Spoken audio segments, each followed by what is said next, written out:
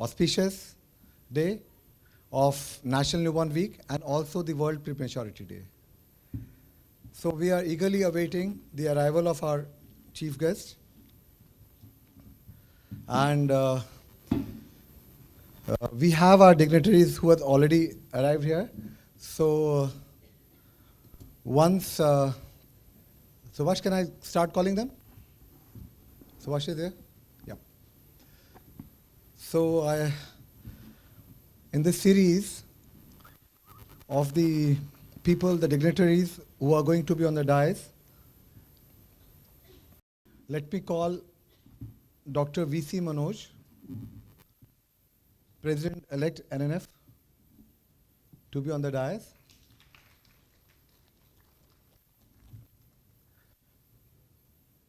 Yep. So you can look at the chairs. There is a chair with the name behind.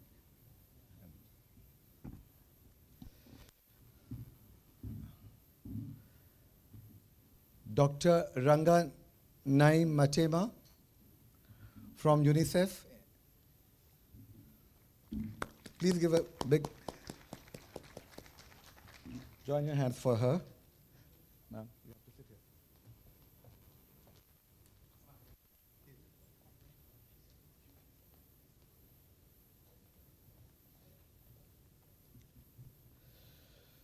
Dr. Anush Sharma, WHO Country Office, India.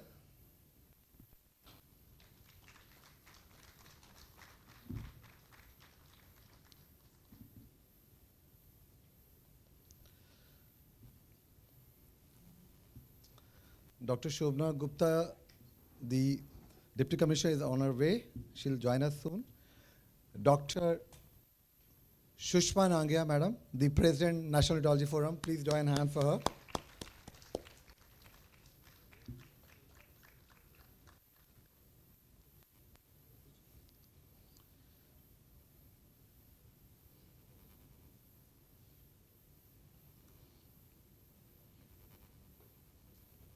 Week celebrations goes way back in around 2000.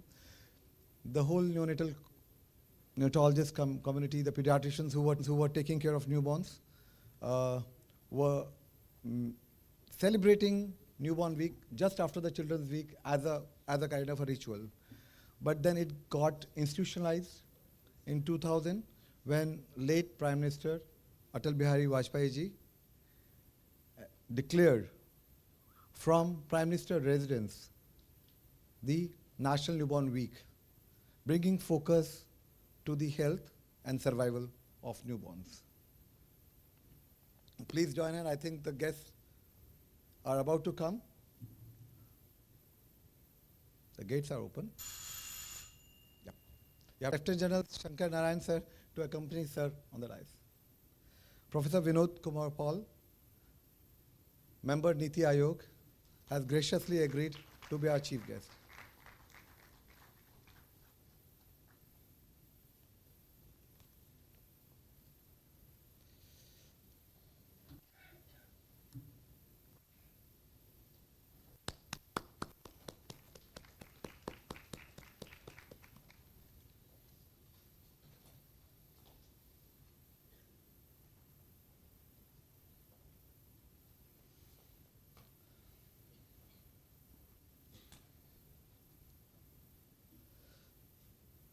Thank you, sir, for agreeing to grace this occasion.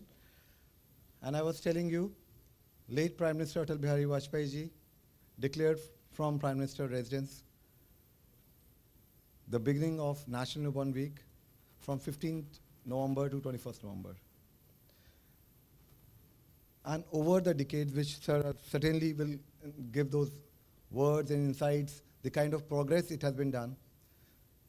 So in this, to celebrate the hard work of people who are working in care of newborn,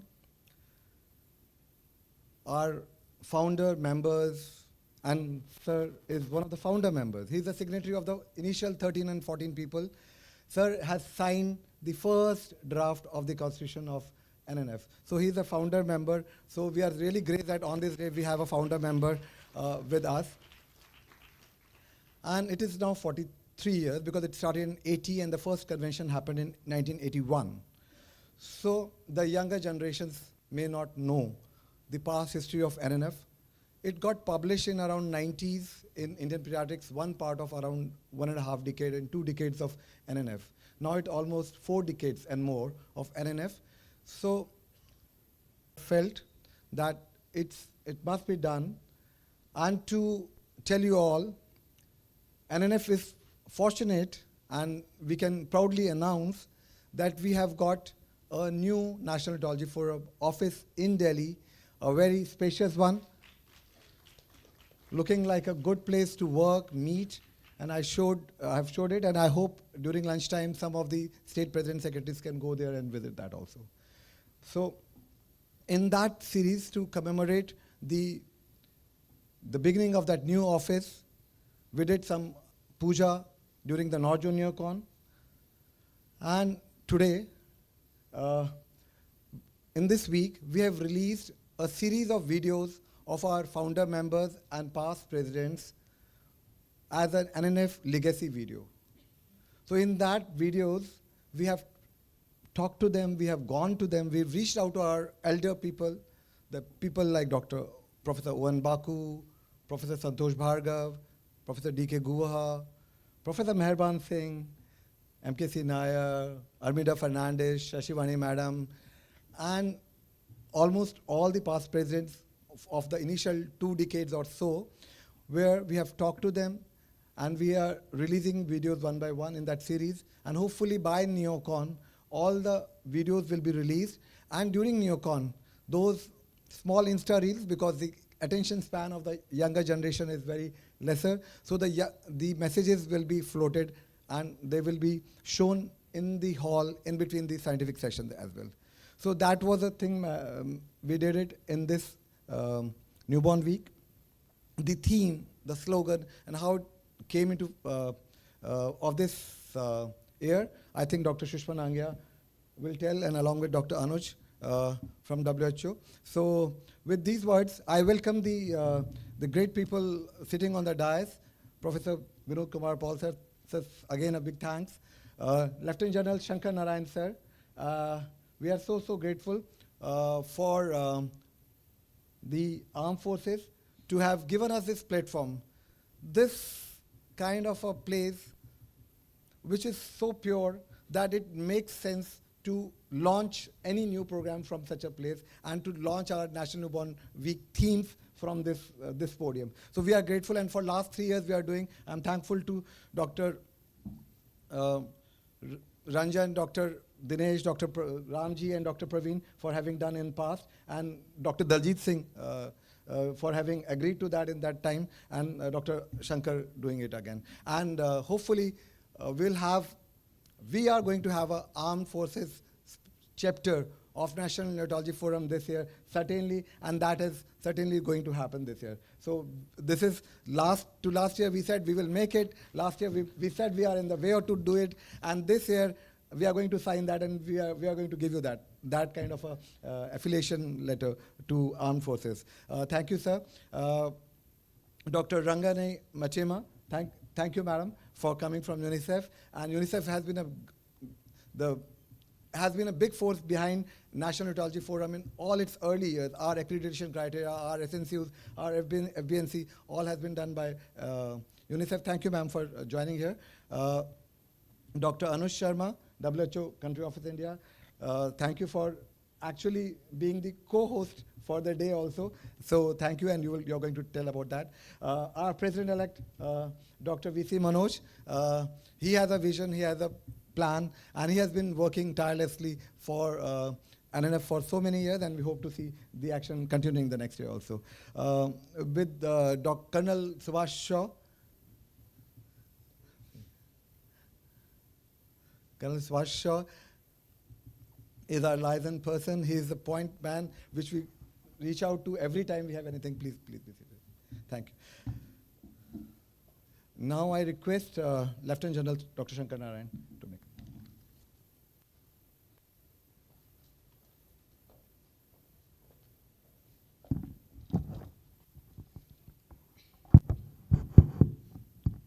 Thank you, Dr. Bish.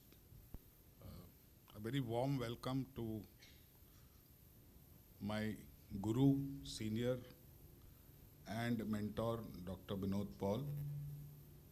I also warmly welcome all our guests and partners in this effort to spread awareness and improve the lot of newborn in this country. Dr. Bisht mentioned something about the Armed Forces chapter of NNF, National Neonatology Forum. We've been working towards it for some time. There was a reason for it, in the sense that we have a network of more than almost 200 hospitals. We have about 100 pediatricians come neonatologists across the country, spread across the country. And it was becoming difficult to get them all under one umbrella unless we had an organization. And what better than the National Neonatology Forum? We in our organization have, I'm only talking of pediatrics and neonatology, the same holds true for everybody else. So I'll just want to give a brief snapshot of who we are, where we come from, and what we do. I welcome Dr. Amit Upadhyay, Treasurer, onto the stage, please. He's had a long drive, so welcome. On behalf of the Secretary General. So we have a team of motivated youngsters, experienced mid-level professionals, totally dedicated nursing teams, and very passionate seniors. That is the organization we belong to. We have hospitals of different sizes. We have regionalization of care. Anything over 700 beds, that hospital gets a neonatologist. We deal with an all-India population. People come from every part of the country to the armed forces. We provide totally free care, and we have a robust follow-up systems. These are our advantages. Yet, we were not sort of putting everything together in one place. So this thought process came pretty late to us, and about 2 neocons back, one evening, a few of us sat and decided that we have to do something about it. Last year's trials ended in a little bit of grief, but then as always, the young generation is the one which takes the lead and moves forward. So Colonel Subhash and Colonel Manish have taken the lead and created a database for the armed forces newborns. We are capturing every single newborn born in each one of our facility with over 200 variables. Some of the data is still in the process of being analyzed, but I'll just give you a snapshot of the story till September this year. This is 2024 data. 4% of our pregnancies are from assisted reproductive technologies. We have 7 centers spread all across the country for our population. Our preterm births rate is 15.9, almost 16%. Extreme preterm is 0.46%. Speaks volumes about the good obstetric care, and that is one of the strengths of our team. We've had our fair share of twins and triplets. 15.2% are low birth weight, and similarly, like the extreme preterm, about 0.44% are extremely low birth weight. Our pooled NMR for this data is 4.08 per thousand, which I'm sure is one of the best in the country. And this, mind you, when every hospital involved does not have a neonatologist. Most of them have single neonatologists, and the other hospitals, the smaller ones, have a pediatrician. The survival of less than 28 weeks pooled is 73.5%. Those less than 750 grams is 38. This is an area which we are working on, and I'm sure my successors on this podium will be able to give you better results. 750 to 999 grams, 62% survival. This is, mind you, pooled data. This is not a single institution's data. Maximum deaths are between 24 to 72 hours of age. This, again, 25% of the babies we lose them at this age. So we are working on that. Our asphyxia rate is 0.9%. The reported national is 2 to 16.2. Commonest morbidity is respiratory. Our NICU admission rate, despite having a liberal NICU admission policy, is 10.9%. Our sepsis rate is 2.7% across the board. So all this tells you the kind of dedication that our teams have. And it's no wonder that 16 of the 42 baby-friendly hospitals listed out are from the armed forces. That is 38% of all baby-friendly hospitals accredited in the country belong to the armed forces. We had celebrated breastfeeding week in all our 60 hospitals where pediatricians are there. We also have been, since the year 2011, running a one-year neonatal nursing course, which is totally in-house, structured. Every year we take 14 nurses, and to date we have trained a little over 120 nurses. And they are all working within our organization and adding value to the entire chain. We've conducted about 7 NRP workshops, and just before we came here, I was talking with the President-elect, Dr. Manoj. We need to ramp this up and do more. A recent enhancement is we have 20 early intervention centers in our different hospitals spread across the country. Again, the vision was Dr. Paul's. He had egged us on, and I think we've implemented it, and it's going well. In addition to this, in talking of general pediatrics, not waiting for changes at the national level, which often takes time. For our pediatric population, we've already introduced the typhoid conjugate vaccine, varicella vaccine, hepatitis A, and HPV vaccine, in addition to the national vaccines which are there in the program. So we are committed to look after our population to the best of our abilities, and we will seek all assistance and help professionally from each one of you so that we can do even better. And I wish the National Newborn Week acts as a catalyst for all of us to rededicate ourselves and do better. Thank you.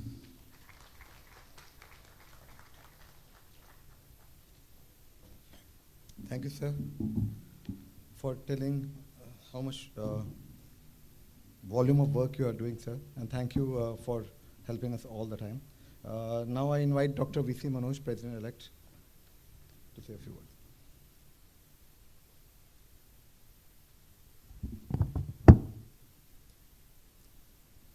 Respected Chief Guest of the Day, Dr. V.K. Paul, sir, other respected dignitaries on the dais, seniors, and my dear friends. I stand here with a little bit of nostalgia, reminding myself of my 5 years in Indian Navy more than 30 years ago, since which time I know the commandant, Lieutenant General Shankar Narayan, who was in Navy with me at that time. And I am proud to say that I have served in armed forces for those 5 years, because this I always remember as the golden years in my life. Armed forces has always led us, others, in all the activities. And let's hope that in newborn care also, this will happen in the near future. And right now, a lot of positive steps are being taken in this direction. And I'm so happy to know that a newborn wing is being inaugurated in the armed forces for the care of newborn. We, fortunately or unfortunately, are the home to the largest newborn population in the world. And having such a large heterogeneous population in our country, we have different standards of care everywhere. And that is the biggest challenge we need to realize. We have sophisticated care, we have most primitive care of the previous era existing at the same time within hundreds of kilometers. And this is a problem unless we understand that whatever we talk will remain in the auditorium. So probably newborn week is, to me, that way significant for us to realize what will make the country move forward. And one thing that I see, all of us see, is the use of early interventions, such as early initiation of breastfeeding, hygienic cord care, respecting your microbiome. Probably that should have been the theme of today. It has been put in another way. We are talking about multi-drug resistant era, where you are probably we need to realize that zero antibiotic and ICU and that sort of concept should be our goal, and so that you help the baby to get the best microbial signature in the first 2 years, and so that the lifestyle diseases in the future can all be avoided and India will be a healthy nation. So today's theme is very, very relevant in that way. And I, on behalf of NNF, I would also like to express our great gratitude to WHO and all other partner organizations for this endeavor. Let us use this day and this week to reflect on the power of early interventions and to do better, to take newborn era to greater heights. Thank you.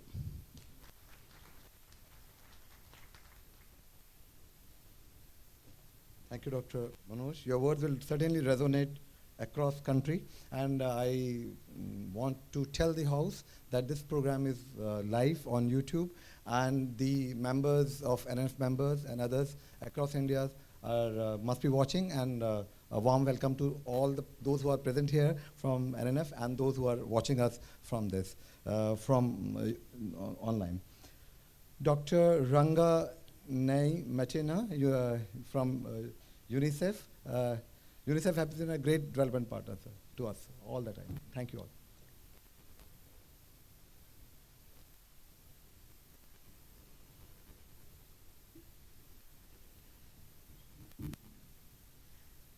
Respected Dr. Finwood Paul, all dignitaries on the dais, ladies and gentlemen, I'm standing here on behalf of Dr. Vivek Singh, our Chief of Health AI in UNICEF. As UNICEF, we are glad to be part of this advocacy event for newborns, and congratulate the NNF for being the torch bearers.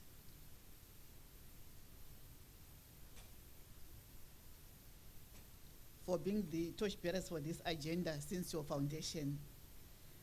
While India will achieve the SDGs for newborn mortality reduction to an MRF of 12 per 1,000 live births, the aspiration should be to reach the goal set in India's own newborn action plan, that is to reduce to a single digit of 9 or less per 1,000 live births. And there's still birth rates of also a single digit by 2030. And to be able to do that, not only at national level, but in every state and in every district, and hopefully in every health facility. India has made remarkable progress in newborn survival in the last 2 decades, and is now at a crucial stage where we need to translate these gains into a recently revised, into a health start, and optimal development of these newborns beyond survival. The Ministry of Health and Family Welfare has recently revised the facility-based newborn care guidance to include advances in the last decade, and is also, and meet the standards setting the milestone for tracking progress in the SDGs. It is also working on the version 2.0 vision for the home-based newborn and young child care. And as UNICEF, we are committed to work with the Ministry of Health and Family Welfare and all partners in rolling out this crucial agenda. With reducing mortality burden, states also have the bandwidth to strengthen the newborn screening programs for managing birth defects and other congenital conditions. The theme for this year's National Newborn Week on antimicrobial resistance is pertinent for ensuring quality, equity, and dignity of care for these newborns and mothers, and our aid safety in order to ensure that every mother, every newborn, everywhere, not just survives, but thrives to transform their health and human potential. And to do this, we all need to come together, not only as neonatologists, but we also need to include pharmacists and all the other healthcare workers.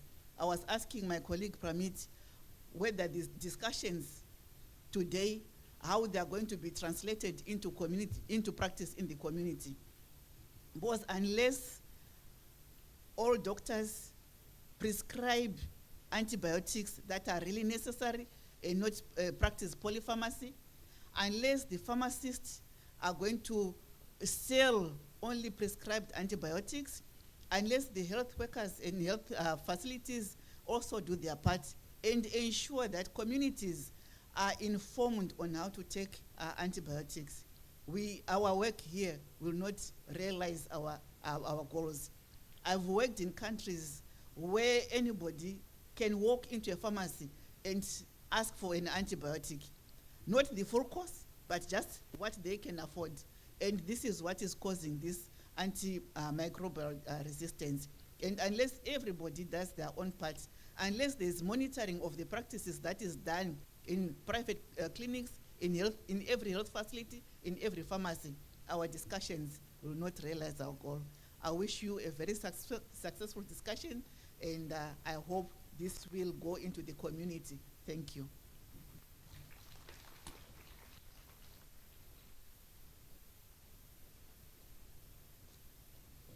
Thank you, Dr. Matema. And just to tell, as you mentioned about home-based newborn care, the proponent, Dr. Bang, told that Dr. Paul had actually designed those initial model of home-based newborn care, and that is how the home-based newborn care started, with inputs directly coming from AIMS and Dr. Paul's personal efforts in doing that care, and you supported that. Dr. Rajesh Mehta, Dr. Dadish, and Dr. Shobna here, which you mentioned about bird defects, they were the pioneers who started the bird defect program and actually did it.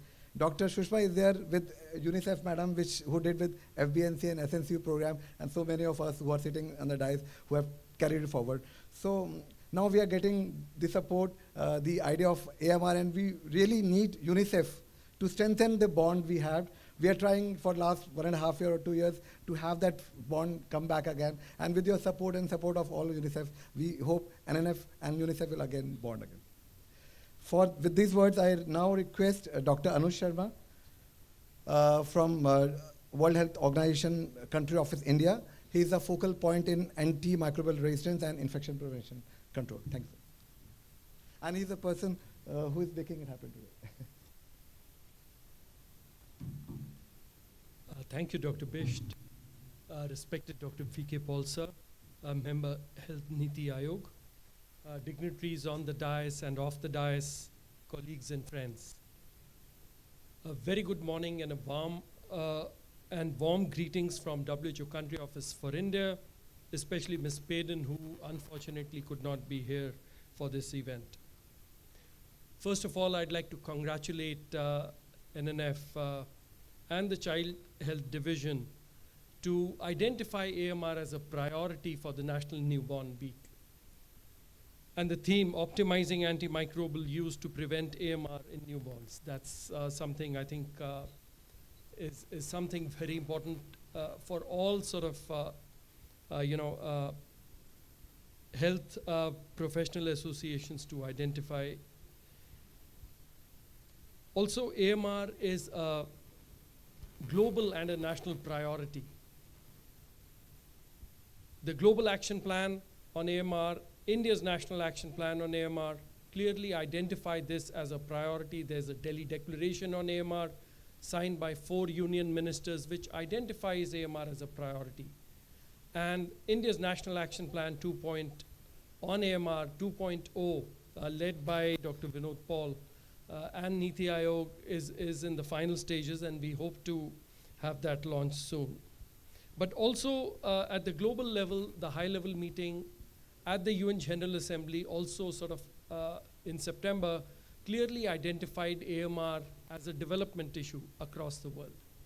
It's also set a target of at least a 10% reduction in mortality due to AMR by 2030. And I think the neonatal units will be also playing a critical role in this. The G20 declarations on AMR starting from 2016 onwards have also prioritized AMR. And the fourth high-level ministerial conference on AMR, yesterday our Honorable Minister of State for Health, Ms. Anupriya Patel, clearly highlighted India's role on how they're addressing AMR in the country. I'd just like to say that AMR is everybody's business.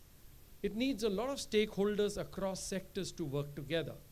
But also within health, it needs a large number of people to work together. It's not just the doctors or the nurses or the lab professionals or the pharmacists, but all health workers need to work together for this public health challenge. And one of the WHO publications, last year's publications, which talks of people-centered approach for AMR containment, puts the patient right at the center of the AMR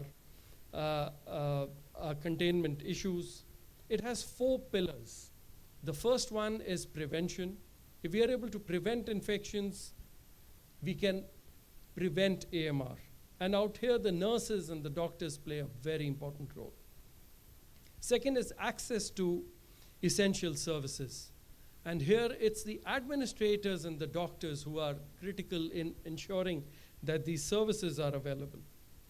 Third pillar is timely and accurate diagnosis, where the laboratory services, especially the microbiology laboratory services, are critical to address AMR.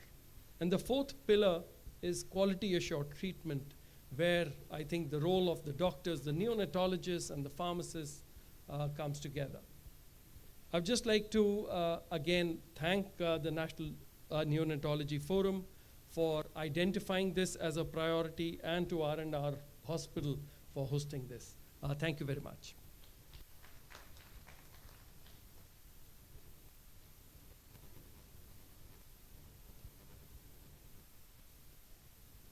So, thank you, sir. And rightly so, because the Prime Minister had talked about it. Professor Paul sees of that matter, and he's looking into it. And in every forum, sir, is talking about antimicrobial resistance, and he's the one who was telling do something about it. And I think Dr. Shushma did pick up the message from sir only. Now, since all the dignitaries are on the dais, I request Dr. Colonel Shaw to please call the parents, mothers, I think, for the lamp lighting. So as a tradition in RRs for all these 4 years now, Professor Paul and Dr. Shushma Nangia, Madam, will accompany the mothers there. Others the mothers are going to light. We will have a joint photograph later, all of us later.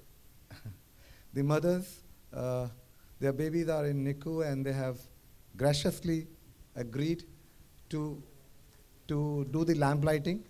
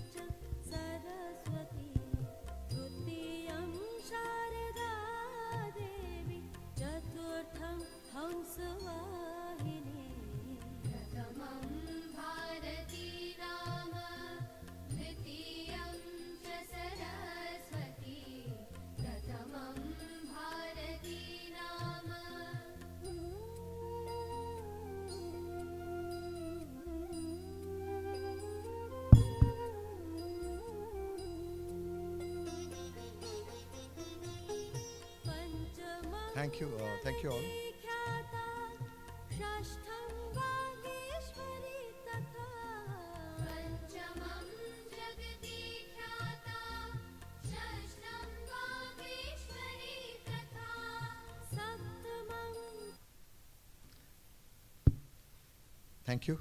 you, Colonel Shaw. And a big thanks to all the mothers who have bravely come forward to do the honors. Now, it's my honor to invite Dr. Shobna Gupta, Deputy Commissioner, Child Health, Ministry of Health and Family Welfare, Government of India. तो भारत सरकार क्या करना चाह रही है, भारत सरकार क्या देखती है, नवजात शिशु के बारे में, देश के बारे में क्या दिशा देना चाहती हैं, और ये एक सॉलम मोमेंट है आज, और हम कल सदमे में थे, एक ट्रेजेडी थी जो पहले न्यूबॉर्न वीक के फर्स्ट डे हुआ. सो उस दिशा में भी मैं पक्का चाहूँगा कि भारत सरकार के कुछ कदम हमें ऐसे होने चाहिए कि हर जगह जहाँ जहाँ बच्चे हों, kids are, the babies who are there are safe in the hands of doctors which are there. So please, doctor.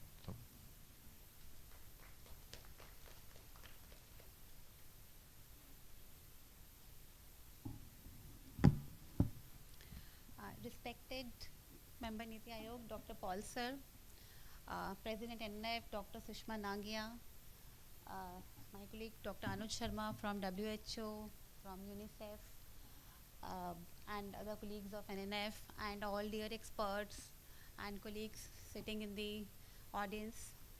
A very warm greetings to all of you from Ministry of Health and Family Welfare, especially on this day of celebration of National Newborn Week. As Dr. Surinder just started, that definitely it was not a noteworthy note for all of us. Getting up yesterday in the morning with the news, that is the first thing we saw. Probably the first thing we do in the morning is to pick up our phones. And in the phones, actually, we all see that news, and that's really unfortunate what we all have seen. And definitely, we are here for to make sure that our newborns are safe. And in that, as you know, that India has moved a lot in the last 2 decades, if I say the major journey which has started in the newborn, and definitely National Neonatology Forum has a big role to play in that journey. Moving towards SDG, they were seeing the reduction of almost 65% in the neonatal mortality rate, moving towards the SDG of 2030, which we aim for, and last is 20 per 1,000 live birth. This is what our SRS shows, and the journey shows that we are on track. Our states, many states have achieved and many are yet to achieve. But with that statistics also, if we go deeper down, when we see the states, actually we see the 6 states are actually running behind the journey. And within the states, there are districts which are actually far behind. So when we are talking about the goal of SDG, definitely national goal is one thing, but as a country, as an expert sitting here, I would say we have to talk about that our every block and every district should reach that goal. That means the concept of that equity has to be there when I'm talking about a goal, and definitely for that, a lot of efforts and sustainability is still required at all levels. Going about the initiatives what Government of India is actually doing, definitely we are moving forward for those initiatives. Coming to the facility-based newborn care, which is there since a decade. Last year, we actually revised the guidelines, going by the latest evidence which is being available. The role of CPAP, there is no doubt about it, which has been incorporated in the guidelines.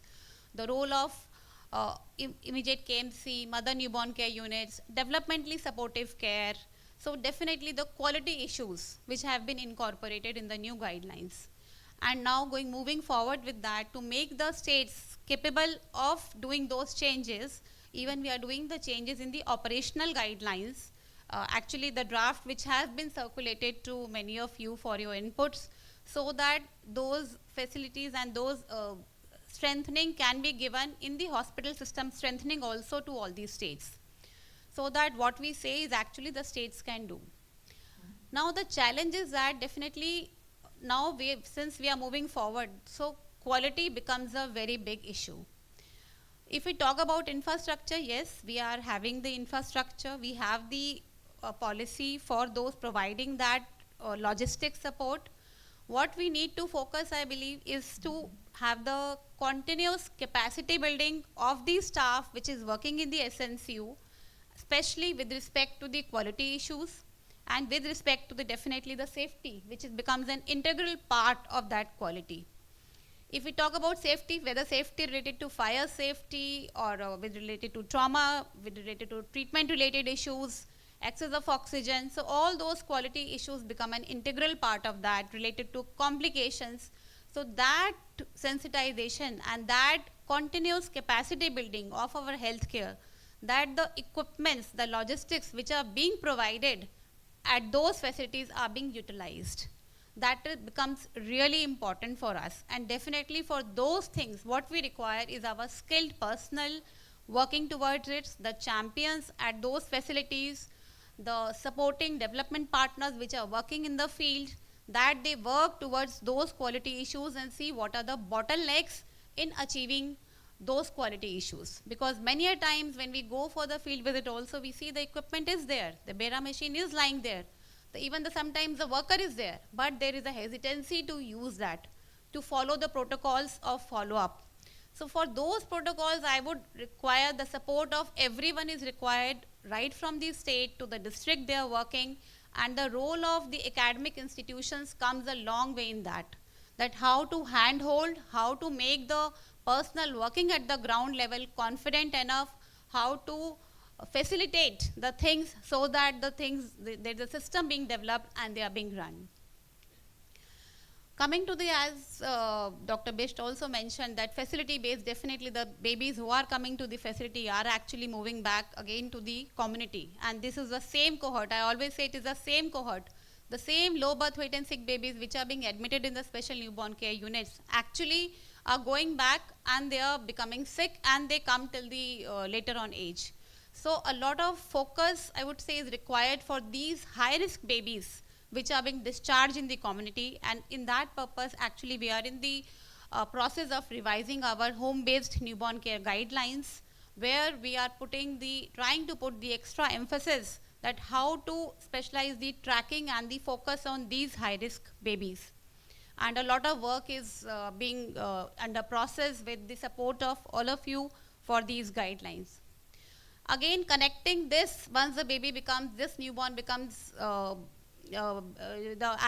the follow-up of these newborn babies for the complications, and this have been emphasized that the survival, the beyond birth is again important to look for the complications, which is an integral part, that every baby should be intact, having an intact survival.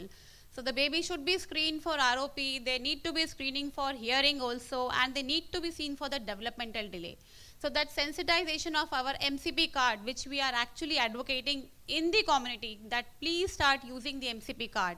It's a beautifully made card. So I would urge you all actually, when you go to the community, when a patient, even in the private setup, when a patient comes to you, the mother comes to you, kindly help in the counseling that how to use that card. That is a card which is used in our standard NFHS survey also, and that has a beautifully made pictures that how to early catch the developmental delay. So being engaged in that awareness of the mothers. So that needs to be inculcated, and as the time goes, I'm sure that the issue which we have taken up for this newborn week about the antibiotic resistance, because again this is a big thing which needs to be seeing, as we see sometimes, when we analyze our SNCU portal data, we see the antibiotic usage is more than 90% in some of our facilities. And we all know that and that does not match with the sepsis cases. So in spite of sepsis, being the third major cause, we know that all the causes, babies do not require antibiotics, but still the usage is so high. And there the role of all the experts come, that how to control that starting of the antibiotic when it is not required. In spite of so many things happening about antibiotic, those prescription audits needs to be done at the facility level, especially some of these states with very good rates still have a very high antibiotic usage. So definitely, sometimes what we are preaching, we are not practicing, which is very essential, especially for our budding neonatologists, for our budding pediatricians. It is really important that we stick to the protocols. We should use the structured protocols, the national guidelines which are there. There is an antibiotic policy in that also, or as per your hospital policy, please engage in discussions and then you use the antibiotics. Because the way we are going towards antibiotics, we all know that in future generations to come, there will not be any if we keep on doing like this. So those quality issues definitely makes a long, it's very much needed. And as you see in our Muskan certification listing also, all these issues about quality, whether it is fire safety, electrical load, the use of antibiotics, the infections, everything is being covered. So it's high time that we start looking on these soft parameters of antibiotic usage, oxygen usage, usage of the pulse oximeter which are lying in the unit appropriately, and talk about the healthy survival, the intact survival of the newborns. Definitely the support of every one of us is required, whether it is government, that is very supportive and facilitating. We are trying to give to the states whatever is being required, special in the level 2 newborn care unit regarding the protocols, academic institution, all the partners which are working in the field, our nurses which are the backbone of newborn care. So all need to work together to achieve this, so that every newborn which is being born is being survive and being thrive. With that note, I would wish all of you let's pledge that our National Newborn Week, we are able to spread that awareness and do something good in the coming generations to come. Thank you so much. Thanks.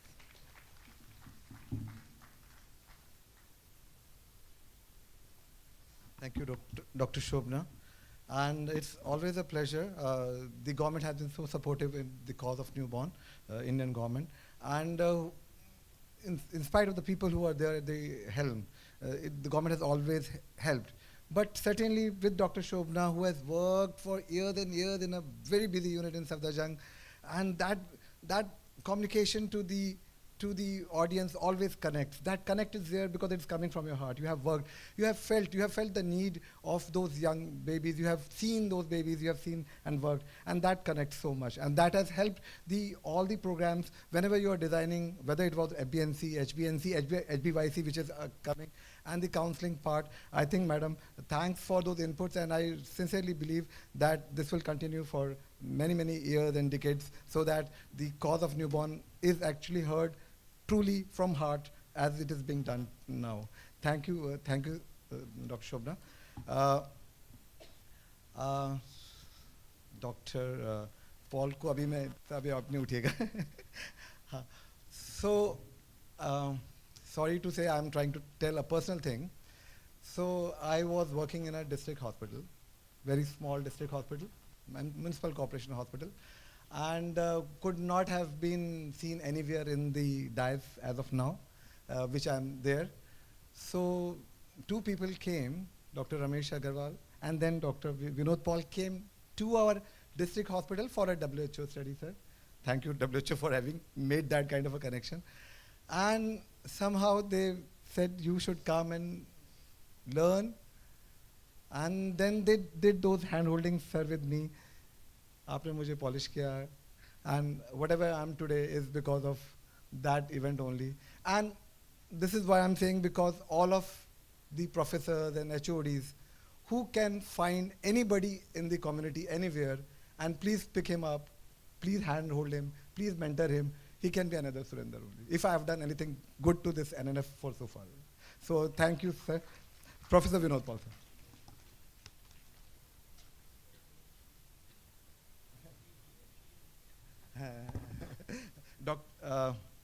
Dr. Shushma Nagia, ma'am, sorry. I was just jumping to. Dr. Shushma Nagia, madam, is our president, and she has kept, I will tell that in the National Yokon, ma'am, aapki tareef mein wahan karunga. Right now, you just carry on with us.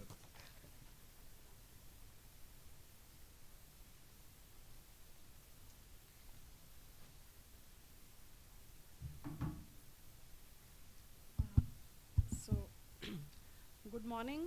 Good morning, everyone. Esteemed guests on the dais and esteemed members of National Neonatology Forum here in the audience.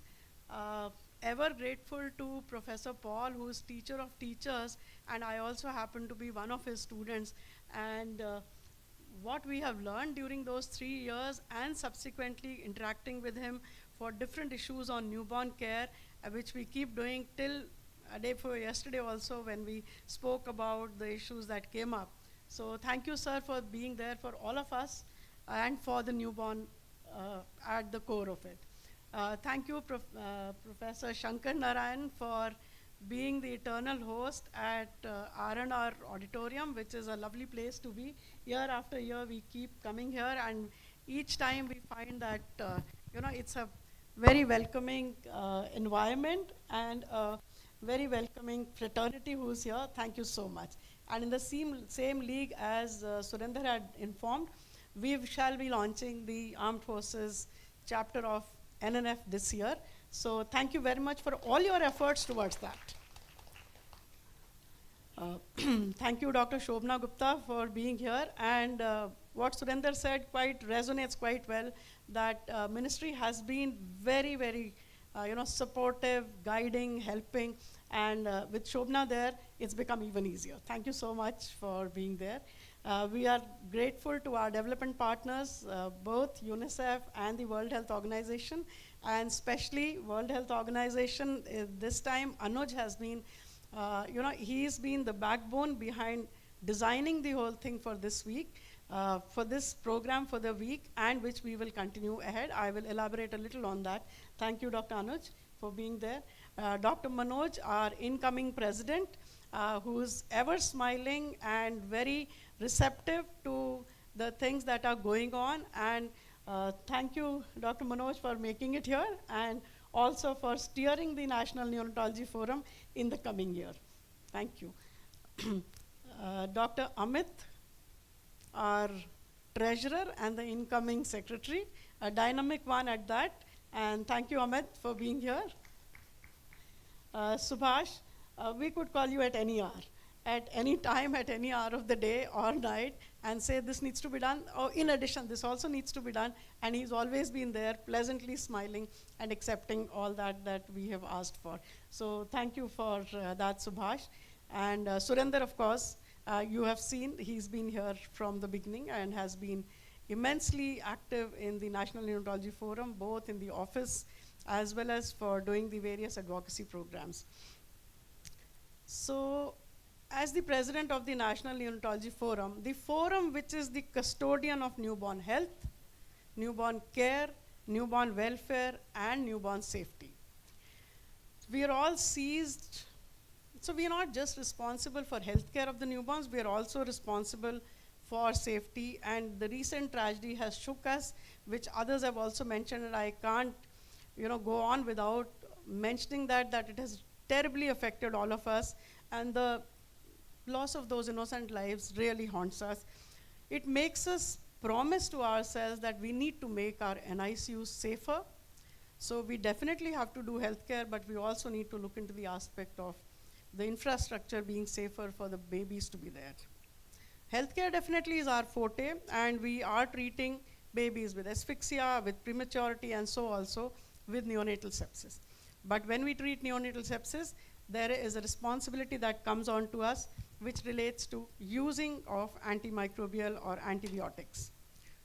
So when we use antibiotics, we have the issue that the first thing positive, antibiotics have revolutionized the care of infections in any arena, and so also for newborns. And it has saved millions of lives, no doubt on that. Yet, every power that comes to us comes with a responsibility. So also the power of using antibiotics, and here is the responsibility for using it judiciously, particularly for these tiny babies who have no voice of theirs. They are defenseless babies whom we are looking after. And I must tell you, the data from the Center for Disease Dynamics, Economics and Policy suggests that more than 30% of neonatal sepsis, not cases, deaths, are attributable to antibiotic resistance.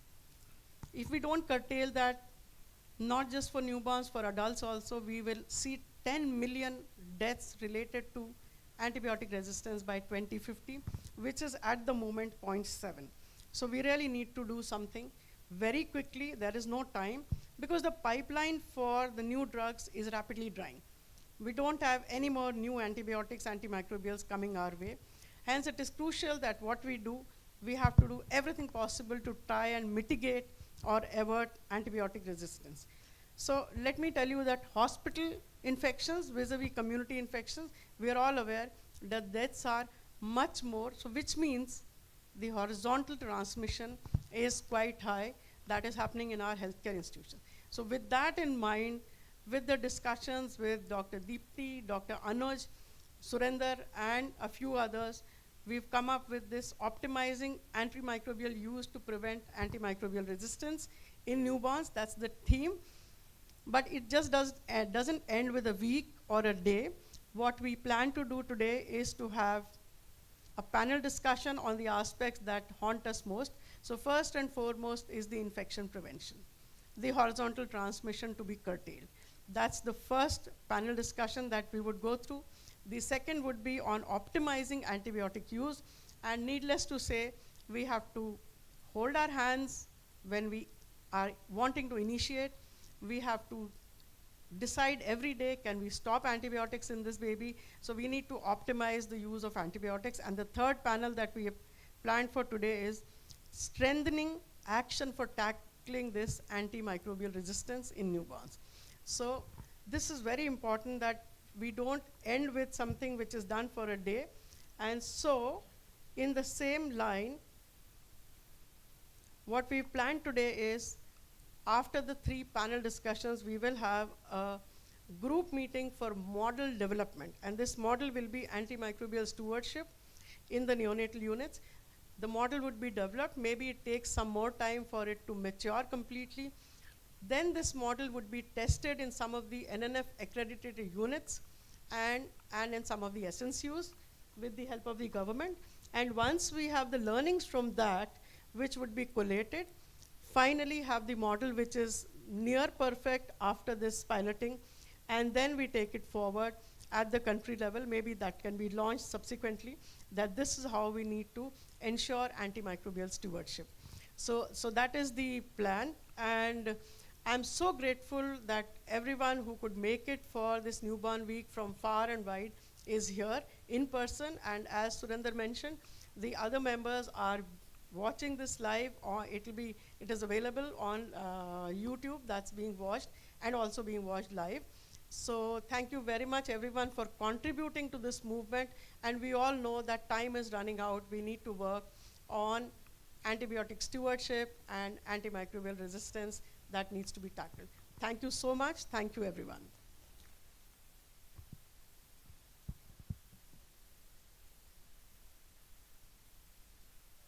Bhashwati? Sir, just a second. Dr. Bhashwati Ghosal from West Bengal has, ma'am, for your new office, she has got a painting from West Bengal. So, West Bengal State Chapter, Dr. Devjani Gupta, President, has herself drawn this painting, and she wants you to add on. It is Ma Durga's painting. Please come, Dr. Bhashwati, please come. And meanwhile, I must tell our past President, Dr. N.B. Mathur, has donated mannequins worth 10 to 15 lakhs to NNF for NRP trainings. Thank you, sir, for this year, for having done so.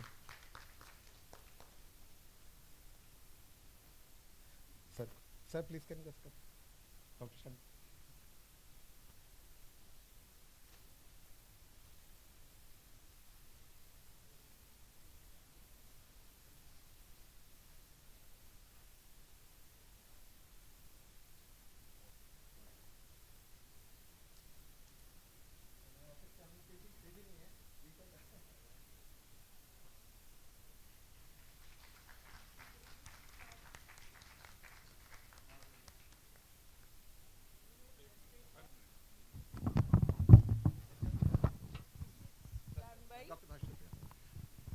This is a gift from NNF West Bengal to Central NNF for new office decoration.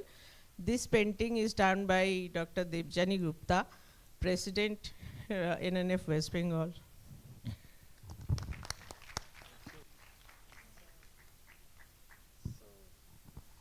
Thank you, Dr. Bhaswati, for this, and must convey our thanks to Dr. Devjani for such a beautiful painting of Ma Durga, which will be the first one adorning the NNF office. Thank you very much.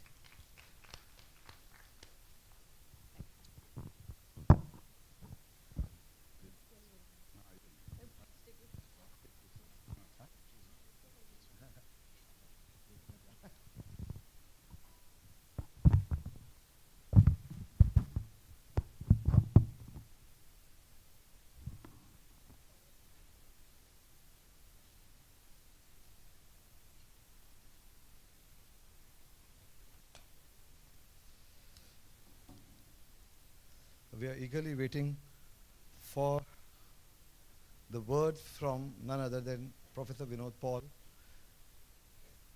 I always feel, sir, whenever he speaks, there are so many words, if you listen to his interview which he has given, and I think that's the treat which all our past presidents have given, and such clear messages have come for the younger generation, clear thoughts, and that is something which is leading the country right now, and it really emboldens our faith in this thing. Professor Vinod Paul.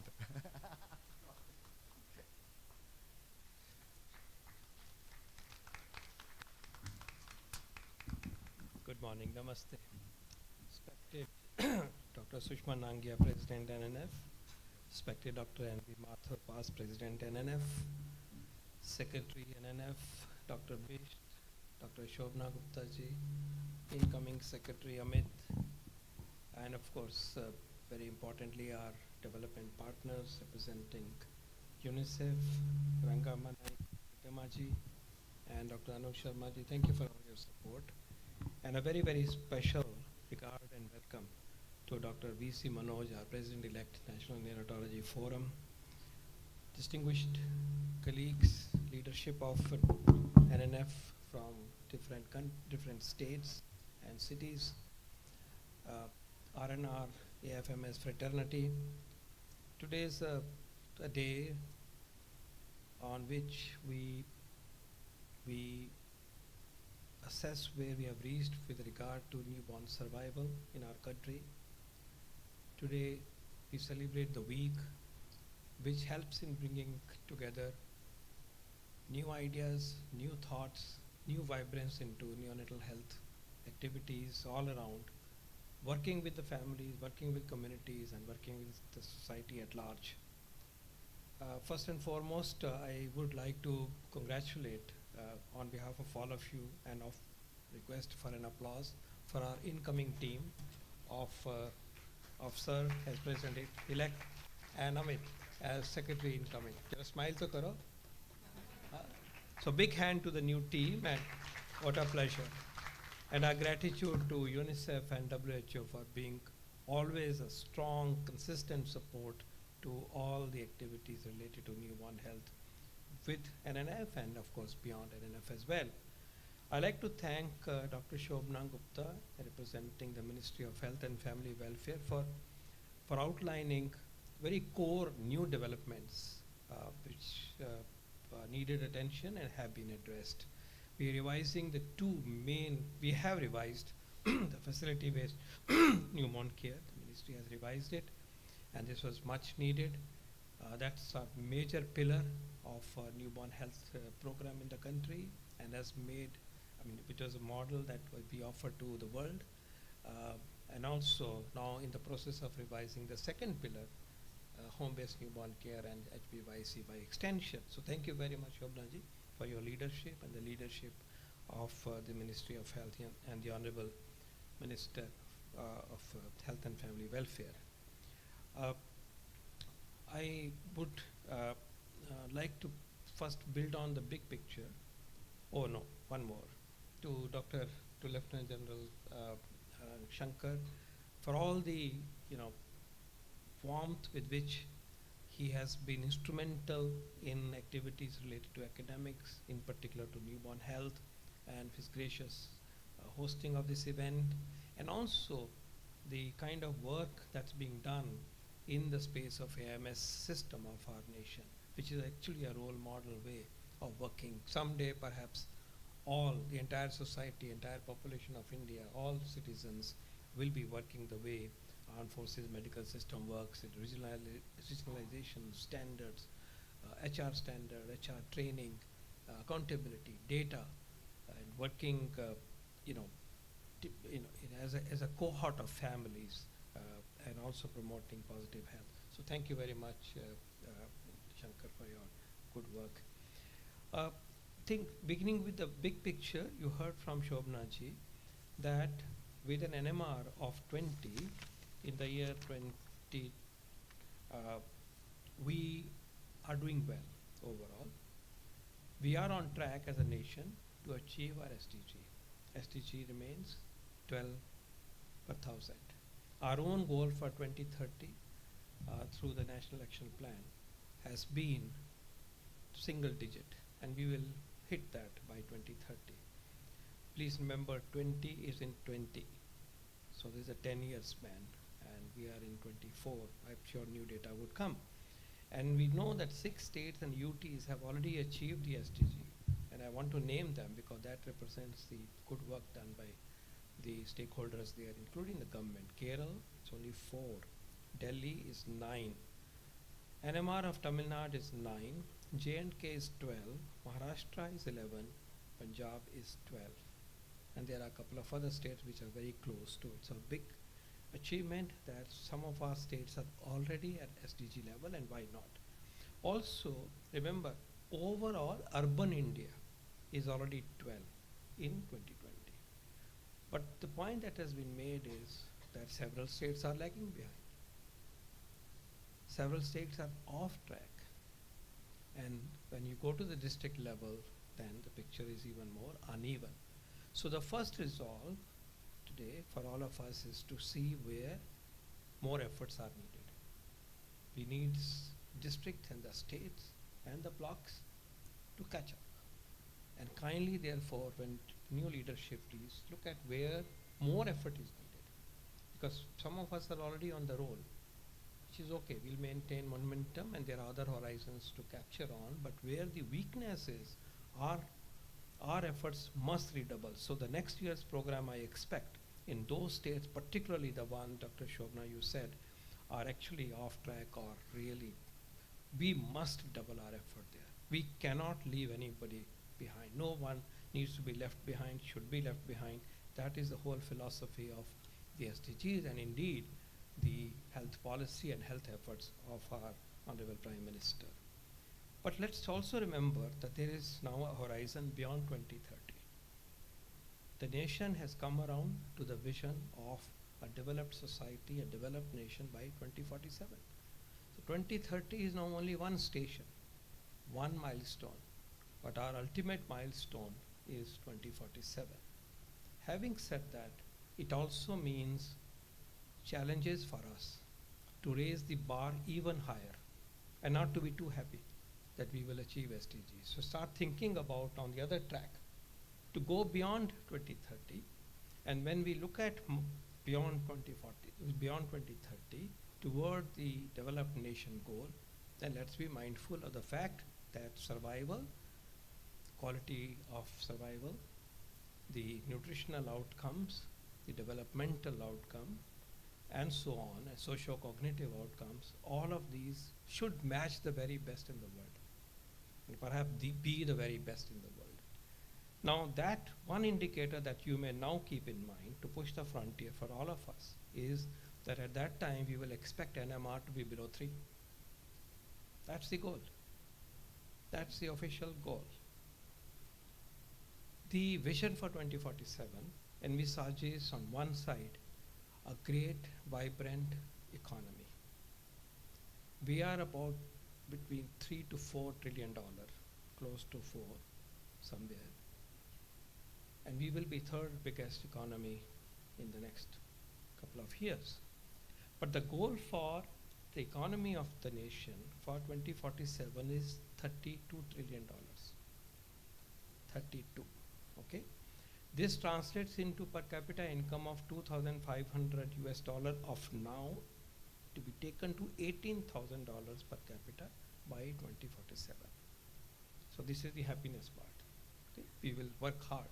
All of us will work toward the productivity of the nation, and health teams are expected to help produce healthy workforce, healthy citizens, so that the productivity and the wellness and the well-being and the welfare of the society is optimum. Now, in doing so, our life expectancy is targeted to reach more than 85 years by 2047 from the current 71. And as I said, it also means by that time we will have an infant mortality rate which will be same as neonatal mortality rate. By that time it will be just the same. Everybody knows that maths, how it works. It will be below 3. So now we start thinking about how this is to be done. So Dr. Manoj, this is the task for you. Let's talk out with the help of all the stakeholders, all the experts, 3 तक कैसे पहुंचना है. और ये भी मैं कहूँगा कि 47 तक नहीं सोचना चाहिए. Because health sector is an enabler of development, जैसे मैंने कहा. हम जल्दी अचीव करेंगे तो प्रोडक्टिविटी और बढ़ेगी. तो उससे पहले हो सकता है क्या हम 40 तक करें? तो 30 12 ला के, ठीक है, या 10 ला के या 9 ला के फिर 3 की जर्नी भी आप लोग आज सोचना शुरू करिए. Because that's what we need with highest quality of outcomes, because by the time you reach this, entire under 5 mortality is actually newborn mortality. We will have to then address surgical conditions, congenital malformations. We will have to be not being, in reverse, not to have reversals because of antimicrobial resistance, which is looming large. We could actually be on the reverse, and I'll touch upon that. So be mindful that this journey does not stop. But in doing so, we will keep in mind that it's not about average, but it's also about distribution across socioeconomic strata, states, districts, and so on and so forth. So सबको बराबर लेके आना. ये नहीं है कि कहीं पे तो 2 है और कहीं पे तब भी 22 चल रही है, तो that's not acceptable. That's not the society that India would be moving in that direction. Let me first take up, because the thread was antimicrobial resistance, and then I'll summarize a few other ideas for you.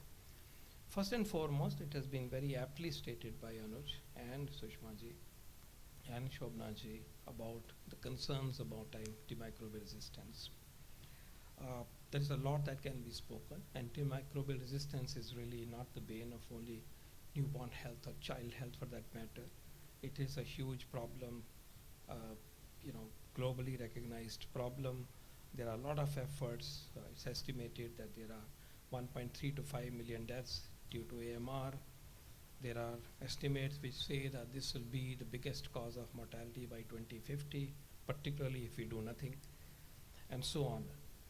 I have data from PharmaTrack, which tracks the sale of antibiotics in the country.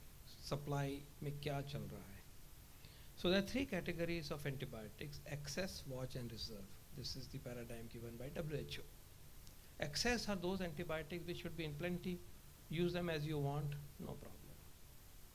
Watch are those antibiotics that you want to save, you want to be miserly about, you want to be strict about, you want to have strong reasons to institute them. And then there are antibiotics which are the so-called last resort, colistin for example, which you really don't want to touch. You want to leave them somewhere.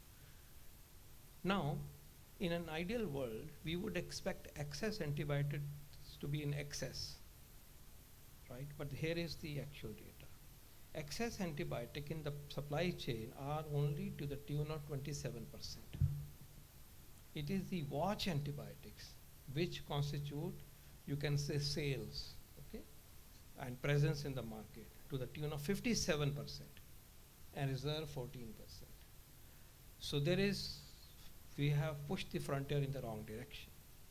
The antibiotic you should be protecting, that's where the challenge is. Watch antibiotics are the ones that you should protect so that they don't, go away. You've already lost on some. So it is clearly, there are reasons beyond control, but clearly there are reasons within our control to address this issue, and this is a serious issue. I thought this data would be helpful. Just to repeat, excess antibiotics in antimicrobials in supply chain are 27%, watch antimicrobials 57%, and reserve antibiotics 14%, perhaps that should be 4%. Having said that, it has been mentioned that newborn units are an important consumer of antimicrobials, rightly so. We want, in fact, use of antibiotics, rational use of antibiotics for newborns and children to increase, because we still have an NMR of 20.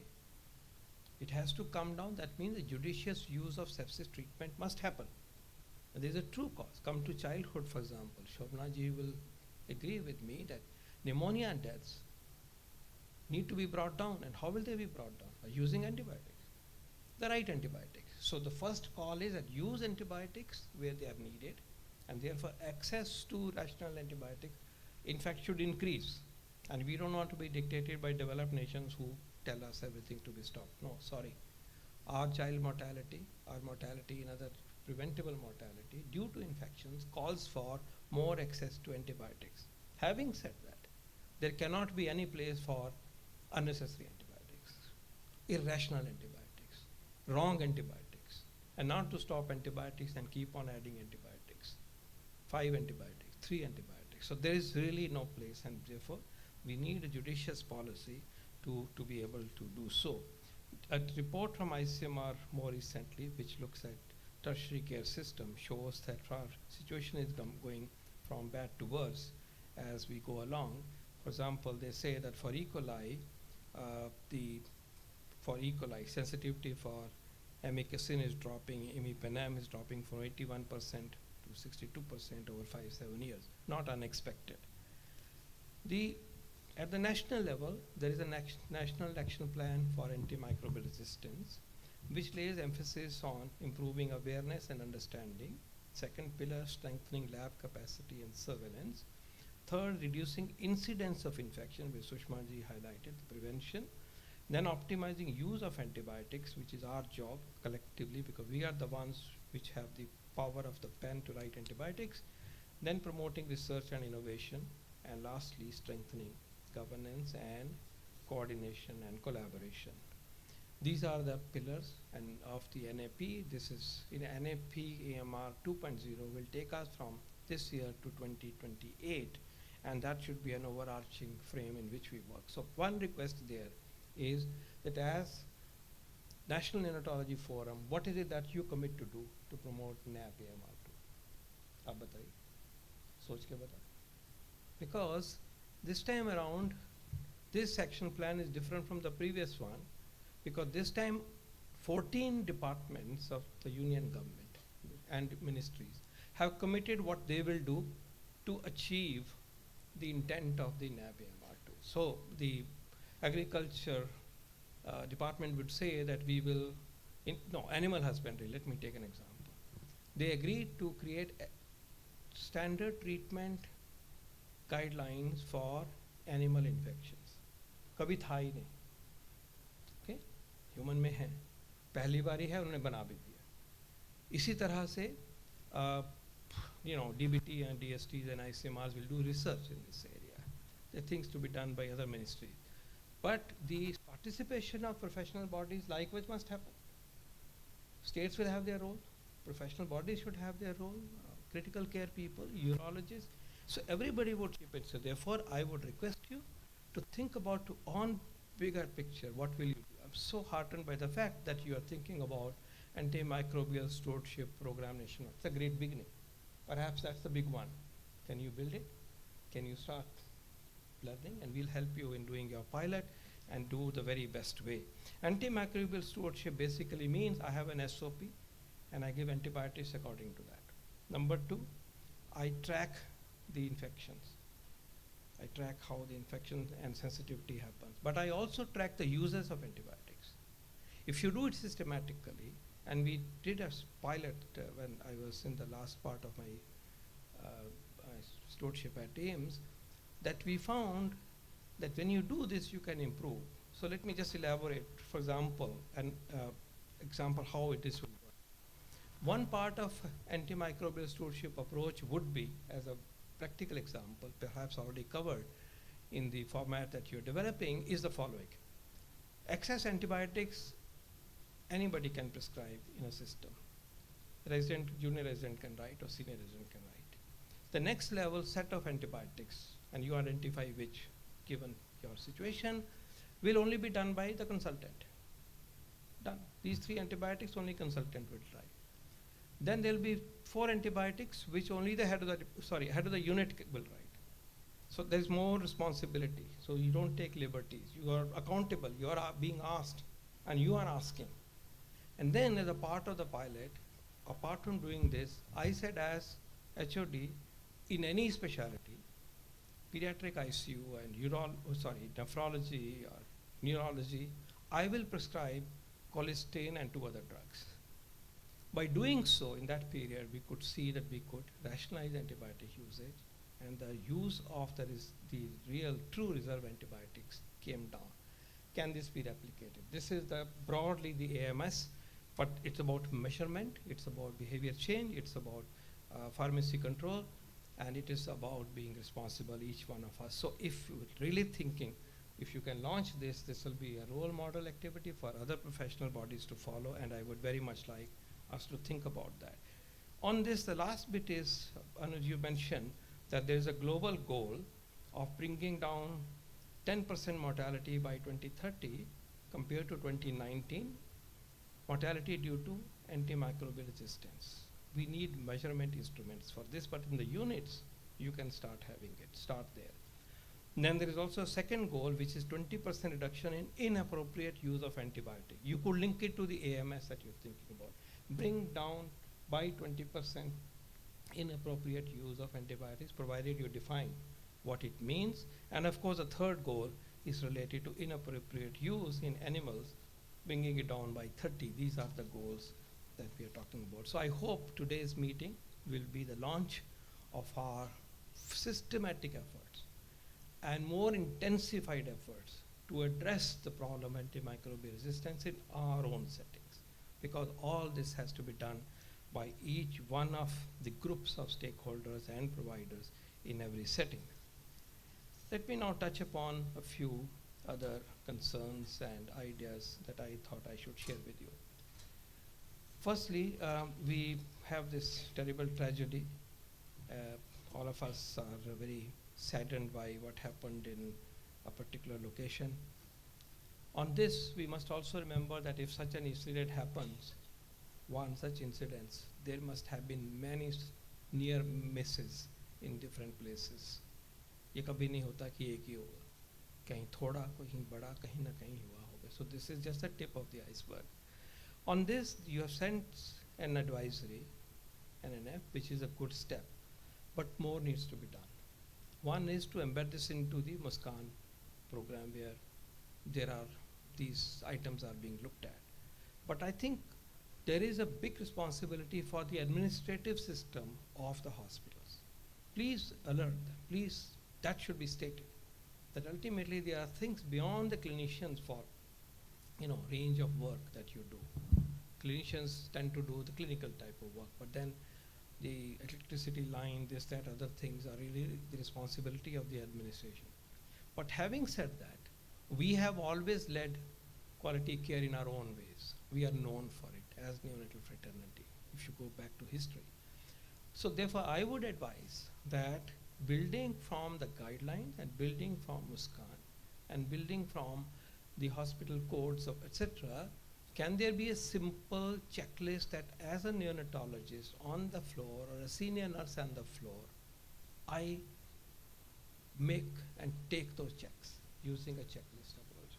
That is something simple. If something is sparking, it's electricity, generally the load and the non-surveys, etc., I'd leave it there. I would expect that we go beyond the advisory, go to a checklist which periodically we do our part and bring it to the attention of other people. For example, if there has to be a fire extinguisher, not there, let this be procured. It's not, can be procured. Be alert to this. Do some drills.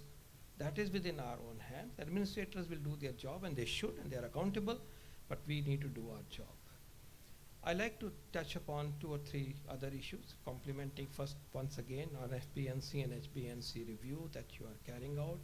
We would hope that all of you are engaged as appropriate, and you now create India's best model of FBNC, taking us to 12 10, under 10 and then to 3 in that path, both for facility-based care and home-based newborn care, and your suggestions. This is the time to give suggestions and reach out. Don't be just waiting for somebody to tell you. You have ideas, you have research, you have seen, you have felt. Kindly bring it to the attention of the government. I like to appeal to you about, again, expanding the footprint of PMJ services for newborn care. I don't want you to forget that. Half of India's babies have free cashless access to all newborn care services through some 7 packages, and the footprint for this should increase in the private sector. So all of you who are in private sector, Dr. Manoj, kindly encourage them to get empaneled for PMJ. That changes the access to a different level, particularly in tertiary care, particularly also for surgical care, and so on. So one of the goals should be, if let's say there are X neonatal care units empaneled in the private sector in PMJ, can that become 10x in your presidency? Nothing less. And why not? And if there are any practical issues that are required to be addressed, we shall be very happy. I heard a loud voice and consensus that we are now talking about survival, we are talking about intact survival, we are talking about optimum outcomes in terms of cognition and development and IQ and social quotient, hearing and everything. That's the goal now. We are not looking at absence of gross PVL. No, that time was 20 years ago. Today it's optimum. We must not lose even 2 IQ points in our care, because other nations have achieved that level, and every IQ point counts. And keep this in mind. I'm concerned about nutritional outcomes, and I would like a deep dive by NNF and academia on how nutritional outcomes of our small babies can be improved. I leave that thought here. You have heard me speak on that earlier on. And also, last but not the least, I like our system of home-based newborn care and overall care to be also linked to Ayushman Arogya Mandirs. There's a disconnect. And I hope in the new design of things, ARM will play a role, and the CHO, ANM is already part of our follow-up team, but the CHO has a responsibility, and it is not always a difficult or impossible situation to bring the baby to the facility. Why not? It's possible. Bring babies to facilities. And sub-center, Ayushman Arogya Mandir, is very much within the community. So everything doesn't have necessarily to be home-based, but once things are fine, such babies can be brought to the arm, and then through teleconsult, CHO has a role to support home-based care and support the families. So the primary healthcare layer of India, which is being built right now in a new, robust manner, in a visionary manner, under the leadership of the Prime Minister, we must make use of that for care of newborn babies, infants and children in general, because that's what it is meant to be for. And therefore I urge that that paradigm would also be taken care of.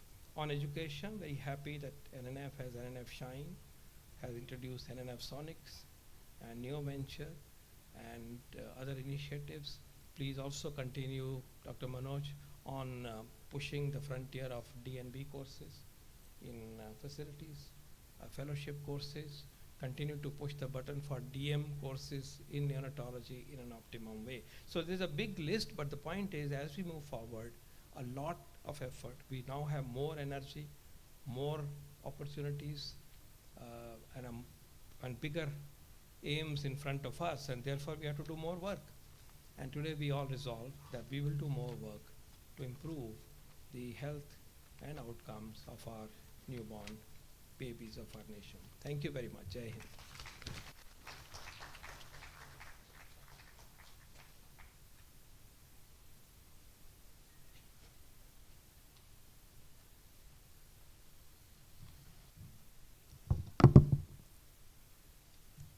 So we are so thankful for having given those clear guiding tenets which will help the future leadership in coming years. And we have 3 presidents who will take office one by one here.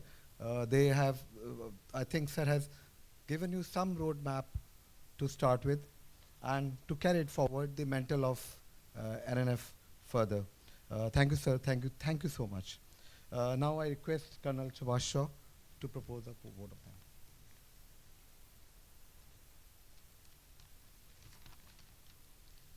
Thank you, sir.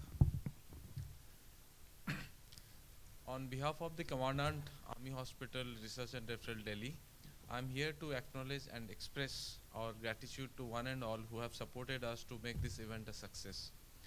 At the outset, I express my heartfelt gratitude to the chief guest, Professor Vinod K. Paul sir, who is also my teacher and my guide, for sparing his valuable time and wisdom to us and to be the chief guest of this ceremony. Your words of wisdom, sir, will surely always remain the guiding light for all of us here.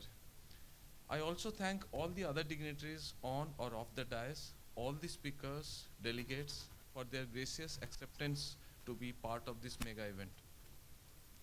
I thank the National Neonatology Forum for giving us this opportunity to host this event of the year, and we hope for similar such joint events in future too. I would also like to express heartfelt gratitude to Dr. Sushma Nangya ma'am, Dr. Surendra Singh Bish sir, and Dr. Devarun Paul, who were there with us throughout the preparations, and thank you very much indeed.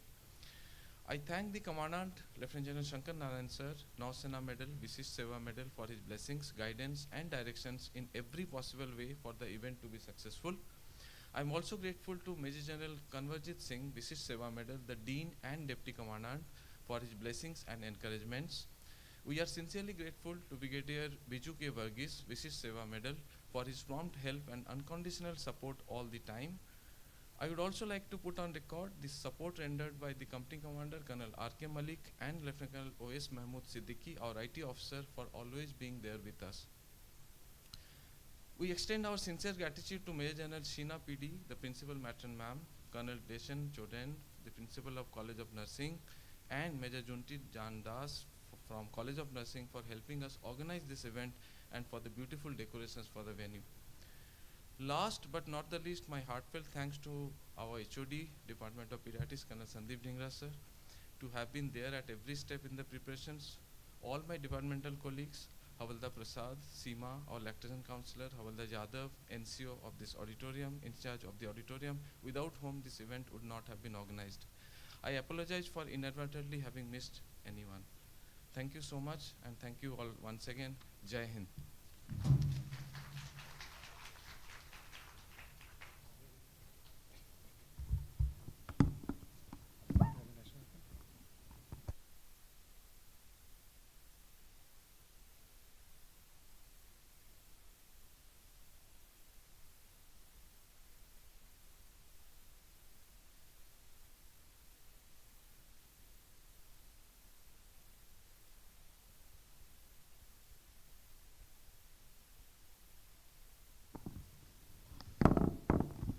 So all apologies are me again, ma'am.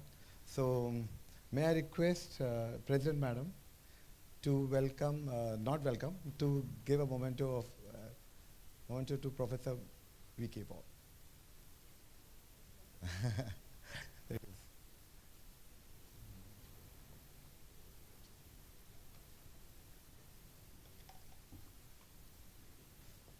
सारे custom भूल जाता हूँ.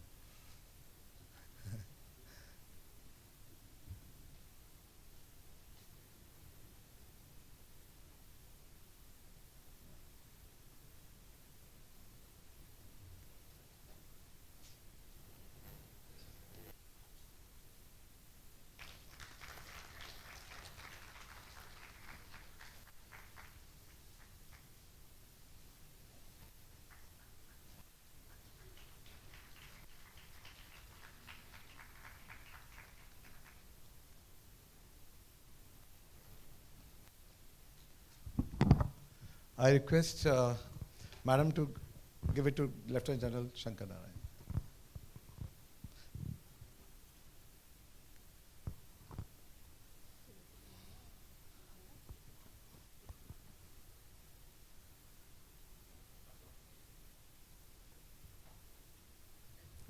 Come. You are the treasurer. You are paying for it. ये plastic निकाल देना भाई.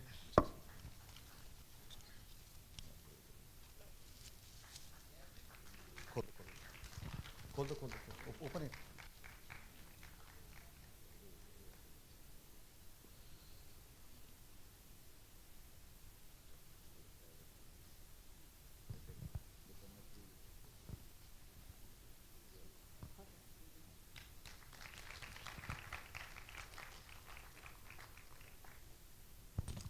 Dr. Shobna Gupta, ma'am. Dr. Shobna Gupta.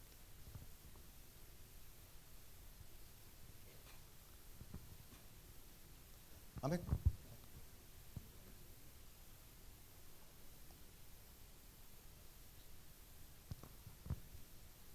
Amit, ma'am. Madam को देना है.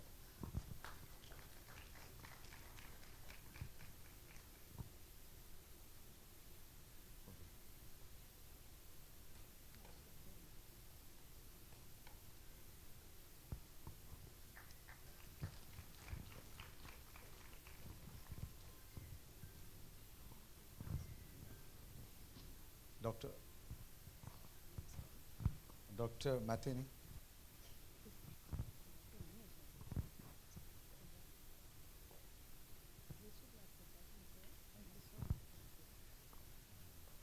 We'll change it.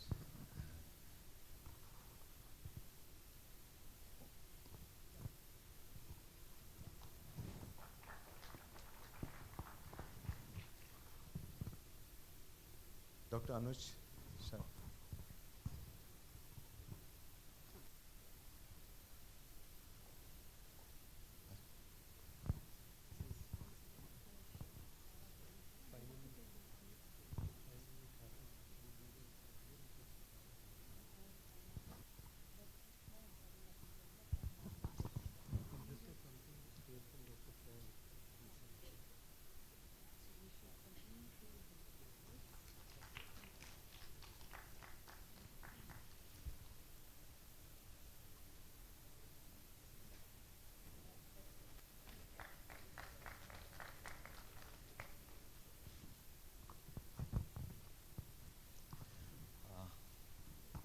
Dr. V.C. Manoj, sir.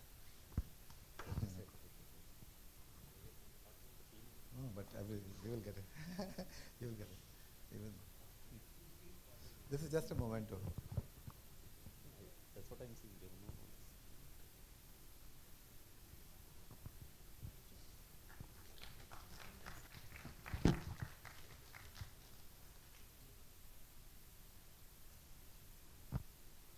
Should be giving you that maybe. You have to give. Now you have to give it to Dr. Shushman, madam, please.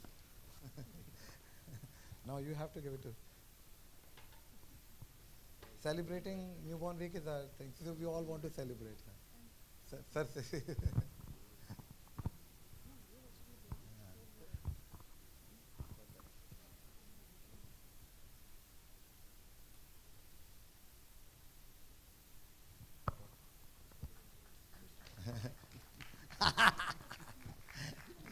when the students achieve something, the teacher is always happy. Dr. Mehrbaan Singh said yesterday, sir. And I think you are also happy.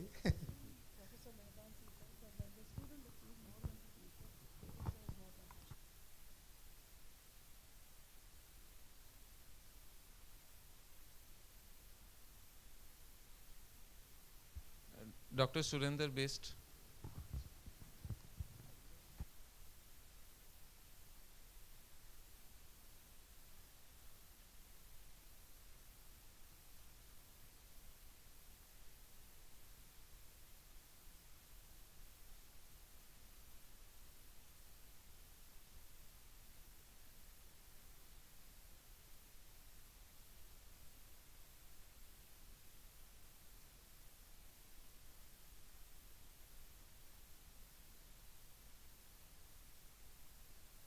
Dr. Amit Upadhyay.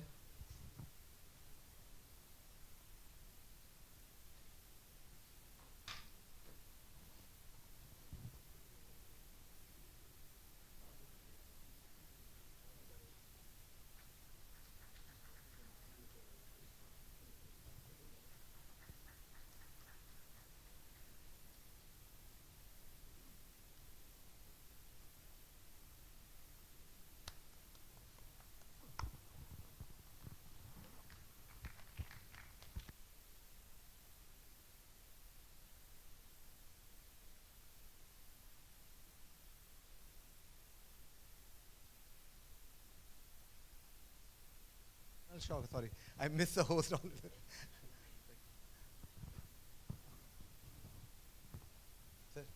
up.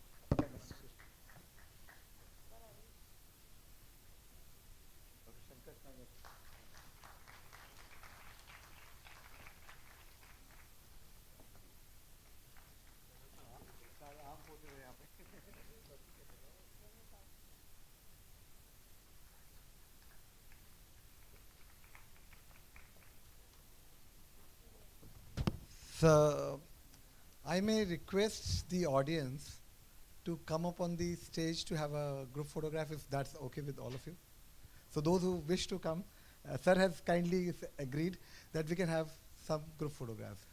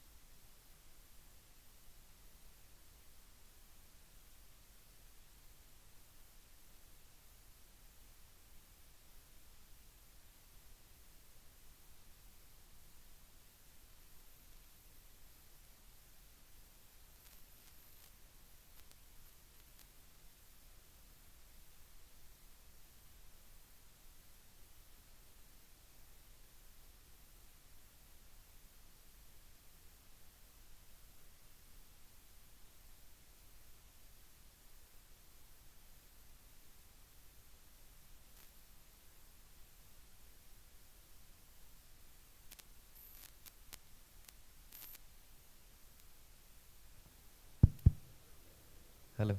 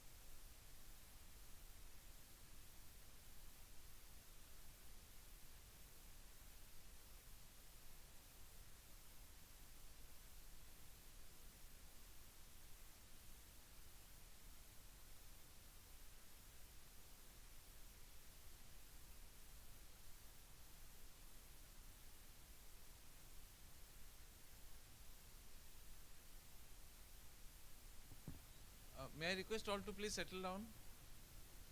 We'll start with our first panel discussion. It's on infection prevention and control in newborn care units. Basically, we'll deal with infection prevention and control protocols in neonatal care, surveillance of healthcare associated infections in newborn care units, and management of HAI outbreaks in neonatal units. So may I request the chairpersons, Dr. Mini Rani Akhori and Dr. Dinesh Tomar, please.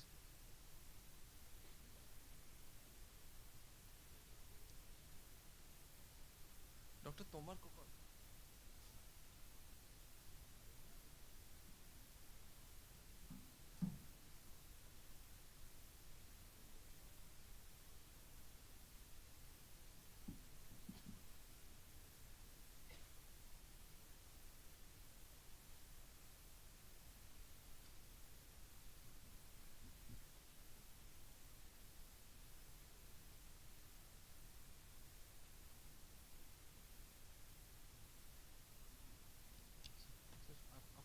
उधर से मतलब बैठ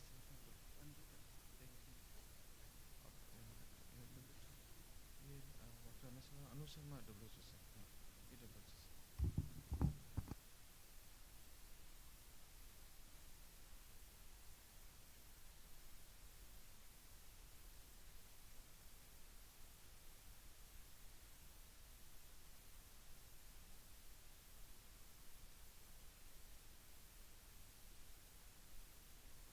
May I request Dr. Dinesh Tomar sir to please call upon the moderators for the session, Dr. Anush Sharma and Dr. Ramesh Agarwal.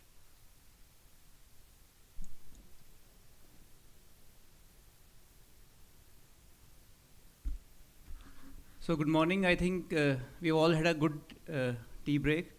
Now we're starting with a scientific session. To moderate the first session, may I invite Dr. Ramesh Agarwal. Dr. Ramesh, is he there? Dr. Anju Sharma from World Health Organization. Sorry, Dr. Anu Sharma, sorry.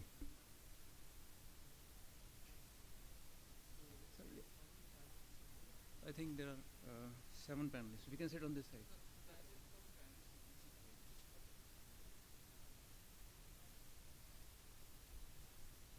We have heard the words of wisdom from Dr. Anuj in the inaugural function.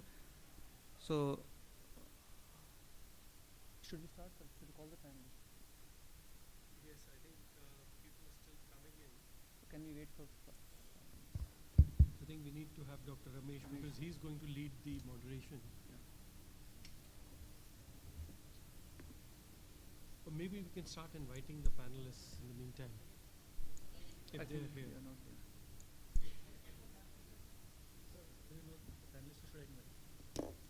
Dr. Ramesh is reaching in a moment, sir. It's just outside. Okay. Dr. Ramesh. Let Dr. Ramesh come in. No, I think you can invite. Meanwhile, them. you can call rest of the panelists, sir, I think. The panelists are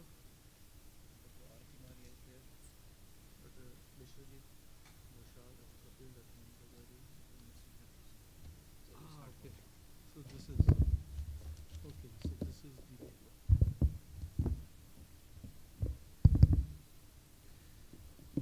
So in the meantime, till Dr. Ramesh is coming, I like to invite the panelist, Dr. Aarti Maria. I don't see her. Dr. Bhashwati Ghoshal, Madam.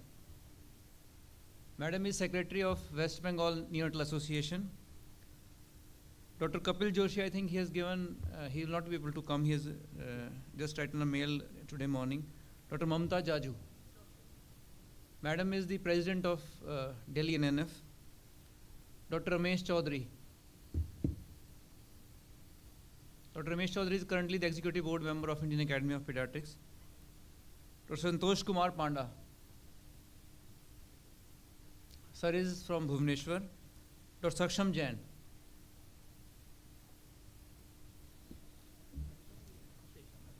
Madam is from PGI Chandigarh.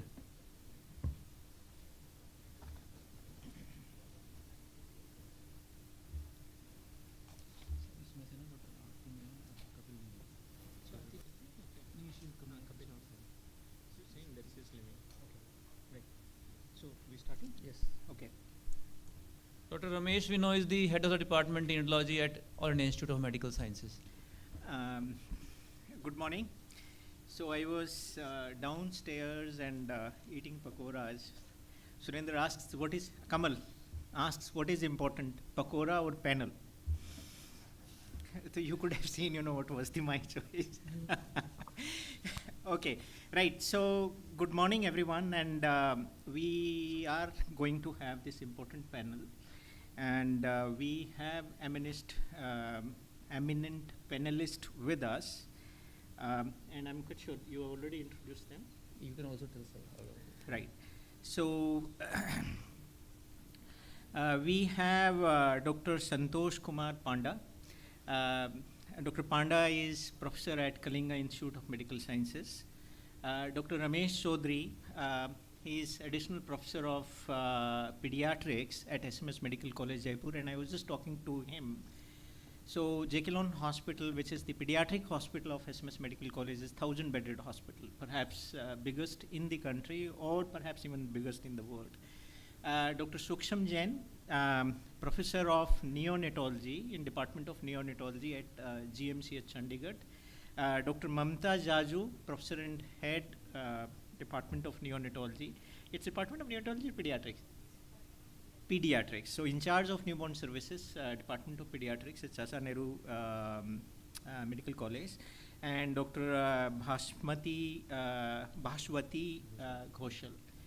Madam is from a pediatrician, eminent pediatrician from Kolkata.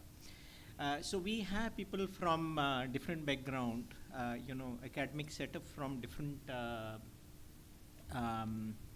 different kind of settings, private setting and, a private academic setting. So different, and with me I have my co-moderator, Dr. Anuj Sharma, who's a focal point of ICP AMR, WHO. Okay, Dr. Bhavna.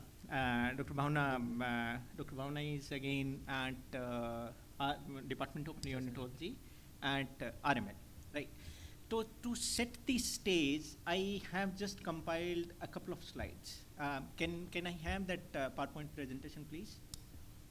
Excuse me, PowerPoint मैंने आपको जो दिया था ना, एक बार लगाएंगे?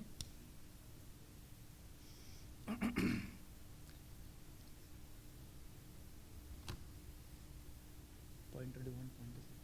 Yeah, if we have. Dr. Shaw, pointer if it is there.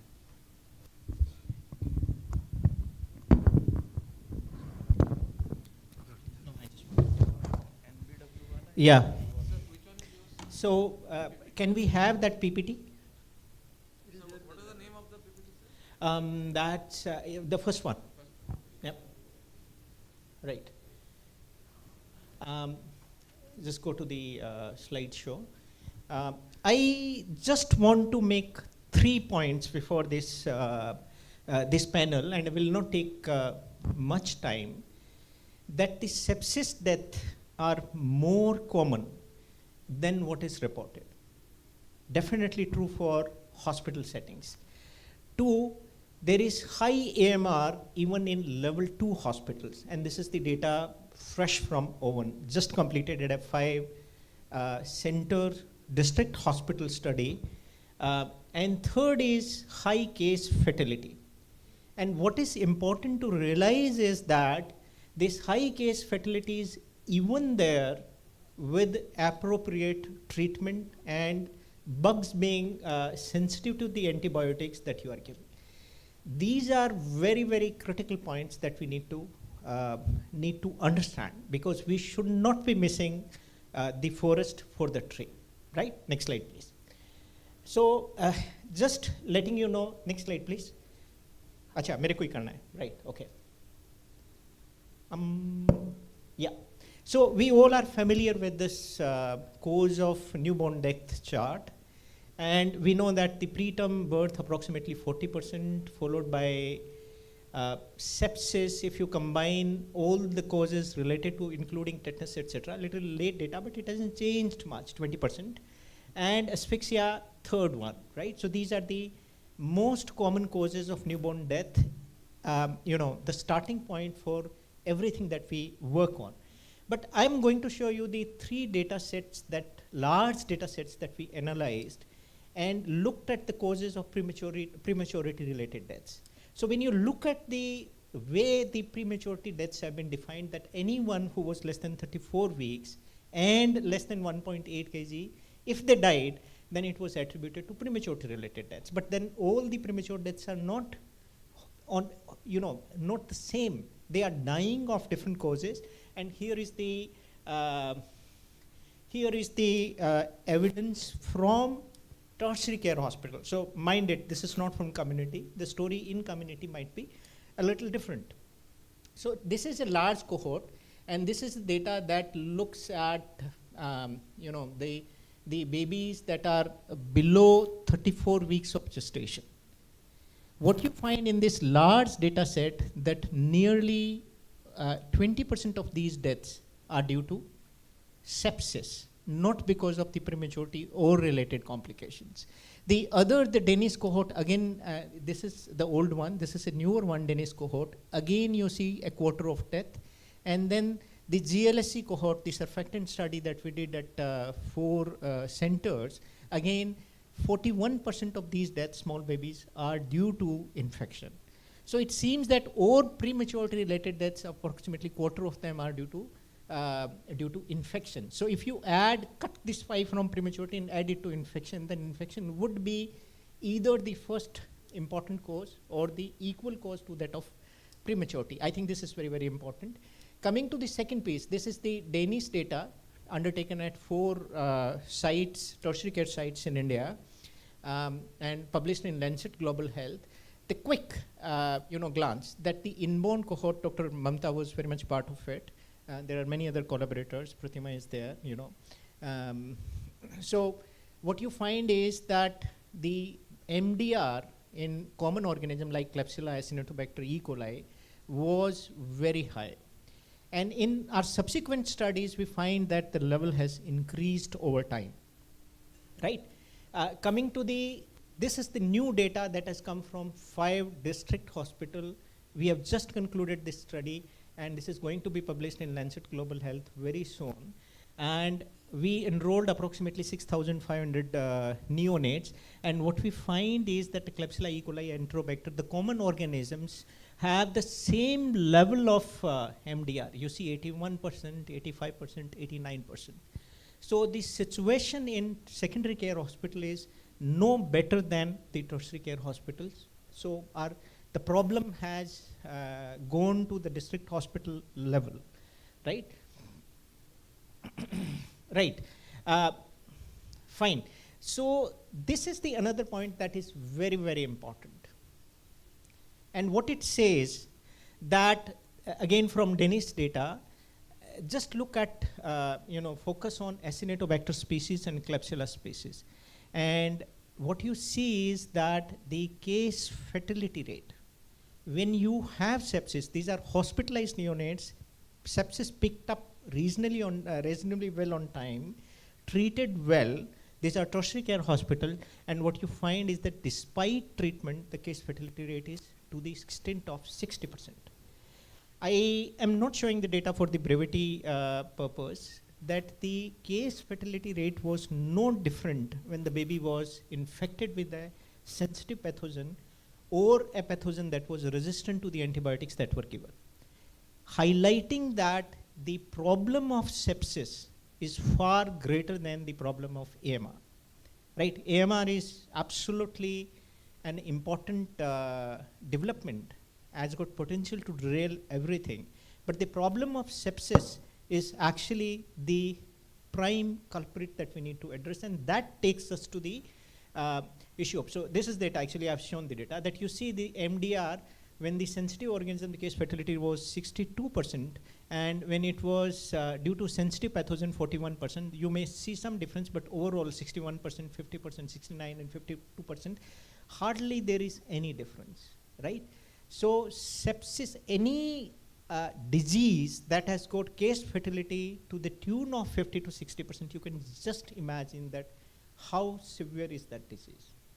you have Pseudomonas, for example, very high. So if you contract Pseudomonas infection, that's practically a death sentence, right? Yeah. So these are the ICP practices. And the purpose of showing this slide is that we all know, I mean, this audience, learned audience is they are aware of the factors that would lead to reduction in sepsis. And these are, simple measures: hand hygiene, aseptic techniques, environmental hygiene, minimization of invasive procedure, IV fluid, drugs, important one, breastfeeding, human milk use, antibiotics, central line, staff training, monitoring and audit, and kangaroo mother care, and so on and so forth. There are many others. The problem is the implementation gap. We know, but we are not able to translate. And that's not a continuous phenomenon. We are able to translate, but not to the extent where it make significant difference, right? So I would request our eminent panelists to reflect upon their experience, that how they have been able to translate some or many of these practices in their center, right? All of them have, experience to share with all of you, and I'm quite sure that would be useful to this audience. And I encourage the audience also to share their own experience. Since we have limited time, so I would request my panelists to be very brief, be focused on, you might have many points to tell, just focus on one point, and then let us know that how did you do in your setting, right? So we begin with Dr. Panda, please. So very good morning. Sir rightly narrated the burden of sepsis and the infection control policy. We can have lights on.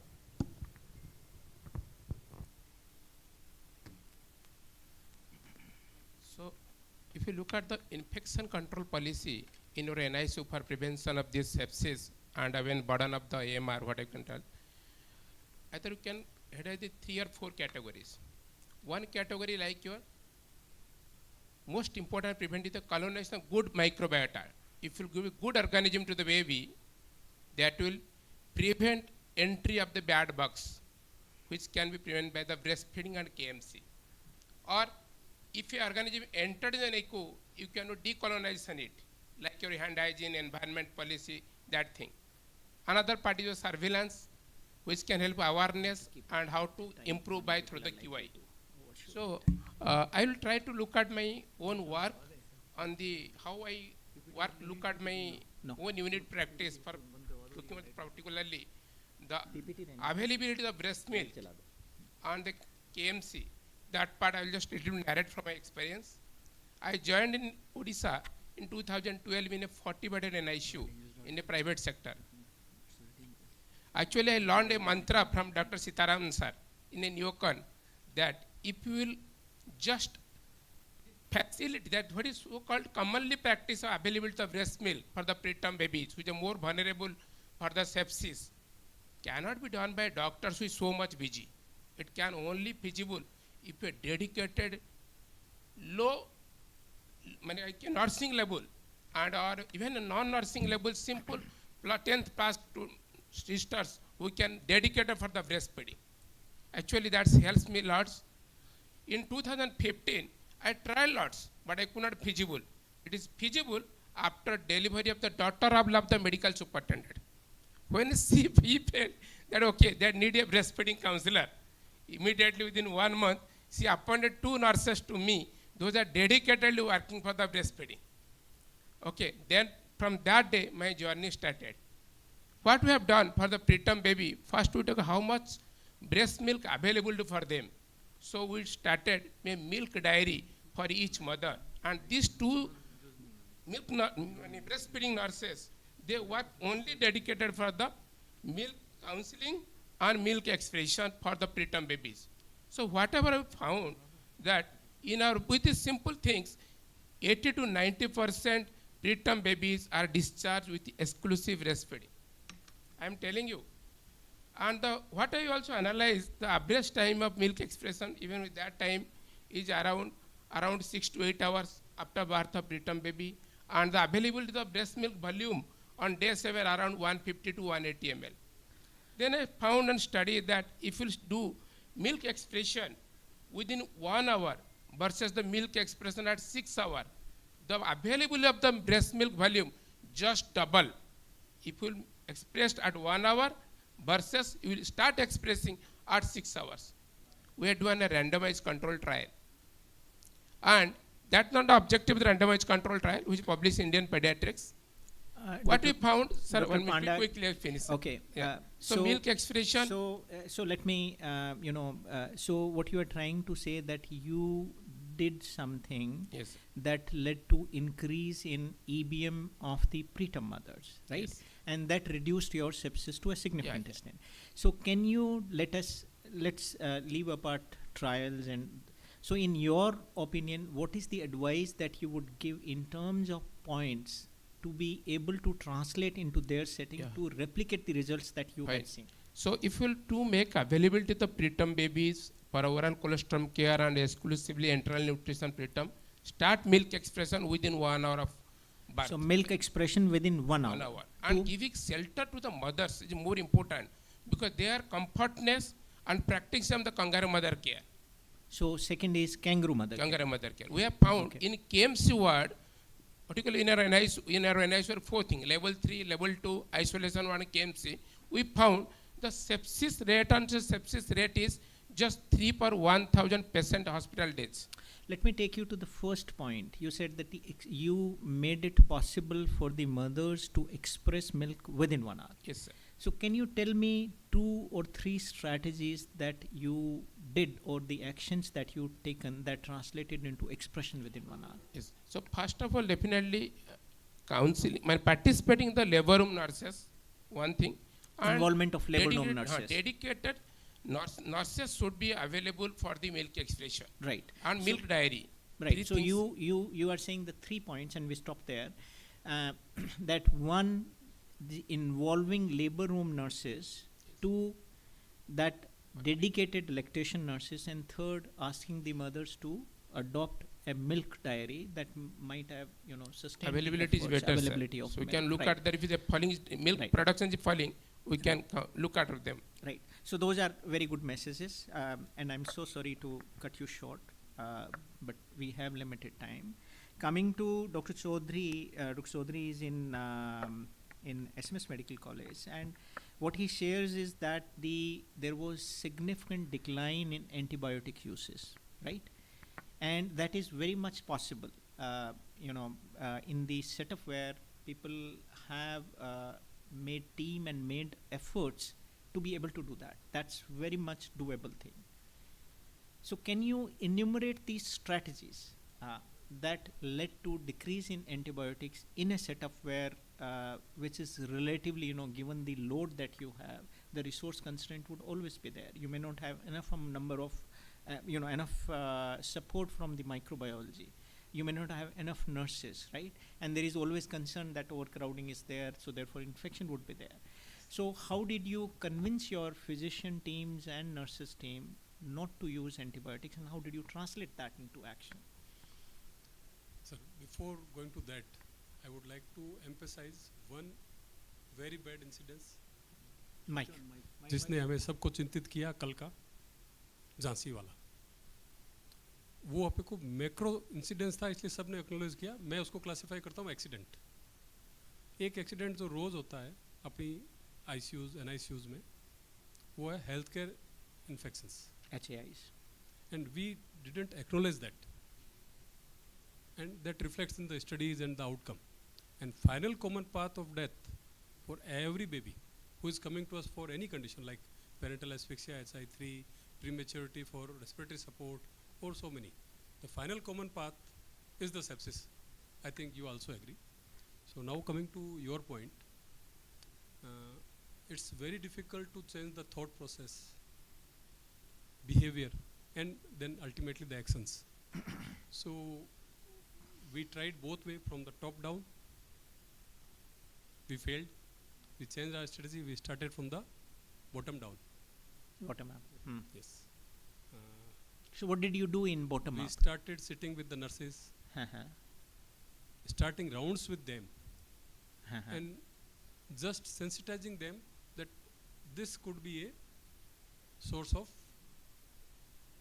mishappening for this whole So family. are you saying that the involvement of the nurses, because the nurses are not the ones who are making decision about antibiotics. Antibiotic decision is made by the faculty or the resident.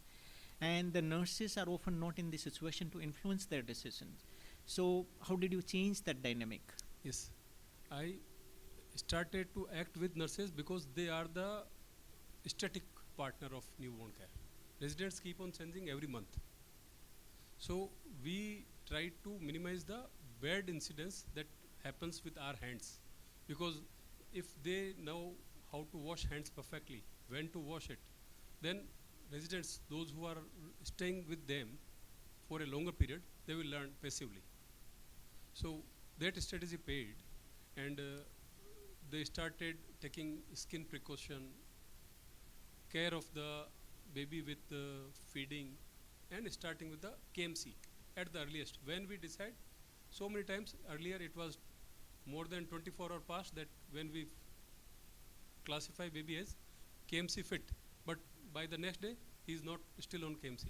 So the nurses were the change maker on ground because they are the translators. Then we came to the residents. At the earlier point, residents are the first line of action with any patient. Whenever they found any baby with parental asphyxia, with or without settings for the sepsis, a septic newborn, a premature, they just merely start thermal care, IV fluid, oxygen plus minus support with antibiotics. That was the universal. And how did you type. change that?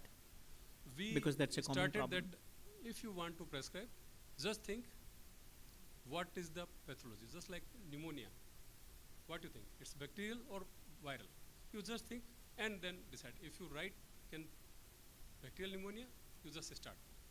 Then they started, and Right. now it's So what I read from what you say, there are 2 points. One is that you made nurses, you brought the nurses on the forefront, yes. gave them respect and empowered them, and strengthened the ICP protocol, infection Yes. control and prevention protocol, that increased the confidence of the unit overall that we can Yes.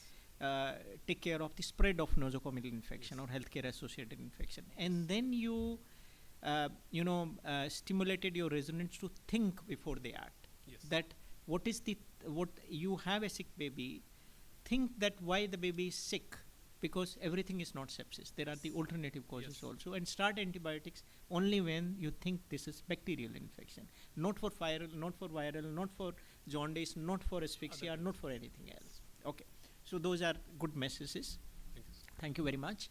Dr. Suksham, the conversation that we had yesterday, you said that you have significant observations made with respect to VAP, ventilator associated pneumonia. So you have insights that could potentially be targeted by the units to be able to reduce, and we all know that the units that ventilate VAP is an important problem.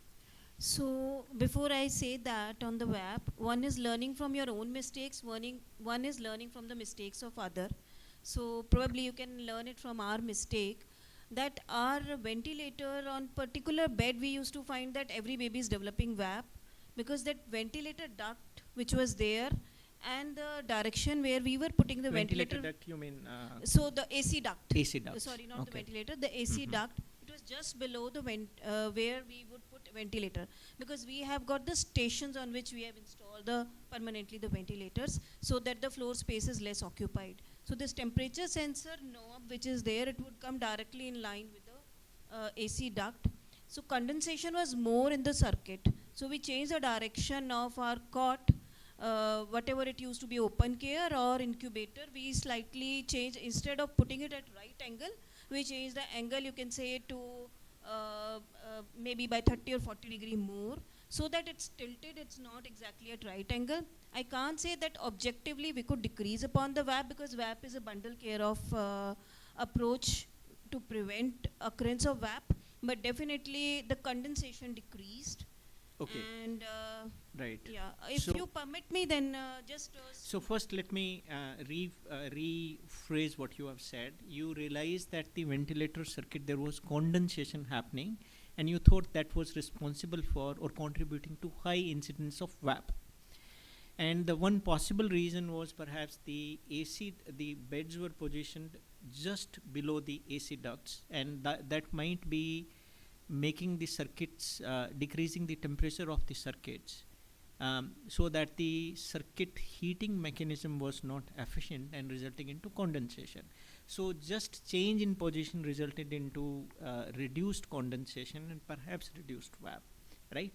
So you highlight a point that the keen observations in the unit, I think that's a very profound point that you are making, that being very keen observer, because sometimes you see very small things, and one, keen observation, and second, believing yourself, and then changing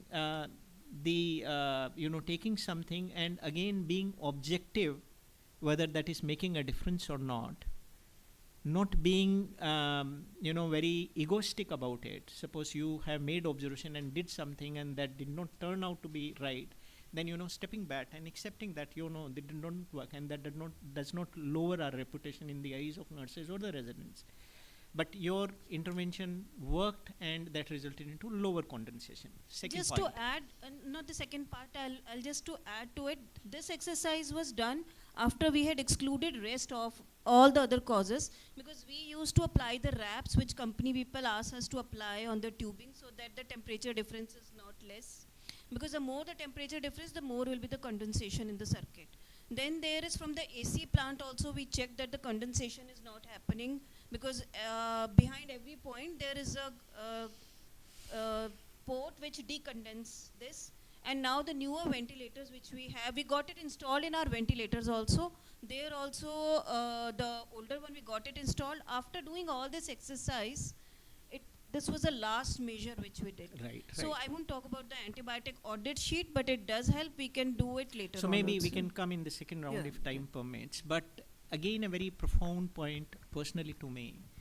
That is often, when we talk to the team, then team would include what?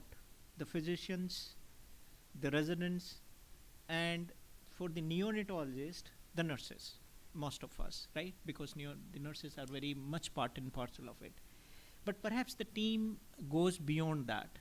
Maybe Group D employees, our attendants, the people who are managing our electricity, managing our AC, managing our, several other things.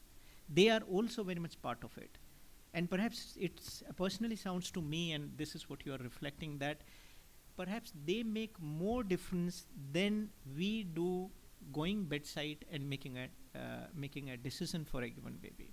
I think that teamwork genuinely should be recognized, and we need to really work with them. For example, in this index case, you worked with them, try and find out whether the condensation might be originating from there. And just believe me, they feel exhilarated when we give them credit that you are part of team. We are kind of people who are performing on the stage, and you are the guys who are standing behind the stage. So whatever we see is a combined result, we often take the credit, but you are very much part of that credit. So I think that is something which is very, very profound, and thank you for making such a great point. Dr. Mamta, so you have been a one-man army for a long time, and we are all, you are stalwart, you are champion. So any story that you would like to share? So we started our NICU in the end of 2007, and that time we all were very new, and it's an outbound NICU for us. So the sepsis was, since beginning, it was very high. But the practices were not so good. Nurses are also not trained. Even I was also not so much trained in that time. So during 2008, we had one epidemic of Klebsiella sepsis. and it was multi-drug resistant. And we was like, I was seeing first baby, second, third, fourth, and 7 babies at in 2-3 One days. after the other. Hmm. They developed Klebsiella. Everyone is growing Klebsiella, and we don't have any antibiotics to grow. So that time, our microbiologist, me, and our administrator, we all sat together. We thought that what to do. So that time we stopped our NICU for some time for new admissions, but then we established some systems.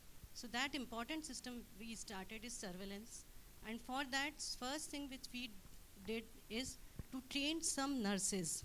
So we take out some good nurses from hospital, and we trained them to surveillance the unit and collect the baseline data, that what is happening inside it. Because every time you are not there, you don't know how much time they are washing their hands or doing what thing. No. So we make some checklists for during that time, and we started surveillance. So initially it felt so bad also that somebody from outside When is you say coming. surveillance, what do you mean by that? So surveillance is, sir, that we designated one staff nurse. She used to come in our unit as and when she feels. Environmental She used culture, you meant to say? No, no, sir. She used to sit there. She used to watch the doctors and the nurses doing work. How many times they have missed the opportunity of hand washing? Oh. How many times they have entered with the sometimes the rings in their hands, or many other things we have so who did suction without washing their hands, ventilator. So we had a very so first thing which came is a data which we got in the initial period, and it was an eye opener that we have ventilator associated pneumonia which was around 25,000 per 1,000 ventilator beds. It was very, very high. Then we started some other strategies, and the system developed for few things, which is first is the leadership monitoring of the system. Second is strengthening of the nurses, empowering them to do activities. Third is to do the internal meetings, looking for the data and how to improve, and one-to-one counseling of doctors and nurses that what mistakes we are doing, that which is happening. And the fourth thing after that we did is that involved mothers in the practices. So whoever mother comes, we taught them hand washing, KMC, and expression of breast milk. And the nurses has a big role, because during that time the continuous education of nurses we did for these small practices. And now I can say that after 15 years those nurses are like the great strength in our, because it's still the mothers are sitting, they are doing KMC, 8 and 10 mothers together, they sit inside the NICU, even on ventilator. So these are the few points which started and still Right. No, that's lovely. You know, apart from the several points that have been made, you are making one important point, and that is to measure things that matter. Right? So measuring things that matter, I think, to me, you know, the message that I get is that both the component of this statement are very important. One is measuring, second is what matters. You know, there are 1,000 things that you can measure, but you need to target what matters and what matters more and what matters less, because you would never be able to measure everything. You can only measure a few things. So measuring things that matter and then acting upon it in a very, I hope that you didn't scold your residents or nurses when you found that, you know, someone is not washing your hands. So sometimes we used to do, but not every time. It's always one-to-one sitting with them, right, and telling them that why it's so important. why one-to-one, why not in group? Why not in group? So no, sir, it's not the like way, because the residents are the very senior doctors and Right. the PG students. So they you feel wanted to offended. give them Even that sisters respect also. and dignity. Yeah. You know, you That's want only the to respect and treat dignity. them and equal partners, people who have their own self-respect. So you And do they not want feel to, owned also. and When they you tell feel them, good, yeah, and they they, you feel know, that the yes, importance it's that you give, important they for feel them. nice about it, you know. So therefore, whether it's a nurse or a group D employee or resident, you know, we give them feedback in a very respectful manner, and then they respond very positively, and that's what you have seen. And then second point that you made is that involving mothers, and mother is we have been saying neonatology has always been on the forefront, that she is an important partner, compared to any other specialty. And I can say it with great confidence and pride, that we are the ones who recognized mother and the caregiver and the family as the equal partner. We respect them, not throw them out like our cardiac surgery colleague would do. So you give them importance, and that resulted into reduced infection. Great. I think, sir, which I also, because the microbiologist also is very, very important. Microbiologist, so yeah. here our microbiologist also played an important role, because we started collecting the data of antibiotic uses as also, and Okay. checked that few antibiotics will not use without even permission of microbiologist also. So the initially Right. it looks very odd to ask that discuss, but it's now our habit that whenever we feel that something we don't have in our hands, we just go and discuss that what we can do now. Because Right. now most of the babies, they are on colistin, or even the colistin resistance also we are getting. So it's always better to that somebody checks on antibiotic uses also in your unit. Right. So you are stating a very important principle of antibiotic stewardship, and that's the formulary restriction, right? So you have some antibiotics that you can use as resident. These are some antibiotics that you need to take permission from unit head, and then there are even more wherein you need to bring the microbiology or clinical pharmacology in to make that decision. So that the judiciousness in the use of antibiotics can be optimized. Great point. Dr. Ghoshal, you come from Kolkata with great legacy, Bengal, the first residence you started there. Any experience that you would like to share? I am from a government hospital, and we used to tackle huge load of newborns, and we used to work with the residents who every 3 months or 4 months they are changing. So what I have done, because to decrease the antibiotic use and to decrease the sepsis rate, I have, when the residents come, I take at least 2 days before they enter into the SNCU or NICU, at least 2 days intensive training on hand hygiene, along with how to handle the newborns and not to use antibiotic unless you are sure about that this is baby does need the antibiotics. Nurses are not changing, they are already trained by FBNCs, and they themselves they are trained on hand hygiene, and also the mothers. When the mothers are coming for breastfeeding, the mothers also, we exclusively observe their hand hygiene also. There is a CCTV on the hand hygiene points, and every day, everybody, from me, the unit head, then after that, everybody's hand hygiene and timing is exclusively audited. And it is, I think I have seen that hand hygiene success and the sepsis rate is just parallel.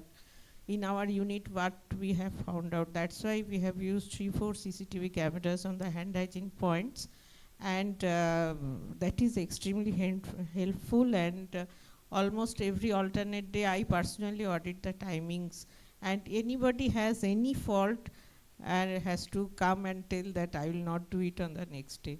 Okay. And this is one main point, and not to give the pricks unless it is proved that even small preterm babies, they can be given breast milk feeding and no need of prick. What we have found out, even 1 kilo, we have seen in our setup, as it is a government hospital, that many babies are SG also, small for gestational age. Actually, they can tolerate the feeds.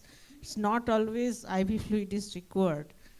Even 900 grams we have saved only with tube feeds, followed by katori spoon feeding, and we have not poked at all. Okay. And also counseling of mothers, and along with family members regarding KMC, and going to the obstetric OPD, where I involve my obstetric colleagues also, that please tell me which are the mothers you are thinking that may get preterm delivery, and tell me as soon as the preterm labor or any preterm mothers you are thinking that going to deliver in some time, I'll personally go with some PGs and I'll counsel with the mother, with family members, that you have to give breast milk, and KMC should be done as soon as possible, and what is the benefit of the KMC. So this KMC rate has increased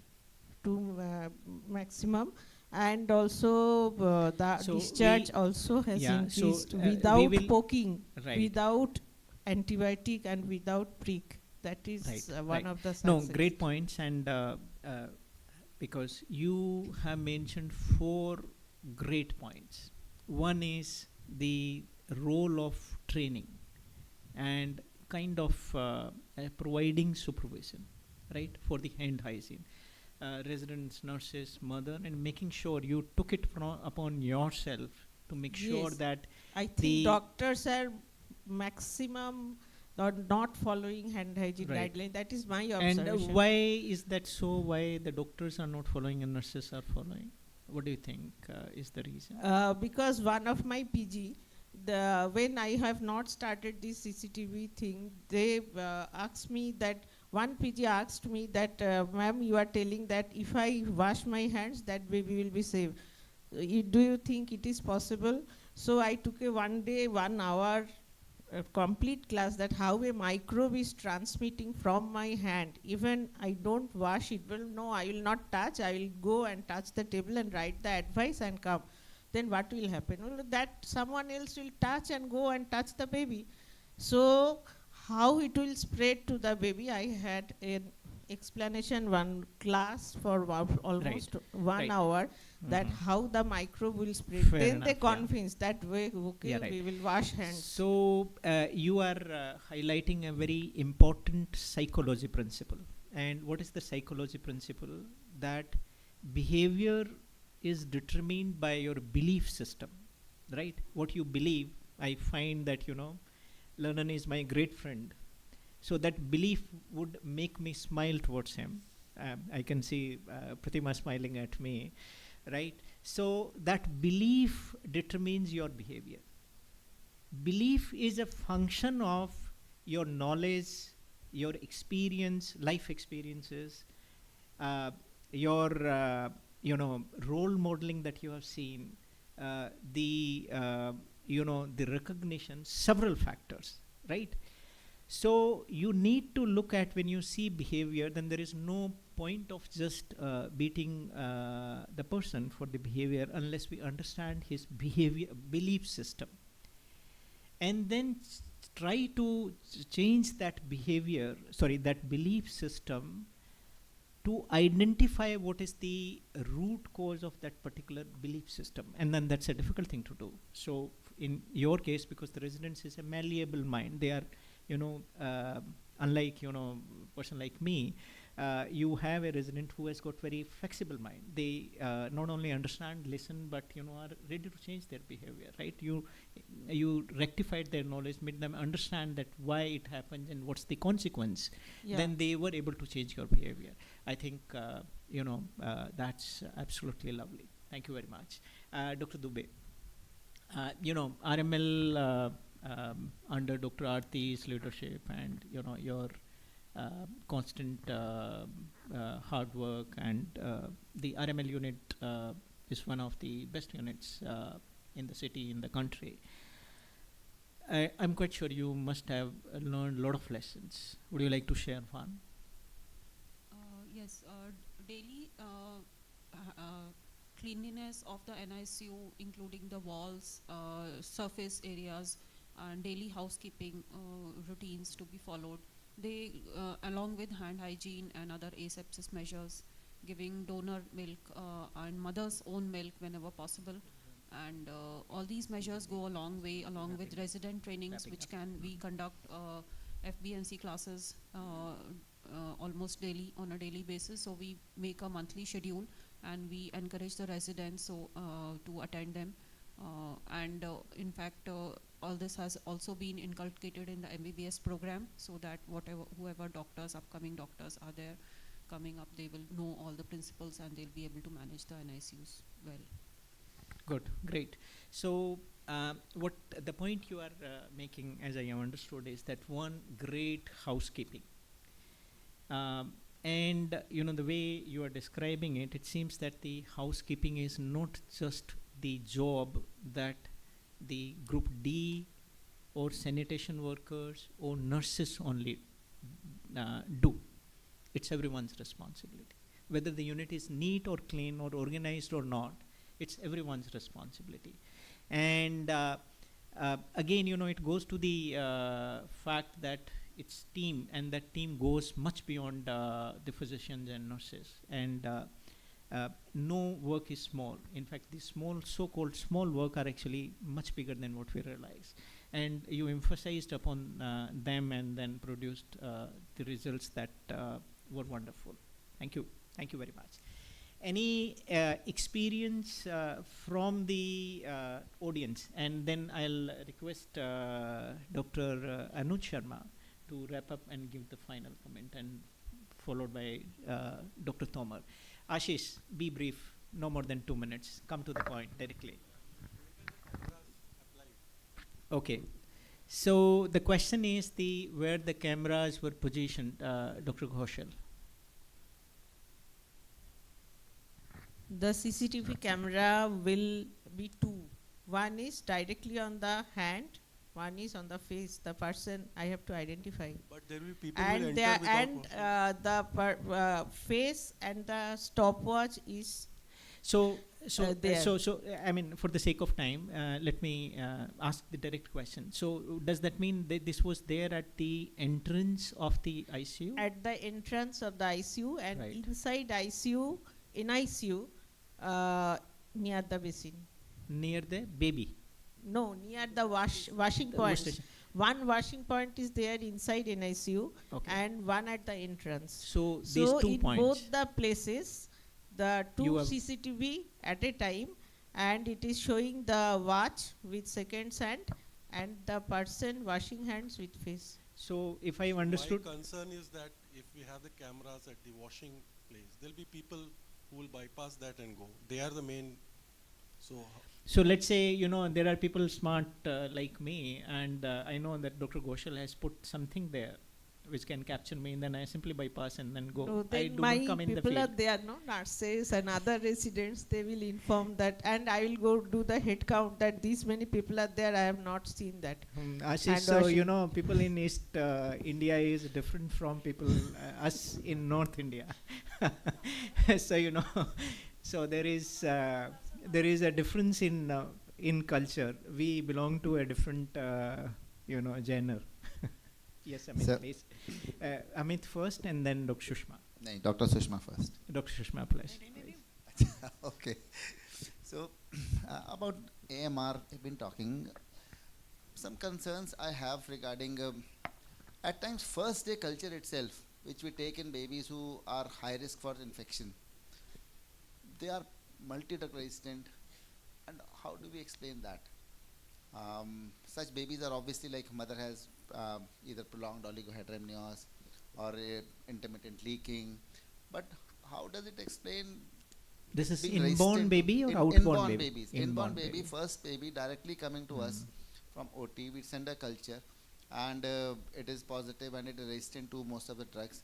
So, is it related to what mother has taken? So your earlier, question or- is that when I get at 0 point time without any exposure of neonate anywhere, and you find the bug that are resistant, they have not even been exposed to antibiotics, then where is this infection coming from? So would my panelist like to respond? Yes, Dr. You know, Dr. Mamta. Yeah. Anyone, please, Dr. Suksham. Yeah, Dr. Suksham, Dr. Panda, anyone. Just be brief, but. Ramesh. Sir, we have to remember two things. इस अर्थ पे अपन रहे या ना रहे, microbiome हमेशा रहेगा, अपने से पहले था पूरा ये anaerobe रेजिस्टेंट कर कहाँ से देंगे। आ गया, रेजिस्टेंस कहाँ से आ गया? सर रेजिस्टेंस नेचर का सर्वाइवल लेसन है. We are against the tide, they are flowing with the tide. तो रेजिस्टेंस आप खाली बैक्टीरिया की क्यों बात करते हैं? वायरस में भी है, फंगाई में भी है, पैरासाइट्स में भी है. नहीं, अमित का प्रॉब्लम Second- जो है वो second ये है की- कि that is fair, I think if second की बच्चे ने एक्वायर कहाँ से किया? हाँ, या सो सर अभी भी मैं आते हुए भी फ्लाइट में सुरेंद्र सर का शेयर किया हुआ एक आर्टिकल पढ़ रहा था. We don't know when, how and how it acquires. और besides non risk factors like तो कहाँ से आया होगा ना, उसका हो जवाब सकता दो है ना। कि कई बार क्लिनिकली अपन ने जो बच्चे को कल्चर में कैप्चर किया है वो क्लिनिकली रिलेवेंट ना हो. कंटेमिनेंट हो सकता so है, many times. कंटेमिनेंट हो सकता है. Yes. Second possibility, Second possibility, We are talking about symptomatic, like in whom, otherwise we won't discuss that. चलो और सेकंड पॉसिबिलिटी क्या हो सकती है? So, like we always talk of evidence-based medicine. So, the evidence has come that it is coming from the mother, and evidence from the livestock is also there. So, it's not that we don't have this evidence existing that this So you are resistant bug saying is and- coming from mother, and probably this mother might be also getting from the livestock. So it might be coming from the mother. और कोई है? Any option that we may have? So one is the use of antibiotic, the misuse of antibiotics which is happening in the community. So even the 40% of the bacteria, those who are in the community, are multi-drug resistant. तो our 40 good to friends are 50%. there in the community. So Yes, sir. district hospital का data मैंने दिखाया, आप कह रहे हो कि वो वहाँ भी बैठे हैं, घरों में भी. घरों में भी बैठे हैं because they are taking antibiotics over the counters, sir, and not completing the course. And even the mother's flora is also saying that it is the overuse of antibiotics, which is the first flora which is in the mother's vagina, is even the multi-drug resistant. Okay. So maternal bugs may also be resistant, my friend. Yes, please. No. Sorry, Dr. Rakshashma, I'll come after that. One of the things that I wanted to share about the Yeah. cameras, we published in 2015. So, जो question पूछा था Dr. आशीष ने सही Okay. था. Who will check those? I think it's the nurses. Only they can find out who is coming right away. So, if you empower nurses, we have kind of in our unit, professors have got memos like other departments who come to see references. We have turned away people who said they will not wash hands. So nurses empowerment is very important. And for the cameras, I think we also have published a study in 2015 in IP. That camera thing is mainly for whether hand washing ठीक से हो रहा है कि नहीं. That becomes very important. They are doing it properly for the appropriate amount of time. So that is the only way you can justify the use of camera. Right. Thank you. Thanks. No. We will not be able to take, but we cannot ignore our President Draupadi Murmu. So, Madam, please, quick comment, Dr. Sushma, over 30 seconds, please. And then Dr. Anuj, you will be So wrapping in the it up. interest of time, I think we can go ahead. My only comment here is that we may have many punitive aspects brought into our units, but what works most is encouraging people and inspiring them. If you are doing hand washing yourself, people who enter into your unit, your residents, others who come, there is a radiographer who comes in, there is an ROP resident who comes, ophtha resident who comes in, you just have to tell them, look, roll up your sleeves, and they would listen to you. So I think I'm not in favor of punitive, it's So more you are inspiring people by your actions and they would Or, follow. I would go a step ahead that more than inspiring, it's the love for the people. True. Sir, please. Thank you. I think a very interesting panel discussion, and thanks to our panelists and our key moderator for highlighting some of the key issues. How many of you in the audience are aware of the national guidelines for infection prevention and control in healthcare facilities? How many of you have seen that document? Before yesterday. Okay, so good. How many of you have seen the chapter on neonatal infections? And I realized there are key things which are missing in that chapter. We worked very closely with the National Center for Disease Control, which sort of coordinated the development of these guidelines. Breastfeeding and the human milk use and kangaroo mother care are missing there. So those are things which need to be added. But again, a lot of interesting things which came out in the discussions were, of course, the use of human milk, kangaroo mother care, a bottoms-up approach for behavior change, and as Dr. Sushma mentioned, inspiring others for change. The role of nurses. Nurses are the front line for infection prevention and control. They are the foot soldiers who are really the champions for IPC in hospitals, as well as the residents. The residents, again, are the ones who deal with the patients much more than the senior doctors, etc. Again, a very interesting sort of a lesson learned about preventing ventilator-associated pneumonia. Role of trainings, not just of nurses, but also the doctors. Surveillance of best practices, not just surveillance of HAIs, but surveillance of the best practices is also very important. And, of course, hand hygiene. Hand hygiene is the single most important intervention that you can actually practice to prevent infections. During the COVID pandemic, everybody was doing it. But after it's been declared over, hand hygiene practices in hospitals have again gone back to the pre-pandemic levels. So this is one intervention if you can practice, and I can tell you from my experience as a clinical microbiologist for more than 14 years in a Delhi hospital, we picked up outbreaks of healthcare-associated infections in neonatal intensive care units. Salmonella Senfenberg, primarily the hands of the nurses and the doctors were responsible for one of the outbreaks in that.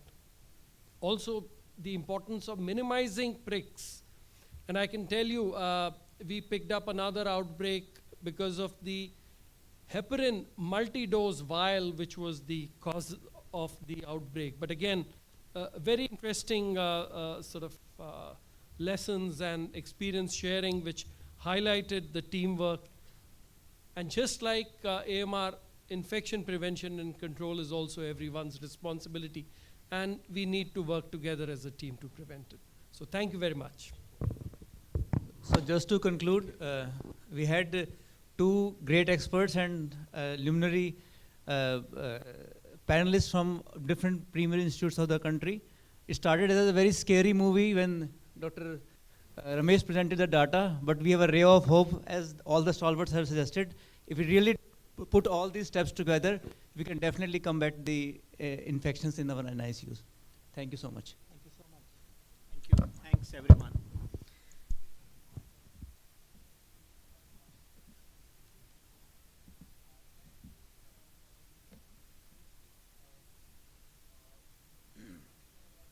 We can take memento नीचे भी यदि आपको next session शुरू करना है, if you don't have time. That will save your 10, 5, 7 minutes. Okay, fine, sir. So kindly give us our memento. Don't forget that. They want to take off the dais. I mean, just to, you know, one photograph at least, sir.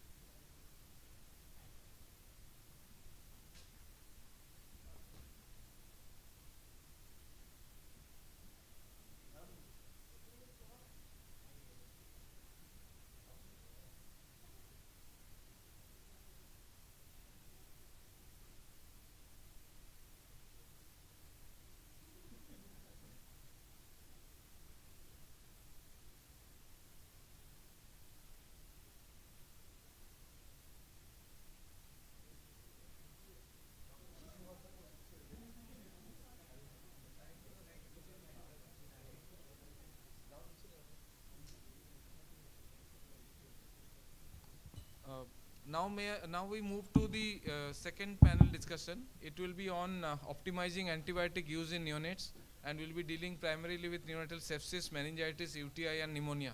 So without wasting more time, may I request Dr. Lalan K. Bharti and Dr. G.S. Narang sir to please chair this session. The chairpersons for the panel discussion, Dr. Lalan K. Bharti sir and Dr. G.S. Narang sir.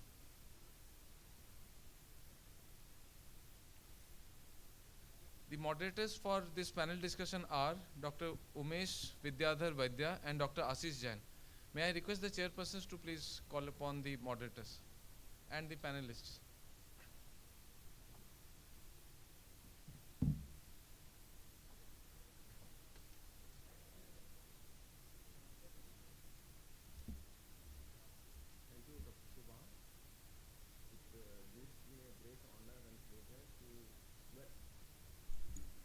Thank you, Dr. Subhas. It gives me a great pleasure to welcome all of you to this important topic, optimizing antibiotic in neonatal care. We all know that since morning that antibiotic has been the cornerstones in the modern medicine, saving thousands of lives, and its misuse has led to difficulty in the management of the neonate. So today we will explore the evidence-based strategy and best practices ensure the judicious use of antibiotics, enhancing outcome, and also preserve this antibiotic for future generation. So we are privileged to have us with exceptional panel of moderators and speakers. So let us introduce them. Our esteemed moderators, Dr. Ashish Jain, Head of the Department of Neonatology, Maulana Azad Medical College, brings vast expertise in neonatal care and antibiotic stewardship. Second one is none other than Dr. Umesh Vaidya, Head of the Ankura Hospital, a renowned neonatologist of international repute, and also Vice President-elect of NNF, whose insights will be invaluable to this. Other distinguished panelists for today are Dr. Archana Belagi, NNF President Karnataka and Senior Consultant Neonatologist from Bangalore. Welcome, Dr. Archana. Dr. Chandrakala, Professor Neonatology, St. John's Medical College, Bangalore. Moving to Dr. Dipti Agrawal. Dr. Dipti, pediatrician and neonatologist from WHO. Dr. Naz Praveen, Praveen, additional professor from microbiology from PGI Noida. Welcome, Naz. Then we have Dr. Pradeep Devta, professor from Safdarjung Medical College and also past president of NNF Delhi. Then Dr. Prabit Srivastav, he is from UNICEF.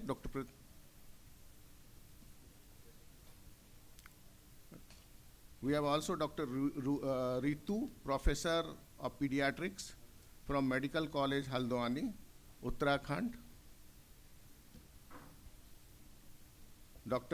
Colonel Dr. Santosh, associate professor and head microbiology from Army Hospital, Delhi.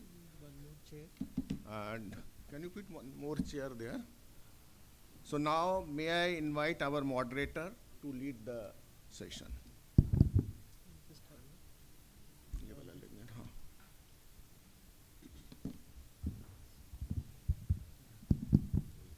So good afternoon, everyone, and I think we are terribly behind schedule, so we are going to go through this panel in a very fast and a systematic manner.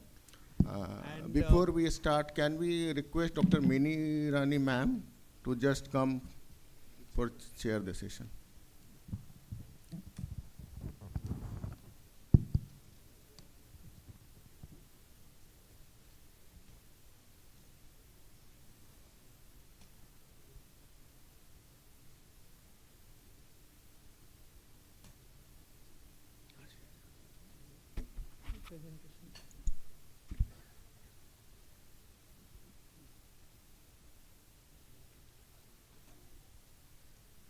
So we'll go through this panel in a very fast and systematic manner, and we'll try to finish in the allotted time that we have got.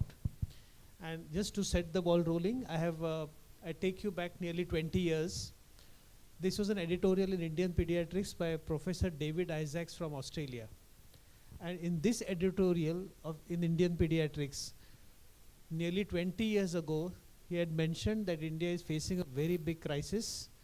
We are using too much of broad spectrum antibiotics, and antibiotic resistance has reached a very frightening level. This was 20 years ago. And at that particular time, the resistance of gram-negative bacilli to aminoglycoside was nearly 50%. And as you can see here, the carbapenem resistance was just starting.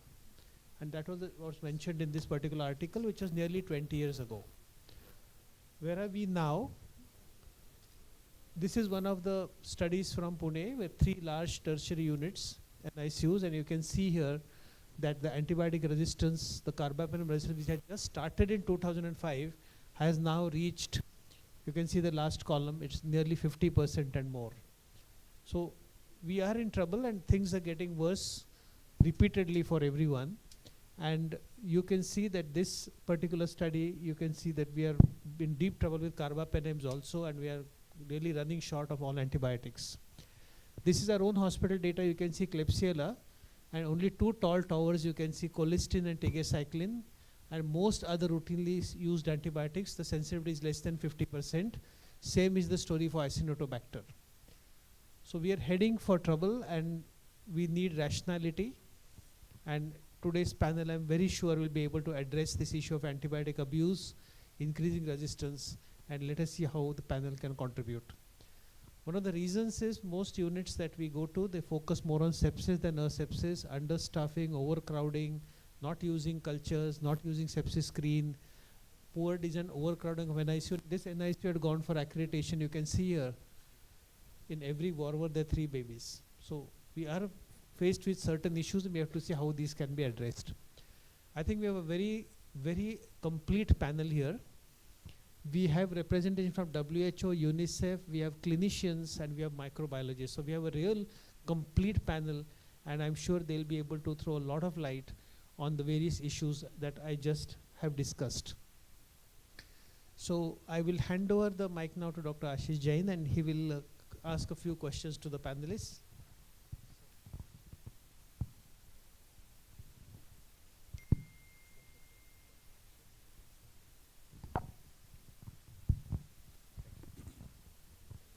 So this is for Dr.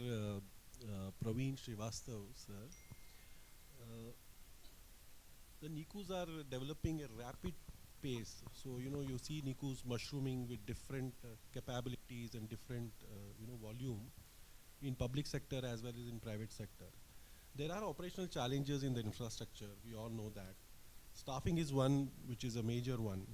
And the other thing is overload. So there's always a mismatch between the babies and the HR.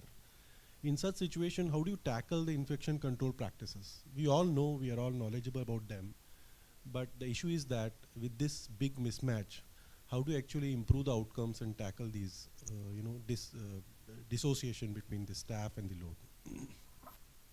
So thank you, Dr. Ashish. So if you look in the last decade, we have done a lot of expansion in terms of newborn services. I mean, there was a time when we had hardly tertiary care services at medical colleges. Now we have more than 1,000 SNCUs across India, and further we are thinking about expansion of our services to the sub-district level, where we are training the staff nurses who are working in different, not only in the neonatal but also in the labor room and other parts. So government already has a system of FBNC training and NBSU training, and there are different trainings where people are being trained, and after training they are supposed to implement from those learnings into their facilities. But what is happening after training, when a person goes back to its facility, it faces different kind of challenges. What is the need of our is to do a root cause analysis for each and every health facility where a person is working. Now the problem could be due to the lack of supply chain, because many a time the supplies are not with us. When we are talking about we are not only talking about the first line antibiotics, but also the basic things like the use of hand hygiene, hand sanitizers. The quantity in which that is required is not available with that. Second important aspect is the retraining. So once you get trained, whether you have a system of retraining the staff. Third is the importance of monitoring. Whether we have a system to monitor those who are working in the facilities, and we are working as a team to address what exactly are the issues, where we are lagging, and the simple infection control practices, which although I said simple, are not exactly simple to implement, like the care in the labor room, the OT. Sorry to interrupt, but the question is that we know about these thing. There's also some bottleneck analysis done by the ministry also. So most of things are enlisted. And we know the truth is that there is a disparity between the ideal staffing and the overload. So with that reality, how do we actually move towards better antibiotic use and infection control? That was the question actually. So do you have any ideas on that, or because there would be a reasonable amount of nurseries which would have this problem, but they have to go along. They have to still go towards a direction of improvement and outcome. Yes. So the idea is only the engaging setting the accountability. I mean, making person accountable, not only the CMS but also the staff that is working there. And all staff need to come together, not only the pediatrics, the pediatricians, but also the other staffs, the pharmacist, the staff working in labor room. They all need to come together and to address the issue. Now we have AMS under the quality assurance program. We already have the quality circles, where the quality circles have been formed, and that quality circle is reviewing, and we have quality improvement cycles where these things are reviewed regularly. But whether that implementation is done in a qualitative way, whether that quality is maintained, the meetings are taking places, but whether the action is coming from the meeting, that kind of monitoring, that needs to be ensured. Okay, so what I understand is that with the context of that facility, one should first count and understand that what are the deficiencies and take those deficiencies to the people who can actually change those deficiencies. So that is the first step we can take. Thank you, sir. Next.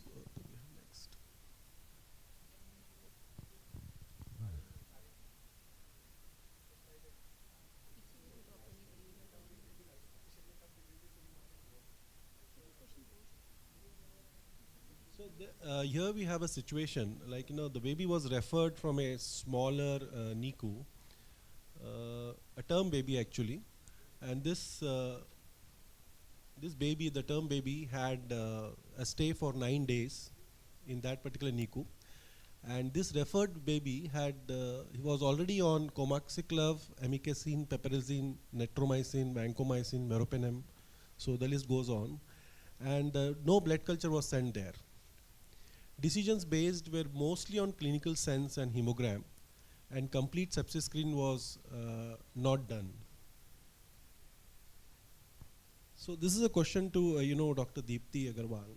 So can you comment on the long-term consequences of early antibiotic exposure? So this is a huge amount of exposure during the early 9 days, and on the overall health of a newborn. And how can we actually educate the healthcare professionals about the risk of over-prescribing antibiotics?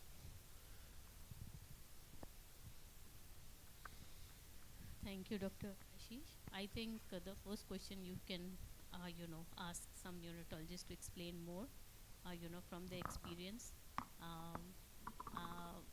What in their, theoretically one can, always share what is possible, consequences, but I think those who have experience of following them for the long term can really share, what are those, impacts.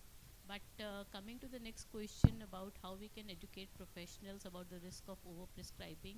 So here I think NNF does have a great role, because we just saw that the first priority within the national AMR program is education. Second one is about communication, education and training. And I think at least for the all the NNF members, if NNF can have more programs. I think you have really taken forward the case of quality improvement, and you have NNF has been the role model for other professional agencies. We've done the same, for example, for KMC, right? We have given it the push, and NNF has been the champion. I think this is another area where we can take it up with full, complete zeal and enthusiasm, and see that there are more, that this issue of AMR and of antibiotic stewardship is discussed more frequently.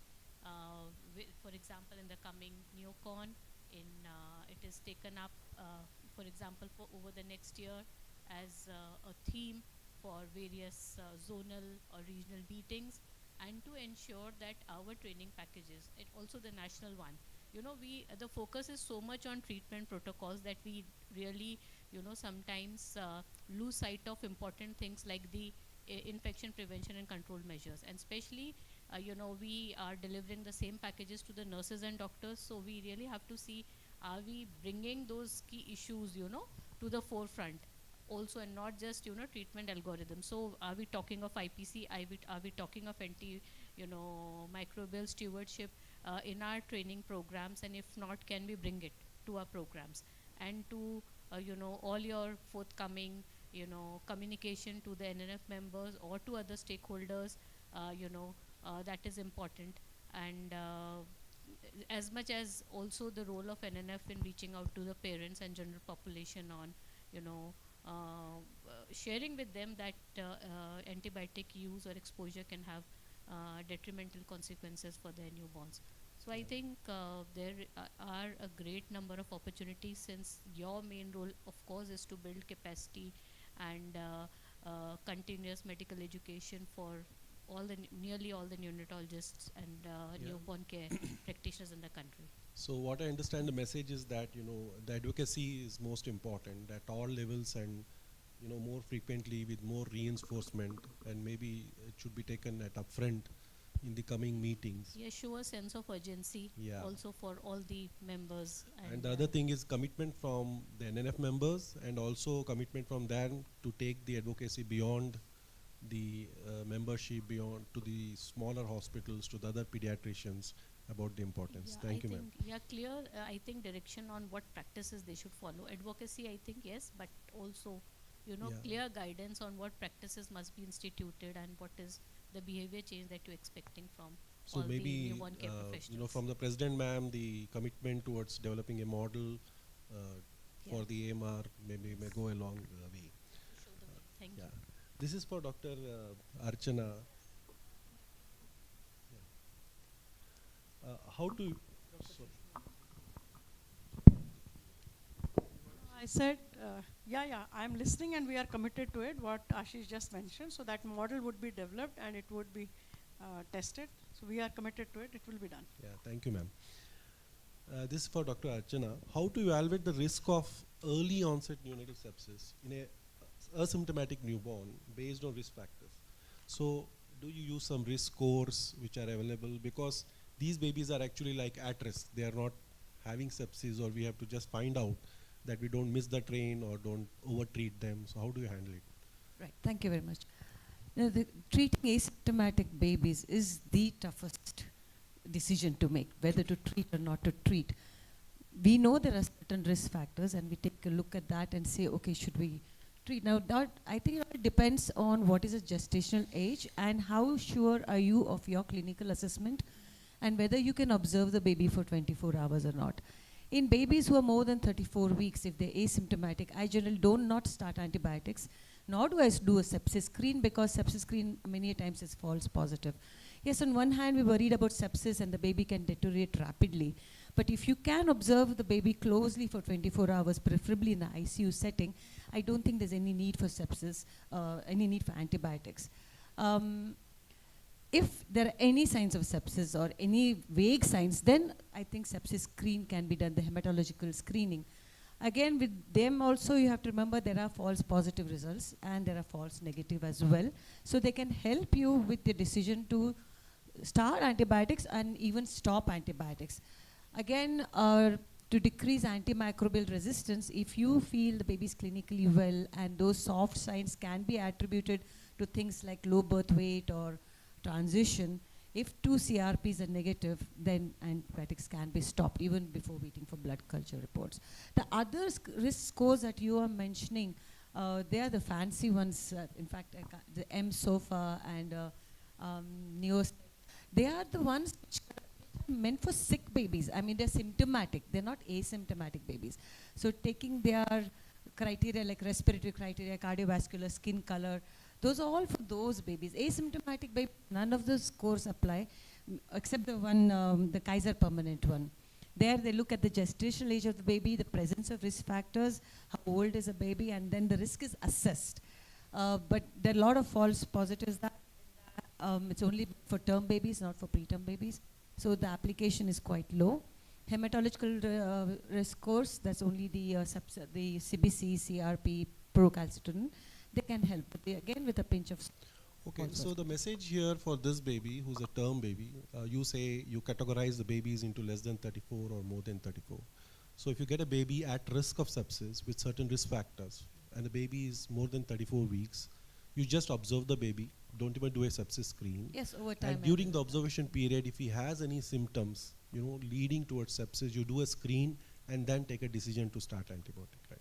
What if the baby is less than 34 weeks? Right now I start if they're less than 34 weeks and if there's preterm labor, not for maternal indication. Delivery is not for maternal indication. I start antibiotics, do a and 2 CRP negatives, 2 negative CRP 12 to 24, stop antibiotics. So here we are not doing any sepsis screen exercise before starting antibiotics? Right off we are starting antibiotics? No, I don't, because these babies, if they do have sepsis, they can deteriorate really fast.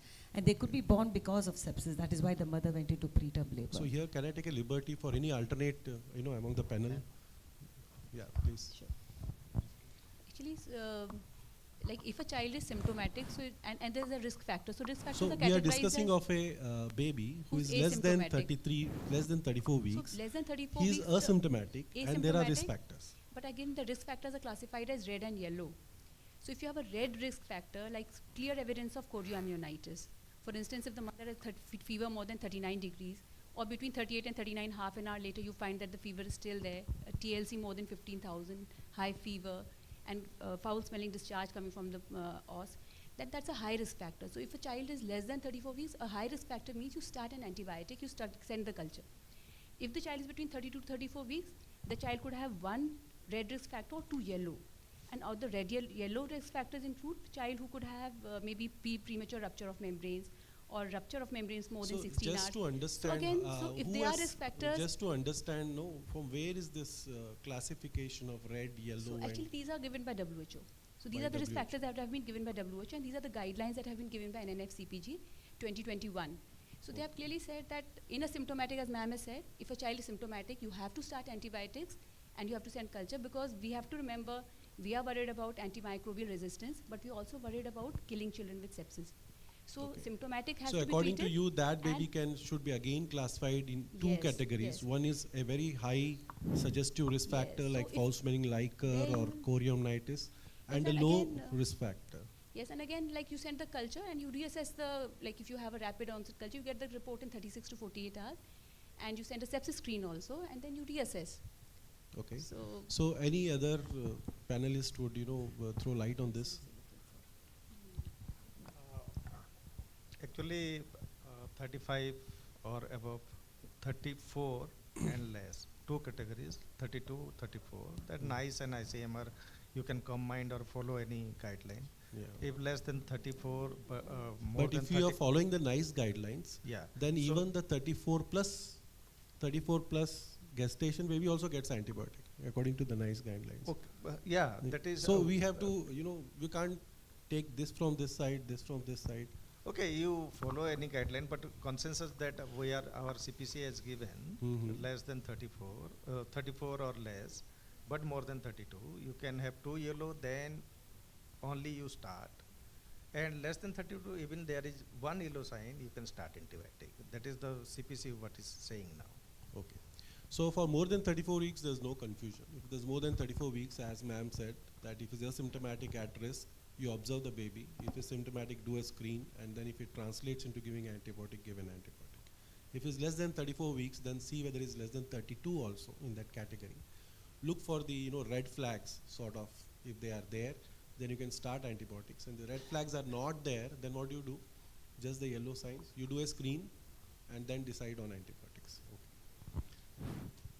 So I think the next question is already discussed, but maybe we'll have Dr. Chandrakala's opinion on it also. So this is basically looking at a preterm baby who is 33 weeks, just now what we discussed. So do you echo with the same message what we got till now?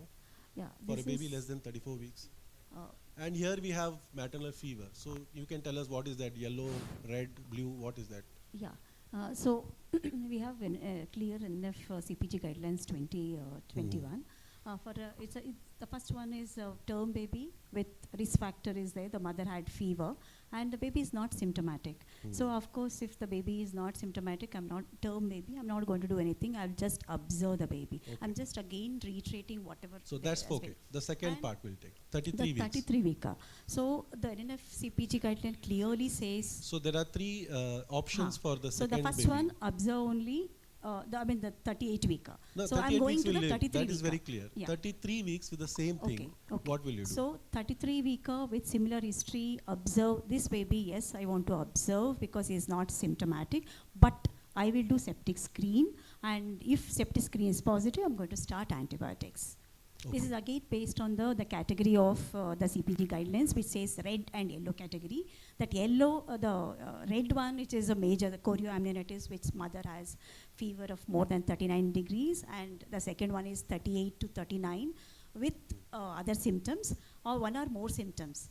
So that includes foul smelling discharge and tenderness. And yellow one, yellow flag is the mother has fever of 38 degree with plus or minus infection and prolonged labor. Okay. So based on let that, me take that decide. question forward, Yeah. to more summarize it. So can you tell me the situations where single risk factors will warrant antibiotics? Yeah. So that already has been discussed. For term babies more than 34 weeker, we have that Kaiser Permente. But that is, actually in those, the guideline clearly says that there is no role of using that for asymptomatic babies. Yeah. And if that baby, or if there is any situation where they have option of treating inborn babies and where there's a more chance of having GBS infection, there we can use. So it is not contextual to our setting. It is not so let's forget about it. And are there any situation where so basically we are looking at those red flags where you don't do a sepsis screen and start antibiotics. Yeah, prolonged labor more than 24 hours and premature rupture of membrane more than 18 hours. Anyone? Sometimes. In the second one, I'm talking about the second one, where we will directly start antibiotics in a preterm baby symptomatic. Okay. So now we move to the microbiologist. So we rely a lot on microbiology, and a lot of our decisions of antibiotics are based on that. And a lot depends on how fast you give the reports and how accurately you give the reports of microbiology. So we would like to know from you that are there any new microbiological techniques that are there currently which can help us to diagnose and treat neonatal sepsis in a more rational manner? Because earlier give a more reliable report, baby will go off antibiotics very soon. So is there anything different, is something new, something with fast turnaround time? Good afternoon, everyone.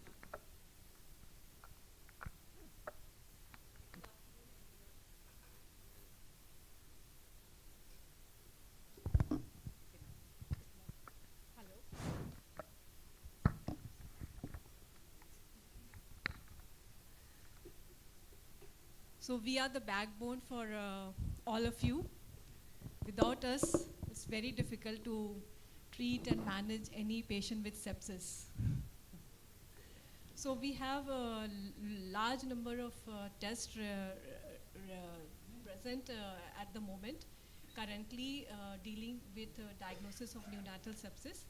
And we found that blood culture is the culture method is the most gold standard method and there is no other test other than blood culture, which is a gold standard for diagnosis of neonatal sepsis.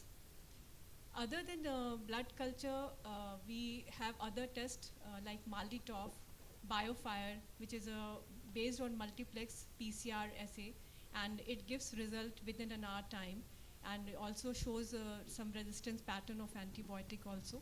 And we have Septi-Fast and Septi-Check, which is also a PCR-based test, and they also give a very fast result. Apart from that, we also take the help of biomarkers like C-reactive protein and procalcitonin, which can help us to differentiate between any inflammatory cause or any cause related to bacterial infection. If keeping everything in mind, blood culture is the gold standard. And thankfully, we have automated system now in most of the labs present, and which is Vitek and BactiAlert, and which gives the blood culture report within 24 hours. And we are able to tell the clinician about the antibiotic susceptibility pattern within 24 hours of time. So it is routinely done or on special request? It is routinely done. Because It's an automated blood culture. Yeah. We always request the clinician to take the sample just before giving the empiric therapy. And once we get the sample, we put it in the BactiAlert system, which is from bioMero, and once it flags, when the bacterial growth is there, it flags, and we take it out, we do the microscopic examination, that is by gram staining, and we give the preliminary report to the clinician, whether it is gram positive, gram negative, or any budding in cells for fungus. We report it to them so that they can start the empiric therapy according to the microscopic examination. And then we move forward, we grow it on the media, and then we put it on the Vitek system, and this Vitek system will read which species is responsible for causing the neonatal sepsis. Along with that, it will tell us about the antibiotic susceptibility pattern. So we have different cards. For GPC, we have different panels of antibiotic. For GNB, we have different panels of antibiotic. So it is already inbuilt, and it's very easy to tell us that, and then we do cascade reporting, and we don't report if, let's say if it is OPD patient, we don't go for like all first class, second class, and third line antibiotics. We just report the oral antibiotics, and if we see, and then we talk to the clinician, always in touch with them, and accordingly we make the report. We don't go towards the broader spectrum. We always report narrow spectrum antibiotics, and if required, then we report the higher spectrum antibiotics. So, Dr. Srivastava, how much is the access of the public health system to such kind of microbiology? Actually, very less. When we talk about the district hospital, in most of the places, we don't have the facilities. Even the facility of the culture sensitivity is very much limited. Though people have started doing it through outsourcing, but still the results are, I mean, hardly 10% or 15%. But is there any kind of movement towards it? Because eventually that will be required in the public sector too. So are we moving towards it in some way? Is it a part of any program? What had happened is, recently in many states, there has been a partnership between the medical colleges and the district hospitals, where district hospitals are in collaboration with medical colleges, are sending samples, and the medical colleges are providing results. Plus, few states have done the kind of public-private partnership, where they have engaged certain labs in establishing labs within the existing systems. So there are things going on to improve this. Okay, so good. So there is one district hospital in Noida also. We have done MOU with them, and they send the samples to us. Not only the blood culture samples, other samples are also getting from there, and we report the investigations. And the state pays for it, is it? Yes. Okay. So now I think, with due respect to all what you said, we heard difficulties in sending blood culture and the turnaround time, and still the yield is maybe 50% at the best. Many times we have this culture negative sepsis. So we rely a lot on sepsis screen. So my question goes to Dr. Karade now, that when we use the sepsis screens, we generally have been used to using them for late onset sepsis. How useful are they for this early onset sepsis that we are talking about? And secondly, for early onset sepsis, is there a different set of tests that we can do and which are more reliable in early onset infection? As far as the early onset neural sepsis is concerned, the sepsis screen itself has got its own drawbacks that ma'am has already elaborated upon these things. Now, we mostly rely on the biomarker part, that is the CRP here in the sepsis screen. Now, CRP has not got a favorable kinetic profile, as you are aware, especially in a low birth baby or a preterm infant. And also, we don't have normative values for a baby who is low birth, as well as based on the gestational age of the patient. So in such scenario, procalcitonin will be a better marker than CRP. Again, then procalcitonin value takes some time to normalize in early onset sepsis. So there's a very difficult set of proposition is here, where we have to take clinical picture, we have to take the blood culture, the various culture. Well, culture always remains the blood gold standards, and we can hasten the yield of blood culture by using various other modalities, like we can have a blood culture identification panel, which madam has just mentioned. We can combine with the biofire, or as soon as the blood culture bottle is flagged, you can combine with the MALDI top to at least inform the clinician about what the bug could be, what is the gram positive, gram negative, which is the probable organism. Also, here microbiologists should empower the pediatrician about what is the commonest bug in that particular setting, whether it's a NICU or a PICU or any acute healthcare setting. He should have an antibiogram available to him. So by way of presentation every 6 monthly or by way of a newsletter, we do this exercise every 6 monthly. So we inform them about what is the commonest organism available in that particular settings, and what is the antibiotic profiling of that particular organism in that particular ward, which helps to initiate empirical antibiotic therapy in this. So is it right to say that procalcitonin perhaps could be better if you are seriously suspecting early onset sepsis? So there are various values for this. If you take a umbilical cord value, then the cutoffs are different. The 0.6 nanogram per ml is taken as cutoff. Right. The early first 48 hours, then the higher, various studies have taken the cutoff value as different. I mean, for a normal human beings, an adult, we take 0.5 as a cutoff as a threshold for starting antibiotic. But in case of a neonate, in the first 48 hours of life, we have to increase that cutoff value. Some studies have taken it 2 nanogram, we can take up to 3 nanogram, depending upon what are the risk factors, that red and yellow, what ma'am has Is the biofire done routinely for all? We have a biofire using it for the last couple of years, and there are 5 different panels. Now, as far as the NICU is concerned, we are commonly using the meningoencephalitis panel, using the blood culture identification panel for the blood culture, and stool biofire panel has also been used apart from these 3. Using them routinely for all cultures? It's based upon the clinicians. If the clinician is suspecting a respiratory thing or this thing, then we do it, not as a routine. It's a very costly test, almost 15 to 20,000. Although we are a public laboratory, it's a free of cost for patient. But based on the clinician's advice, the condition of the patient. Biofire itself has got certain drawbacks. It cannot be used as a run-of-the-mill thing. Just to give an example of a stool or a respiratory biofire. So if you have a pneumonia panel, you send a tracheal aspirate to us. In a case of a late onset neutral sepsis, it will give you 3 to 4 organisms. So biofire will not tell you that it is a commensal or an actual pathogen. So it is the person who is interpreting the report has to decide whether it's an innocuous bystander or an actual pathogen. And secondly, it also quantitate. That's a very good plus of this instrument. And thirdly, it also gives you the resistant genes. Now again, the problem occurs that when the biofire is giving you 3 or 4 organisms, it will also giving multiple antimicrobial resistant genes like NDM positive, BLA positive, OXA48 positive. That itself is increasing the use of high-end antimicrobial usage in different settings. Right. So we don't know whether this antimicrobial resistant gene belongs to a commensal pathogen or actual. Right. So it is expensive and there are limitations. Yeah, definitely. So it has to be used with caution. Right.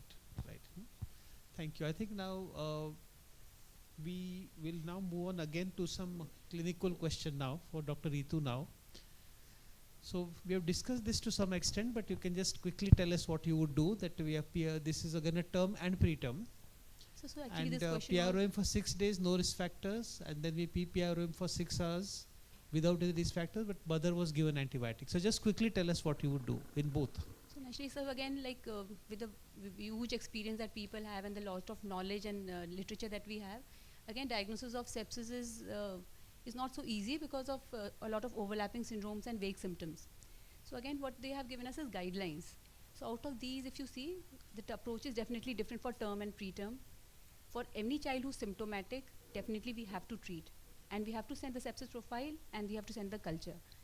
Now, in this child, a PROM for 6 days, again, like NNF CPG does not mention it as a red risk category, but if you go for the IAP SDG guidelines, they have mentioned PROM more than 72 hours as a red risk category. What would you do in this situation? So I would give it a red risk category because 6 days is definitely a high thing. And again, if early onset sepsis can deteriorate very Correct. rapidly. For term, preterm, both you would give it.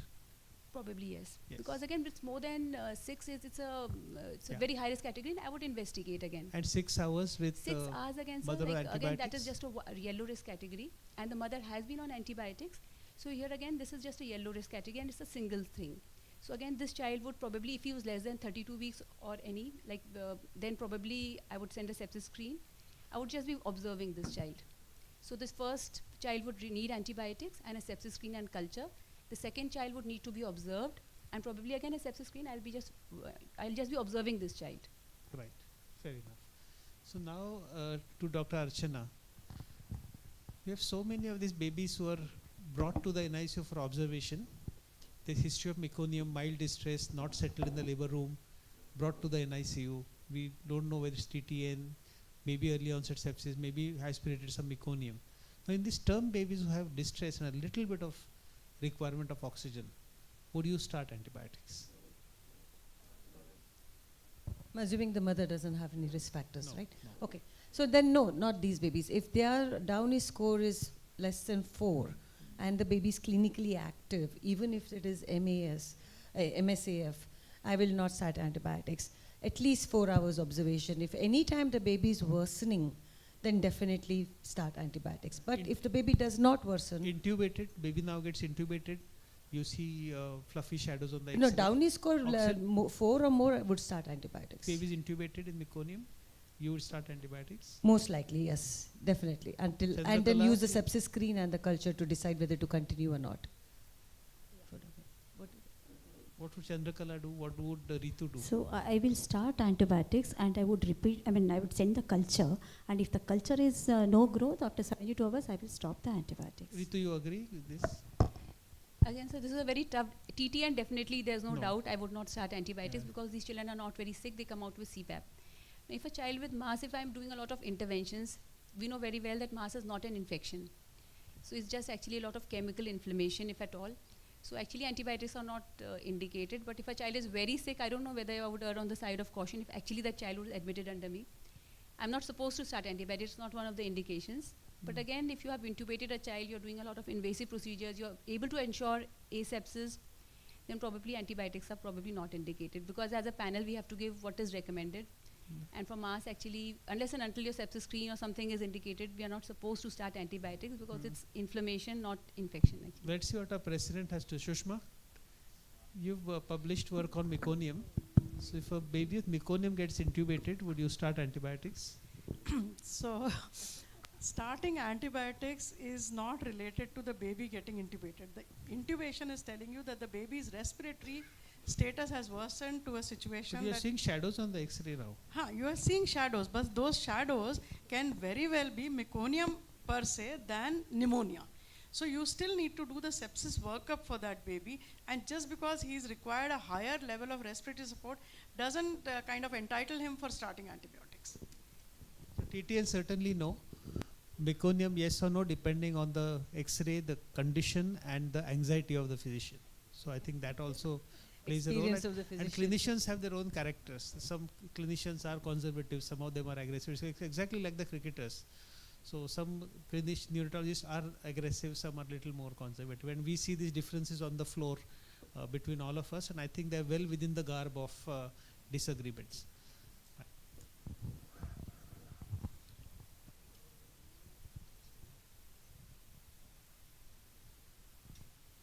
think.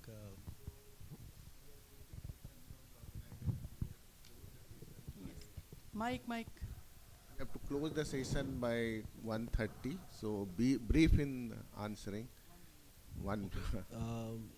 Maybe we'll take this Almost question. 1:30. 1:30, no? Yeah. No. So we'll go. Okay. So let's be very brief and to the point. So this is a preterm baby. This is again for Dr. Chandrakala. This is a preterm baby who needs CPAP, surfactant with classical findings on X-ray, suggestive of RDS. How should you decide about antibiotics? Would the decision change if he needs mechanical ventilation, if he has apnea, if he has feed intolerance? Just 2 ml of light green aspirate with mild distension. Yeah. So this requirement of CPAP, surfactant and RDS, clearly X-ray says RDS. Baby needs mechanical ventilation. Apnea could all be the baby has respiratory distress syndrome as part of prematurity. Yeah. And needing mechanical ventilation could be secondary to RDS. Baby has apnea, feed intolerance could be part of preterm. So what about physiological. antibiotics? So I will not start antibiotics unless the baby continues to require ventilation for a long time, continues to have apnea, feed intolerance later, then I would send the septic workup. In case if baby has shock or any other features, I would start antibiotics later. And if still I have a doubt, I'll send septic workup. If it is positive, I will start antibiotics. So if he matches a course of a classical RDS baby, comes out of ventilation, the way he should come out, then we will not start antibiotic. But any deterioration or a shocky situation, then the threshold to start antibiotic would be very less. Fine. So the next question is to Dr. Archana. Should all babies in shock be initiated with antibiotics? We just saw a situation where this baby was going in shock. So are there shocky babies who still are not on antibiotic? All babies on shock should be initiated with antibiotics because septic shock is the leading cause of shock in India. But at the same time, evaluation should be done for other causes simultaneously, not after sepsis is proven negative. So the same time, in short, the answer is yes. So as far as starting the antibiotics, all shocky babies should be started on antibiotics? Yes. So if a baby is there who has a suspect TGA case and he has crashed and is in shock. No, if you already have a background, like suppose the baby has ambiguous genitalia, goes in shock, you know the cause, that wouldn't start an So the message is that if you don't have an alternate diagnosis which can explain the shock, then it's better to start antibiotics, but then rigorously look at whether that decision was correct or not. Good.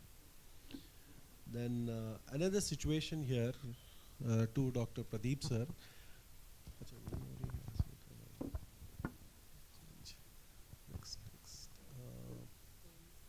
What are the early signs of neonates developing late onset sepsis? There is no specific signs for sepsis. Most commonly pneumonia happens in early onset, there is a common presentation, but late onset sepsis, non-specific signs, hypoglycemia, hypothermia, tachycardia, and tachypnea.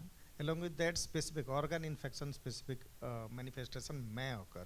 So don't think that a particular signs will happen. Any new signs you are getting, so maybe non-specific, maybe towards the indicating some organ infection, then you have to look for sepsis in those cases.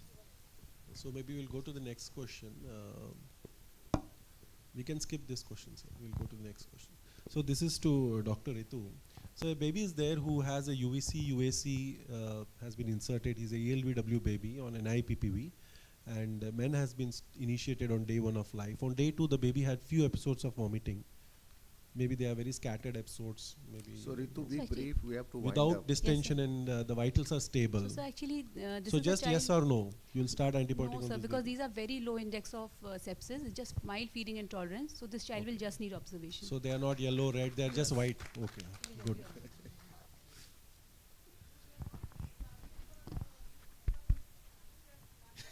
Yes. Sir, So, can we wind up, sir? There are only last 2 questions we'll wind up. This is for Dr. Chandrakala. This displays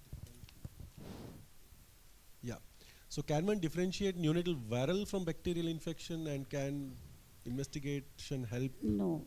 Signs and symptoms of bacterial and viral infection are same. It is very difficult to differentiate. So but you can there are just have a some seminar on it, but not on the nerve. So last question. Is it the last question? Okay. So again for Dr. Ritu, choice of antibiotics, first line, second line, third line. What do you use in your unit? So first line So we what start. are yeah. So for first line we start with ampicillin and gentamicin, and again for CNS infection we start with cefotaxime and amikacin. Yeah. Then second line piperacillin, tazobactam with amica, and Yeah. for that meropenem for meningitis. Okay. So Does the CPG guidelines say to start cefotaxime as a second line? Actually, they for if it is a CNS infection, they have No, no, not no, no. mentioned. Actually, So the we are- last recommendation So we that are talking about amphoteric antibiotics. So what you start, so cefotaxime, okay, you reserve it for a CNS infection. CNS infection that's reserved for CNS. Otherwise, ampicillin and Okay. gentamicin for all age groups and for Yeah. all. So because you know ampy and cefotaxime genta. has a high rate of antimicrobial resistance, Antimicrobial, secondary ESBL candidal infections, infection, mortality. mortality. So maybe there are many nurseries here for years together they have never used cefotaxime except for special We are situations. using like penicillins. We are using ampicillin and Yeah. gentamicin, and that patients do fine with that. quickly, duration of treatment for these conditions. You can just So tell again, us. so like the NNF CPG guidelines have clearly said that you continue with a higher duration of antibiotics. But again, we have to remember these are basically empirical evidence that they have given. They are not like evidence based. Only thing is because they have not found that the recent evidence has not said that it is non-inferior to the higher dose. So probable sepsis, if a child has come to you with probable sepsis, that means he's got some clinical features and CRP is positive 5 to 7 days. Without meningitis, 10 to 14 days, culture proven. Culture proven with meningitis, 21 days. Pneumonia, it's 5 to 7 days. Osteomyelitis or septic arthritis is 3 to 4 weeks. And it has been clearly mentioned that because even though the data is imprecise, inconclusive, but it is not inferior, so do not give a shorter duration of antibiotics. Can you use the sepsis screen? No, sir. and- Actually, and this is very, de-escalate this early? very Can- like the NNF CPG guidelines are very categorical about it. That you can, for ruling out sepsis, you can use CRP, but it has not to be used for de-escalation. So once you have started, you give it for 5 to 7 days. It's only the culture in an asymptomatic child where you can stop the antibiotics on day 3. And that is you have started in an asymptomatic child because of high risk factors. And day 3 you get the culture that's sterile. The baby is fine. There are no clinical features. That is again like this is a little bit in contrast to the antimicrobial review that you have in the other guidelines, which says that review the antibiotics on day 2, day 5. So what are you doing on day 2 actually if you're not allowed to stop it? So what are we doing? Like if you're reviewing, what are we doing? So are we stopping gentamicin? Are we giving single antibiotic on the basis of culture?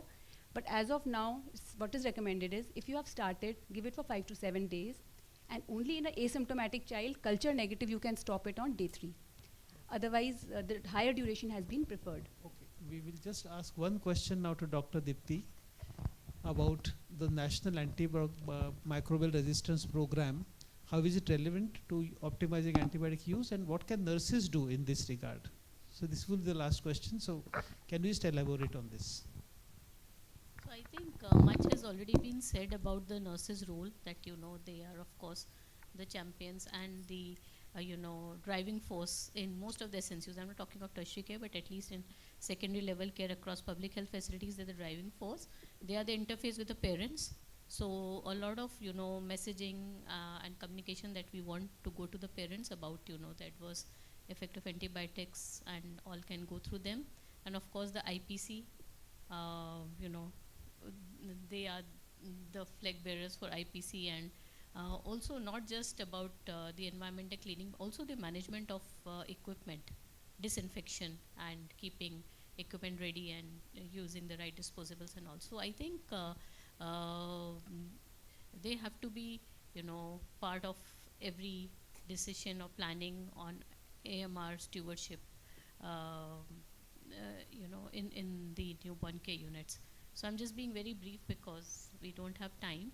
For the AMR, how is AMR resistance program relevant to optimizing antibiotic use in NICUs? I think we will discuss this at length in the afternoon, and we'll see how each strategic priority can be translated into key practices for the NICUs. So that includes creating more awareness and understanding amongst all the stakeholders within the hospitals, from the administration to the class 4 workers who are responsible for cleaning, more education and training, and then strengthening labs.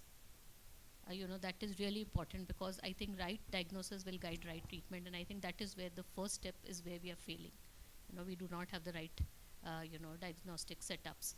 Then of course having standard operating procedures, and I think what you just discussed, all the guidelines and these scores that must definitely be put into practice in when deciding antibiotic use, and the 6 Ds that we talk about the right diagnosis, the right dose, the right duration, the de-escalation and documentation. So more judicious use of antibiotics, and of course more research and surveillance, in which I think NNF being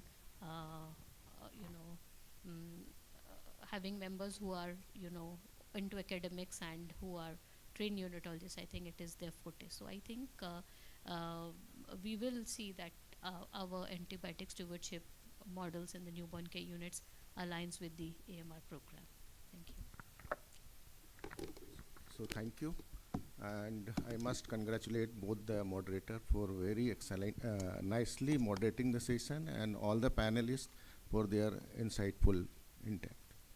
So together we can definitely create environment in the NICU so that every baby receive quality nurturing care free from the preventable cause of infection and antibiotic resistant bugs. So only thing that I am missing here, two of our partner. Surinder, number one is obstetric colleague, another one is nursing colleague. So I think Dr. Amit will take care next year for both the partners. So now may I request our co-chair to just conclude. Thank you all the panelists for your wonderful opinions about this.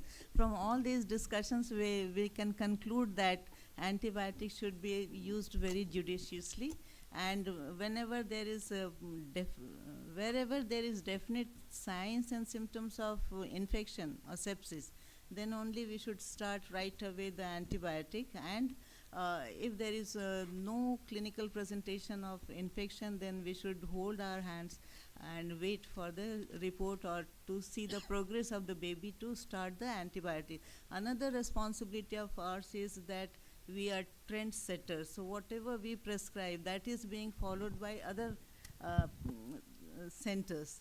So we have to, especially the medical colleges and big NICUs, they are trendsetters that we know.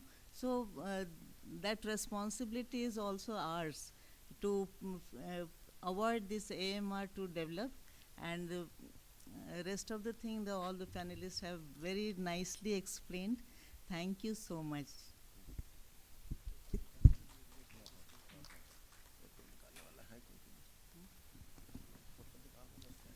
Thank you, the chairpersons, moderators, and all the panelists. Now we move to the next panel discussion.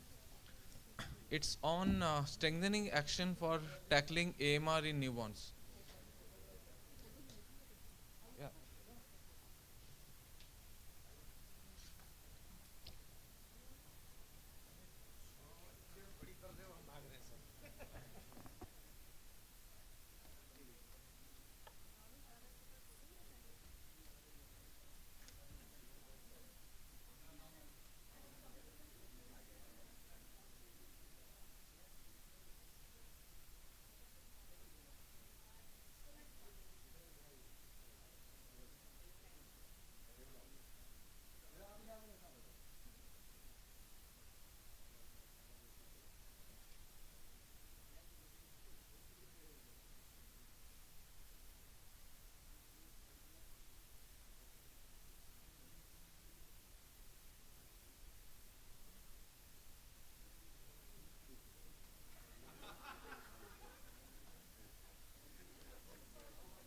Now I call upon the chairperson for the next panel discussion. It's on strengthening action for tackling AMR in newborns, aligning neonatal AMR policies with India's National AMR Action Plan, exploring public-private partnership to prevent AMR in neonates, and overcoming challenges in optimizing antibiotic usage in neonatal settings. So the chairpersons for the panel discussion are Dr. Manmeet Sodhi, HOD Department of Pediatrics, Amritsar Medical College, and Lieutenant Colonel Manish Taneja, HOD Department of Pediatrics at Base Hospital, Delhi Kent. So I request both the chairpersons to please come over and take your seats. And I request the chairpersons to please call the moderators for the day, Dr. Ashish Mehta and Dr. Rajesh Mehta.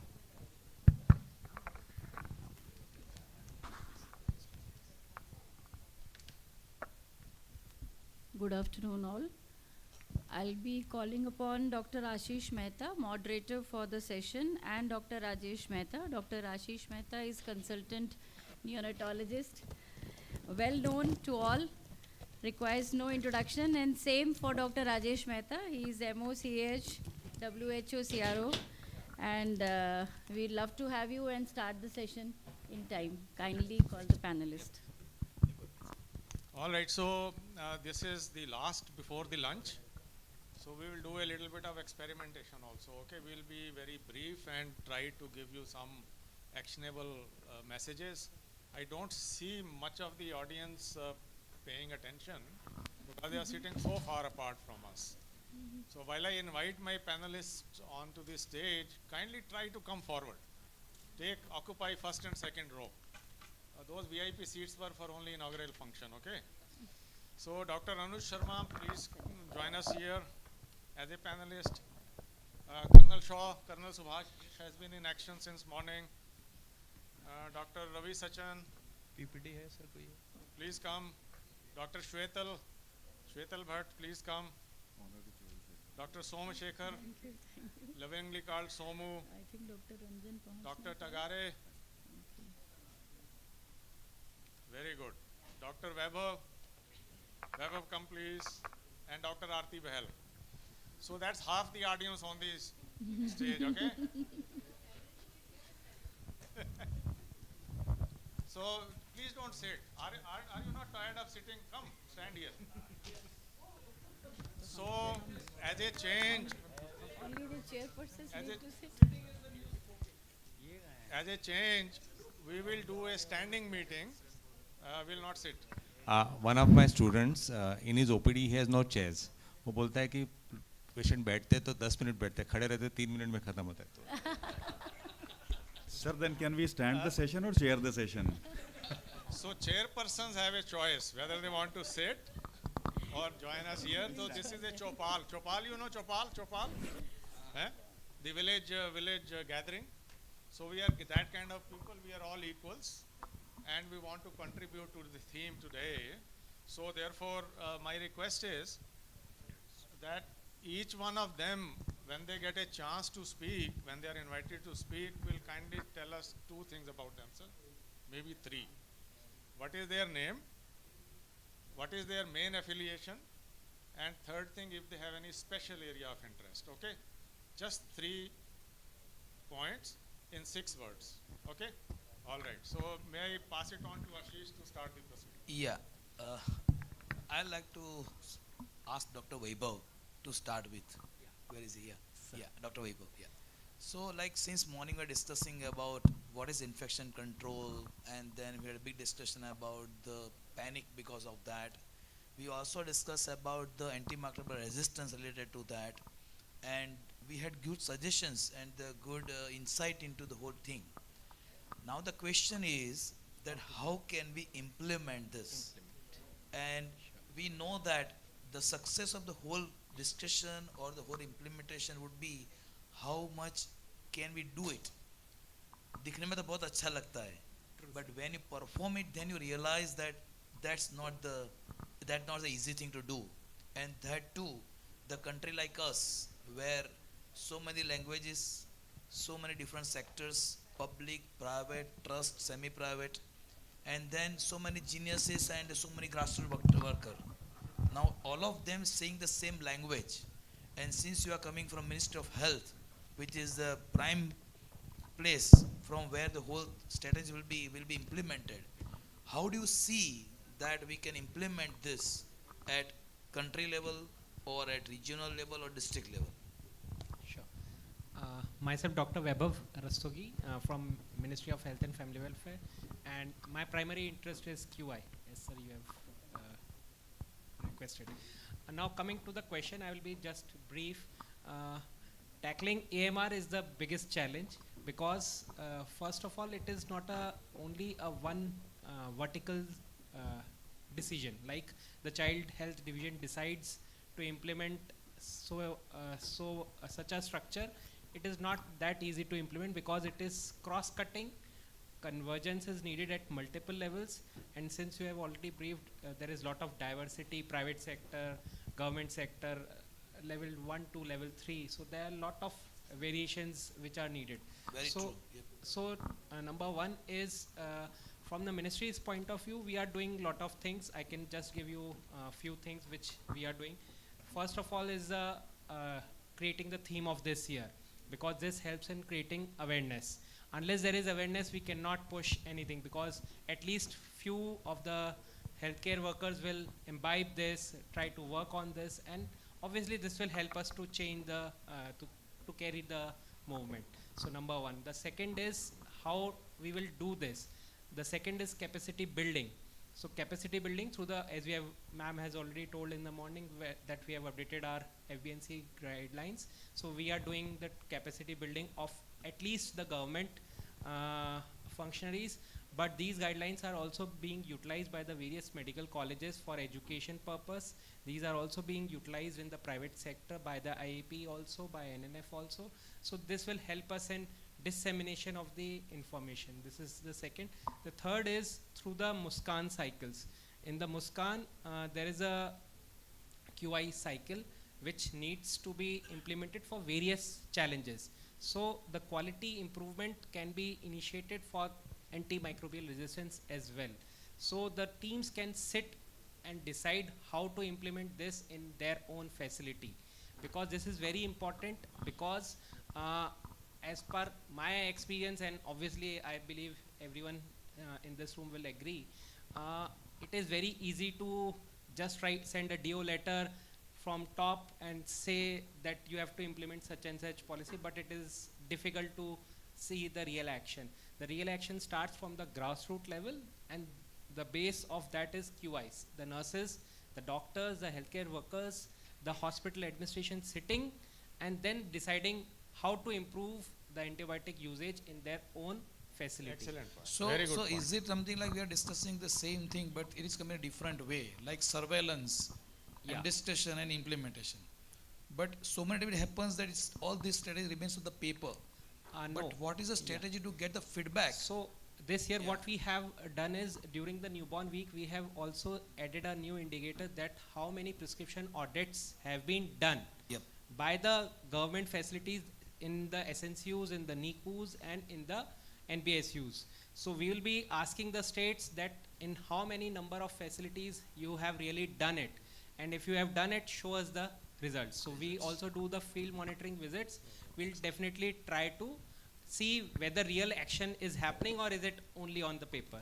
So Dr. Anuj, you are sitting on top of ministry now, WHO. Top? So I mean, what do you say? But how will you? Under the ministry. Okay, that's way. But whether with ministry or under or above, that's fine. But how I see WHO putting all this discussion that is since happening by morning into action and getting result out of that. How does that happen? Okay, so we work very closely with the National Center for Disease Control, which coordinates the national AMR program. We have Dr. Aarti Behel from NCDC and also Dr. Hata Kapoor. So jointly, both of them are leading the national AMR containment program, and we work very closely with them. We also work with a number of other partners, the FAO, the Food and the Agriculture Organization of the United Nations, the UNEP, the United Nations Environment Program in India, to look at AMR and infection control in other sectors.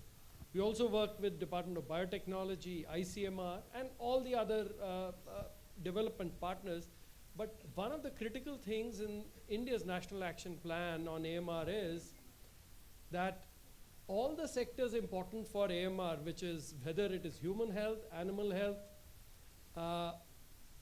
or the environment, all of them have state government responsibilities. They are all on the state list. Food is on the concurrent list. So state government responsibilities are critical for action on the ground. So under the National Action Plan, state action plans on AMR are what we feel is something which is driving the agenda, and there are a number of states which are doing excellent work on AMR across the country, in terms of starting with Kerala, Madhya Pradesh, Andhra Pradesh, just to name a few. which are really moving the But does agenda this forward. mean that, I'm not talking about political parties, that good harmony between central and the state is required to get the results through and see the proper yield out of what you are planning? I'll answer that in a different way. What it needs is champions at the state level. And this champion could be the chief minister of the state, it could be the health minister, it could be a bureaucrat, but it could also be a technical stakeholder in the NHM or the state health department or even a medical college. So we've seen, and we are working with all these champions in different states. It's the different people who are actually driving action on the ground. Great. Very good. So Vaibhav and Anuj has suggested that there are enough guidelines and those guidelines are being pushed down to the grassroots. They may have reached several, peripheral centers already through government system on standard guidance on when to use antibiotic and what to use and for how long. Those are all in FBNC guidelines, in HBNC, IMCI. So you have guidance available and everyone is expected to follow that, right?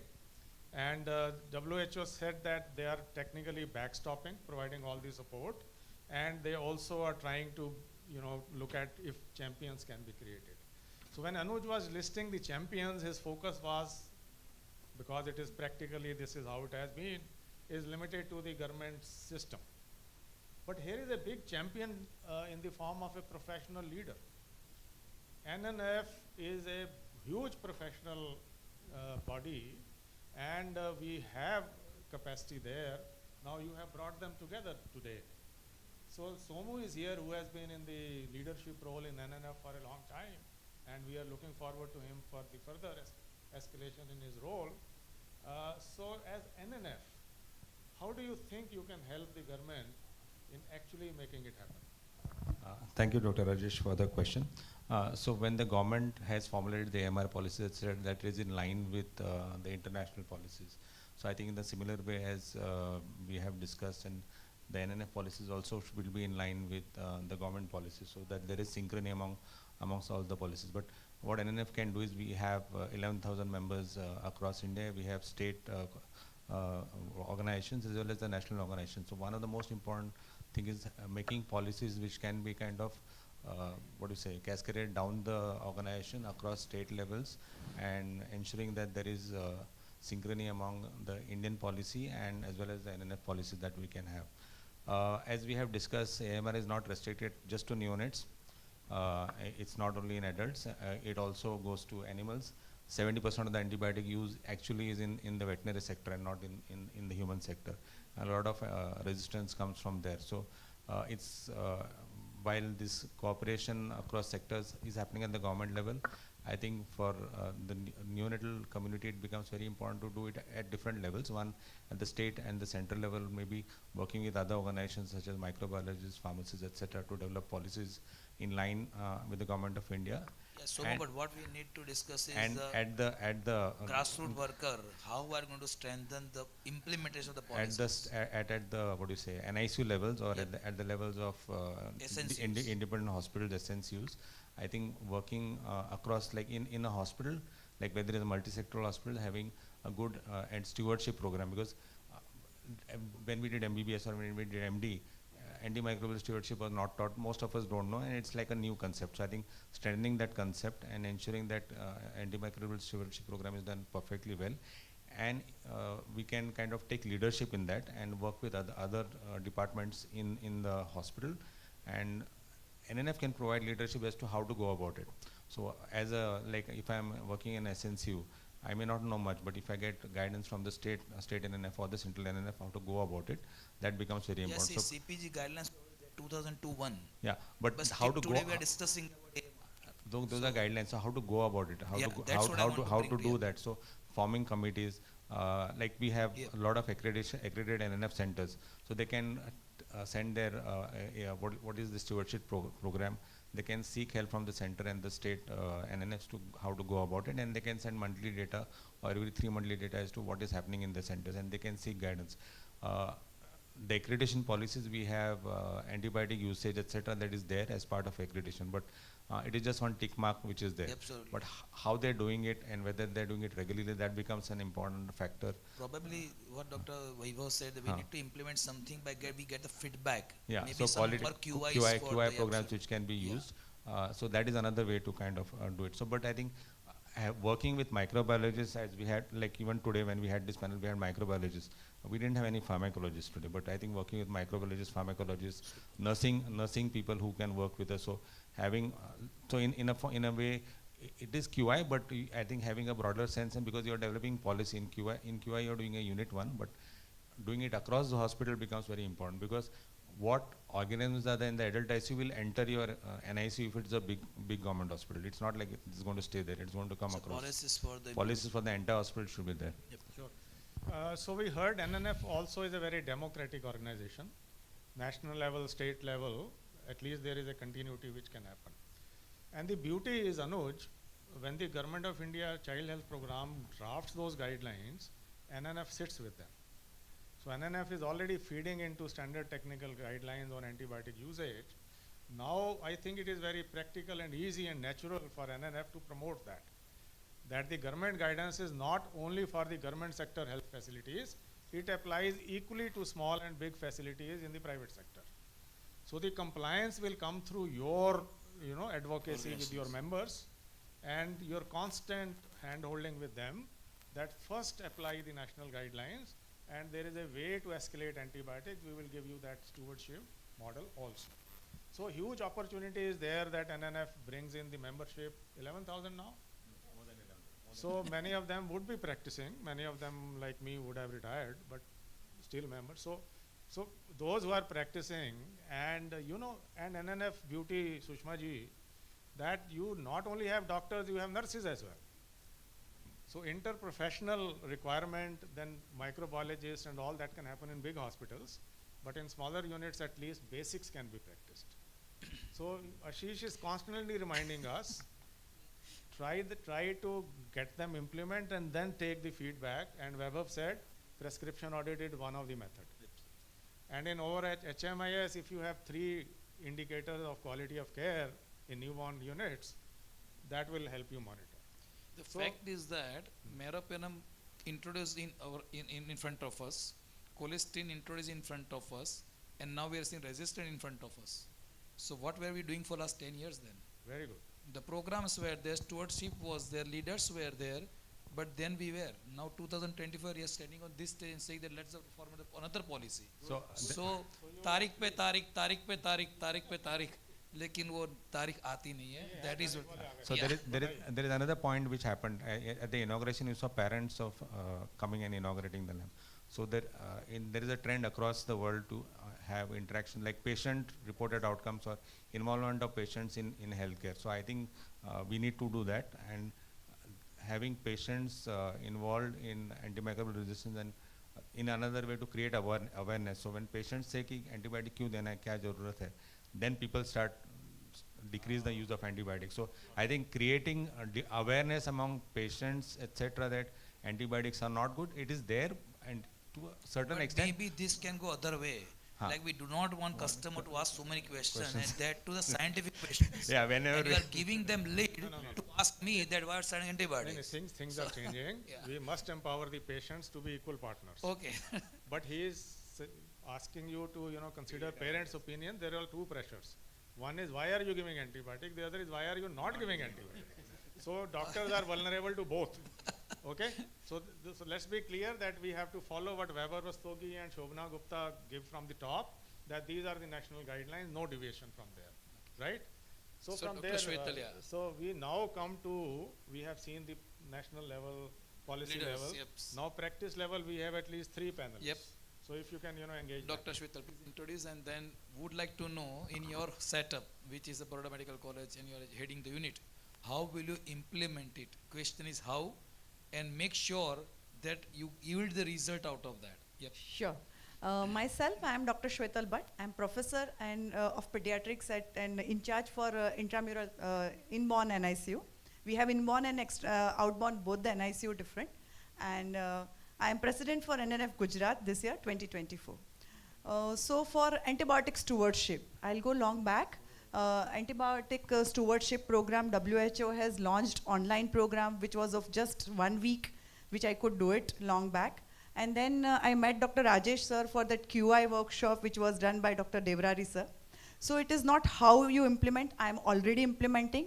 And being a professor in medical college, I have an advantage of nurturing the future generation as well as implementing. I am also a ground level stakeholder because majority of the newborn still in India comes to a government setup, right? So we are implementing, sir. We have antibiotic stewardship program. We have collaborated with our higher authorities. We have hospital acquired infection committee. We have our superintendent, sir, our microbiology department, our nursing matrons. We meet every month. We have prescription audits. So we are already implementing. The issue what we are facing at medical colleges, that already babies are coming with antibiotic from outside. Mothers are coming with antibiotic from outside. So as Dr. Somshikar sir said, we need to generate awareness among the community. So you're trying to find out the loopholes. Yes, we need to find out where are the gaps. Yep. Today also, if the resident has to start higher antibiotic, he will give me a call. He has to write in the case paper what are the indication of antibiotic, starting antibiotic. But one And Shwetal will not suffice for whole Gujarat. no, not suffice. How will you do that? Yes, we have to circulate, especially with the facility-based newborn care program. Most of the medical colleges are working in a same tune. We have facility-based program, module, capacity building of nurses, resident, medical officers, and there there is one separate section on neonatal sepsis where But we then talk how about do you prevention. get yield out of that? That this has been implemented. Yes. What is the area by which you find out that Impact. So prescription audit definitely. How higher antibiotic usage. Our pharmacy will give us a call. Madam, ये महीने में बहुत merupenum गया, right?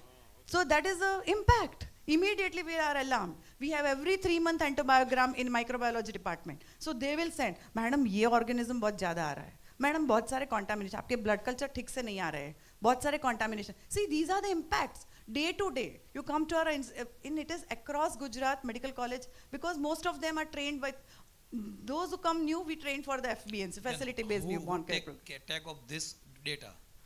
It is a collaboration. Microbiology department, ICUs. Yeah, but who report to you? You report to whom then? We report to Gujarat government.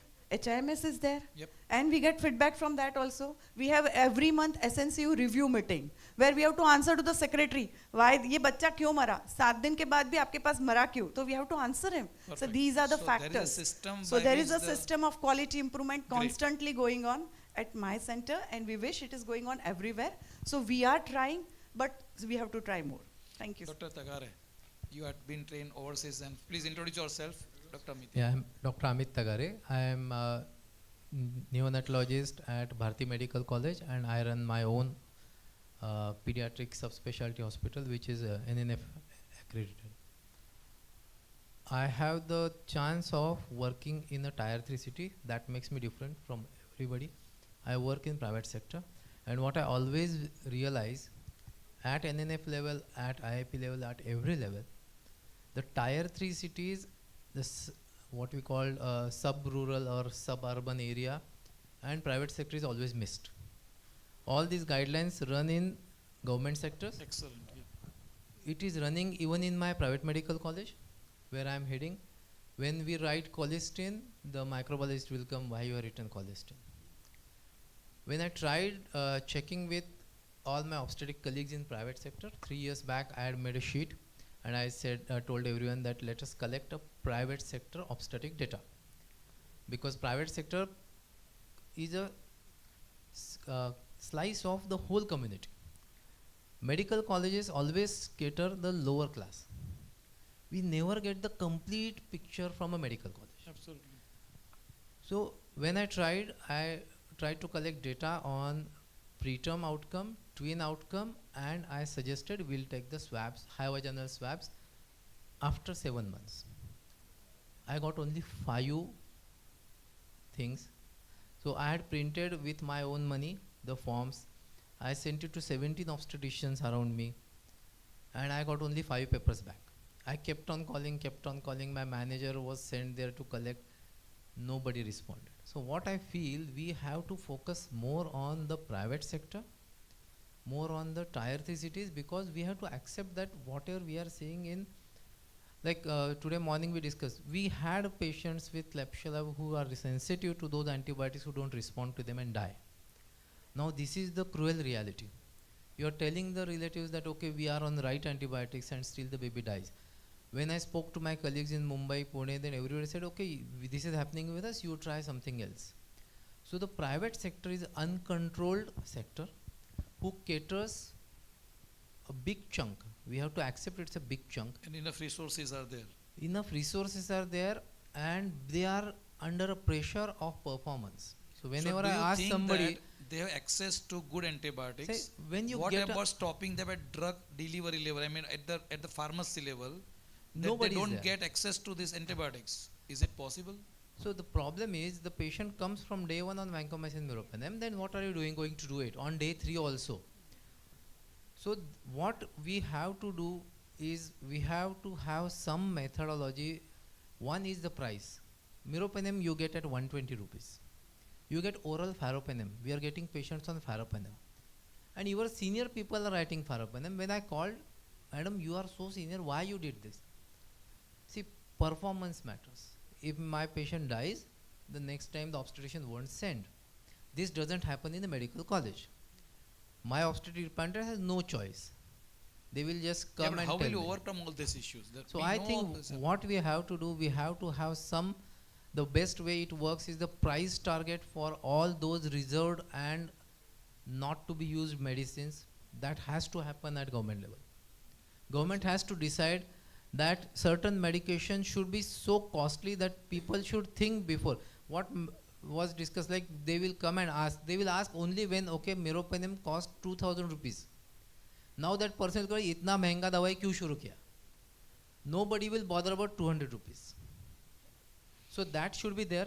Yeah, We but should the, have a the strong. problem would be that when the price factor comes, that means that only those who can afford. they Or will we get. should So have probably some. Ministry will not We should accept have that. some way of dealing with all Only these. thing would be that to put a tag on the pharmaceutical levels to make it easily available. And there has to should be be a some system reporting. by which don't level to. And there should be a reporting from the pharma so industry. we may not be able to give you all the solutions today, but at least the root causes are coming up and So- the barriers in practice are coming up. So reporting can be done that this medicine was prescribed and that goes to government, and then government can contact, okay, these medicines were written, So why? we understand this private sector has been left out, it seems, from government's interventions, and also the possibilities are there.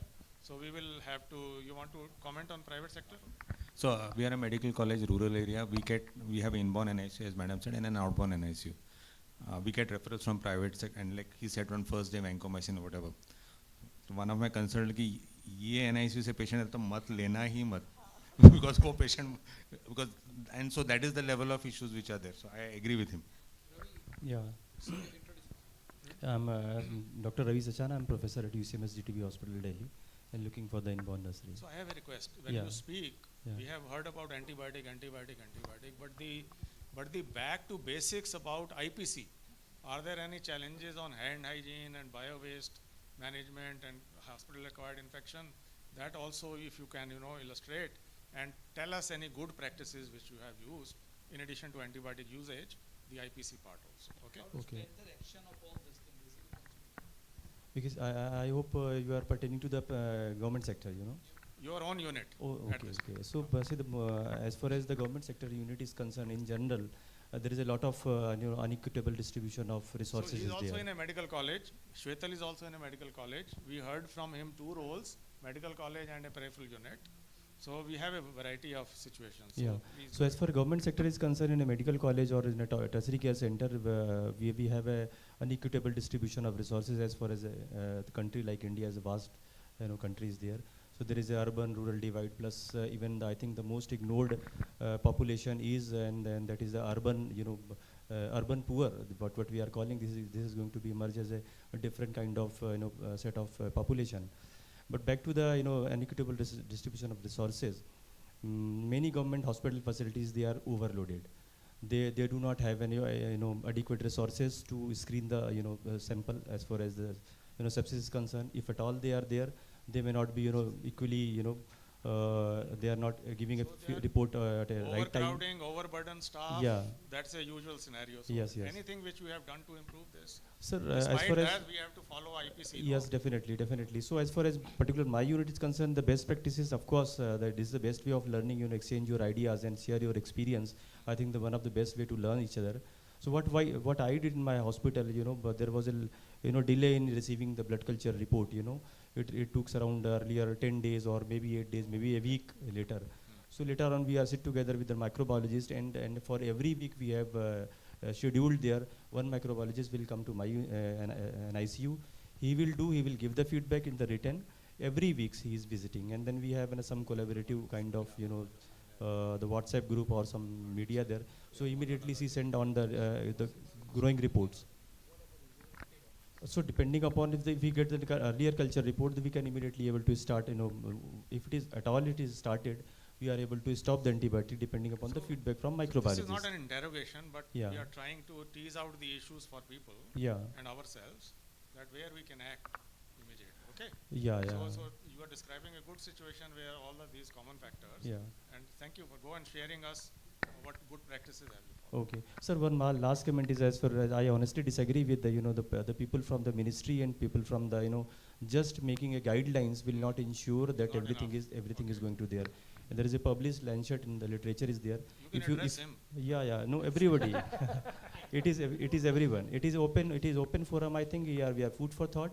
Okay. So it is a very established literature is there. If once you've made in a guidelines, it takes 10 years down the line to reach up to the grassroots level. And meanwhile, these decades, everything is changed. Once they are practiced, they have been. And if you go to the FBNC staff, I've been deeply involved in the FBNC. They said, what we teach it next in a few years, and it is going to change again. So they are very much confused about what to follow, what to not to follow. So therefore, I think that is the communication barrier which we are supposed to break down. How is hand washing in your unit? Hand washing, I think, sir, it is one of the most and toughest area which to ensure.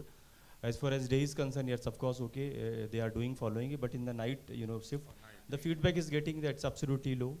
Whether in terms of doctors or nursing, both. So I think there was made a small comment on the role modeling part. She said, we are teaching people. If we practice what we preach, only then they will learn and practice in their daily practice. So it is up to the teachers also to first demonstrate the standard practice, what follows the national guidance. Yes, if you do something else and teach something else, it is not going to. No, it is the best part. I think you lead by the example. That's all. So Ashish engaged with 3 facilities. We got some ideas, but we also have a leadership position from a health facility from this hospital, Colonel Subhash.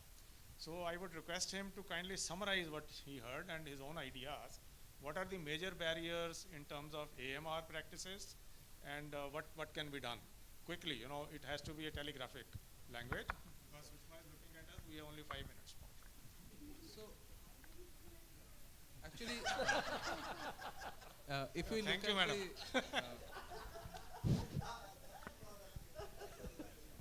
if we look at the barriers in infection control, it comes really from the basics, like maybe running water supply, availability of soap, overcrowding. Oh, back to basics. Yeah. Yes. First, do no harm.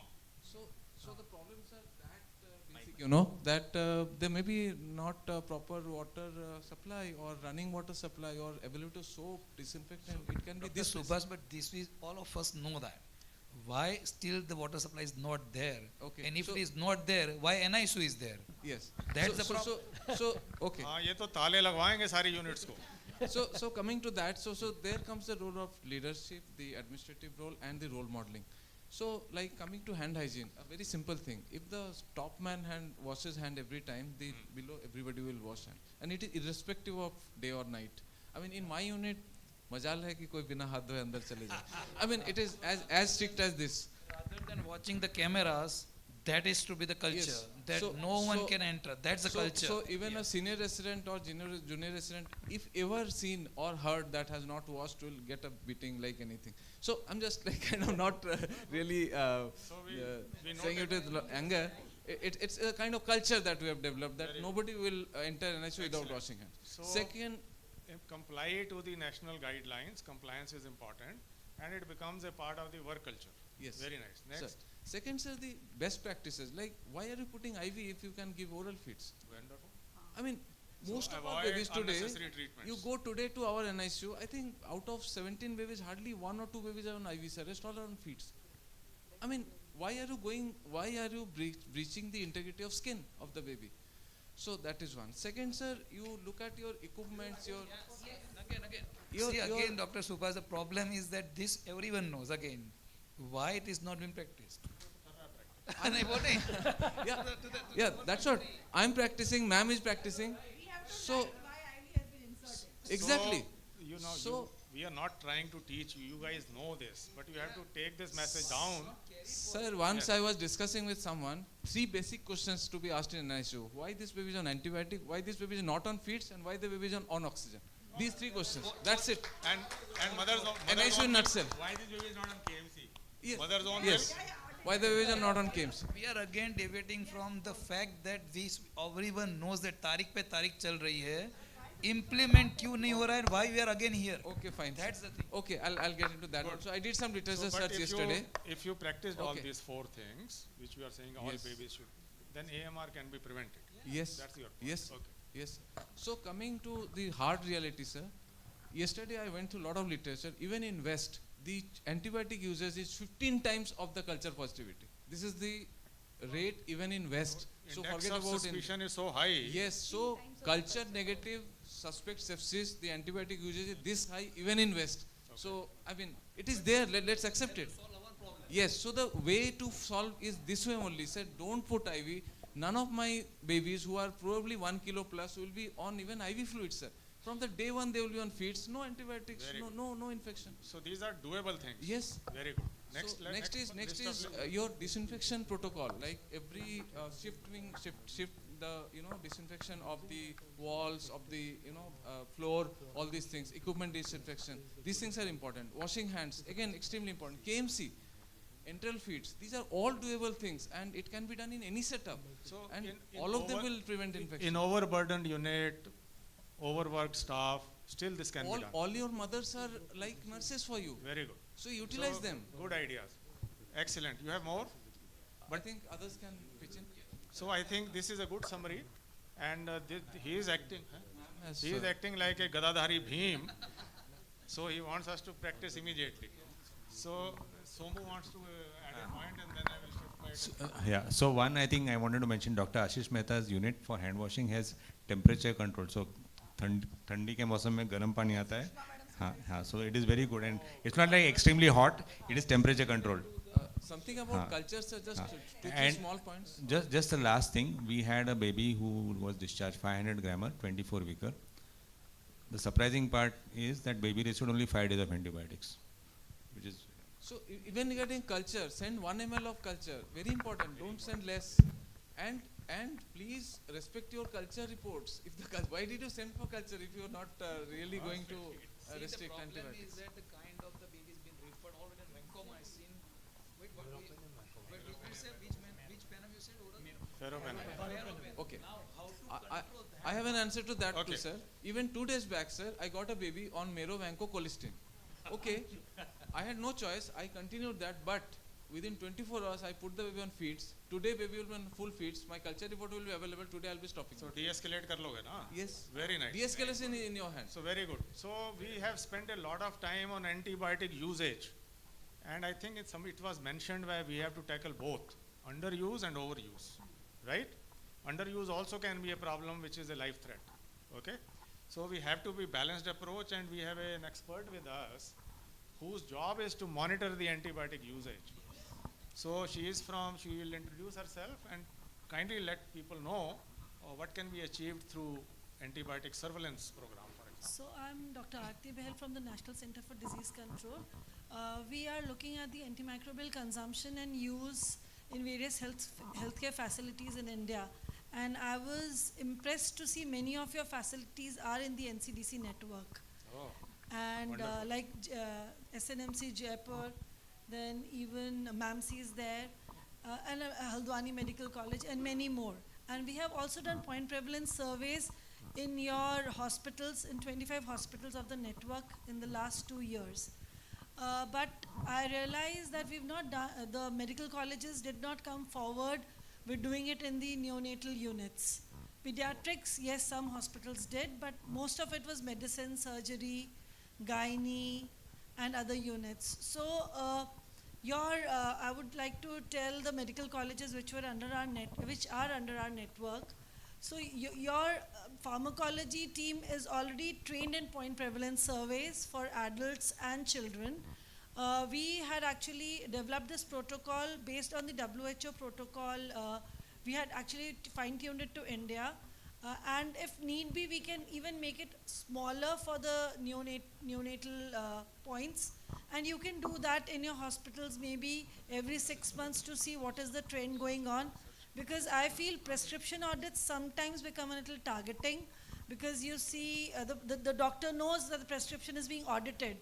But if you do a point prevalence survey and you tell your teams to go and tell the unit in charges, the nurses, the doctors, that this is not there to evaluate you, but just to change the guidelines of the hospital, we have realized that we get very good feedback from there. That's all from my side. Very good. So a broader surveillance program is required in addition to random sporadic prescription checks. So I think we'll have to have a good monitoring system on antibiotic usage. We give them guidelines, but also monitor whether compliance is. We have no time, madam. Oh. So if you permit me one last idea, which has not been covered well the whole day. I have requested Colonel Subhash to tell us what are the research priorities in this area, AMR and newborn care. If you can quickly give 2-3 research priorities so everyone can note and probably mount a research also. So we need more precise diagnostic strategies for sepsis. As I said, those culture negative sepsis, how do we define that and how do we treat that? How do we control that? Second is we need good biomarkers with more sensitivity and specificity. Probably we need better, biomarkers. So there's not enough in the literature? There are. We haven't reached there yet. I mean they're not ideal, so to say. There are problems in almost all of them. Particularly in those scenarios where you are facing respiratory difficulties or feeding disturbances and you are thinking it can be sepsis. In that, what do you use? What biomarker you use? Second is optimizing blood culture volume, as I already said, and correctly taking blood culture on that, some research, and how much volume is enough, because at times 1 ml, getting 1 ml is also difficult. Then diagnosis of relatively common conditions like let's say VAP or let's say UTI. So how do you tackle that? They don't come under that blood culture positive sepsis kind of thing. They are little different, localized sepsis maybe sometimes, and antibiotic stewardship. How to go ahead, what kind of things are implementable in India. I think these are some research ideas that we can use. Very good. So thank you for a brief summary. We were not able to actually dissect all the issues, but I think this is a good enough list today for all of us to practice and decide something. And Somu wants to have the last word because he's an NNF leader. So I just wanted, and it is in line with what I said, social awareness. I think most of us are not there on social media. In South America, there are government people who only post on Instagram. Why? Because most of the young people are on Instagram. If you say you are on Facebook, Facebook is for old people and not for young people. Yeah, not for young people. So if you want to influence the younger generation, if you want to reach out to parents, Instagram, I don't like Instagram, but that is the way it is. And Twitter, yeah, at least, and a lot of people in the West, a lot of people are on Twitter. So people, policy things happen on Twitter. So if you are on Twitter and Instagram, you will do a lot of good and you should be active. I think sir is active. You are asking the NNF members or public? NNF members to be active so that they reach out to the public. Very good. So is that all? So Anuj, there is a clear and Weber clear ideas. Last request. There's a Facebook. Last request. There's a last request. So Facebook page of Journal of Neonatology. Please go and like it. Ramesh. Ramesh, go ahead and quickly speak. Sorry, I can't be quick. You can't be the old. I know that. No, I won't take. Ashish sir जो कह रहे हैं कि तारीख पे तारीख हमने कोलेस्टीन को आते हुए और यूजलेस होते हुए देखा, उसका कारण हमारी वर्क कल्चर है। मतलब भरी जवानी में तुमने देख लिया ऑलरेडी। बिल्कुल सर, नहीं मैं जवान नहीं हूँ सर, मैं 50 अगले साल हो जाऊँगा नेक्स्ट न्यूबॉर्न वीक में। सेकंड कारण मैं बताऊँ सर आपको, हम सब ने यूजी में पढ़ा, फिजियोलॉजी में आपको लगता था कि बीमारी हो ही नहीं सकती। पीएसएम पढ़ते थे तो मेरे को लगता था कि मैं बीमार होना नहीं दूंगा, ठीक है। और जब हम एक प्रोजेक्ट आया था गवर्नमेंट का IDSP, integrated disease surveillance project, वो प्रोजेक्ट कहाँ है ना सर? अपन बनाते हैं, फुर कर देते हैं, अपनी बात का खुद रेस्पेक्ट नहीं करते हैं। How many of the neonatal units SNCUs have full sepsis screen? We have 5 parameters, उनमें से नहीं होता। कल्चर नहीं होती, कल्चर की कल्चर ही नहीं है, इंफ्रास्ट्रक्चर नहीं है। We talk about the antibiotic stewardship, we don't have mechanism to translate it, that's all. नहीं नहीं अच्छा, it is good to show the mirror to people. Okay, so Anuj and Vaibhav, NNF can be a good conduit for taking your guidelines to private sector end of the line practitioners. They can be good ideas to bring in, and Aarti will benefit if private units start giving data. So there are quick actions which you can already take. While audience is ready for lunch, I will hand it over to chairpersons to close. I think that was one, I think we should give them a standing ovation for this because they were standing all through the discussion. But the point is, together we can, whether it is government or private. I think if we all get into this, there's nothing that we can't do it together. So I think from here on, we should take this commitment for a lifetime that we are going to work on AMR. Thank you so much, all the panelists, such wonderful insights into the session. And Dr. Manish, kindly conclude. Yeah, ma'am, there's nothing more left to say actually.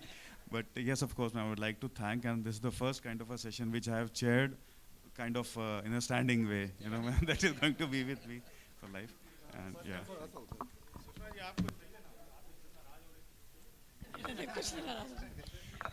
नहीं मैं नाराज नहीं हूँ, मैं बहुत खुश हूँ कि फाइनली खाना मिलेगा। Thank you so much. The food is ready, by the way.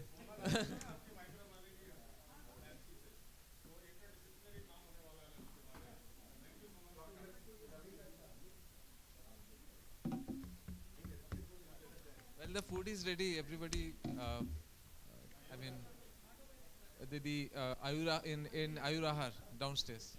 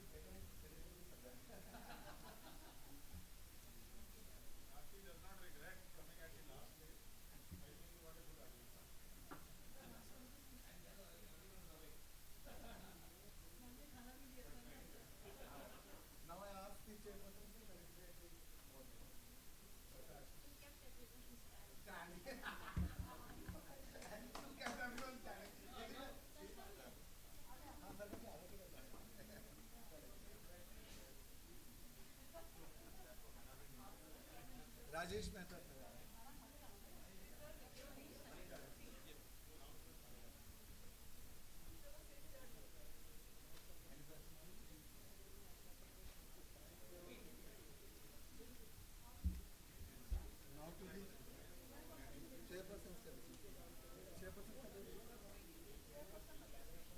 अच्छा दोनों नहीं थे।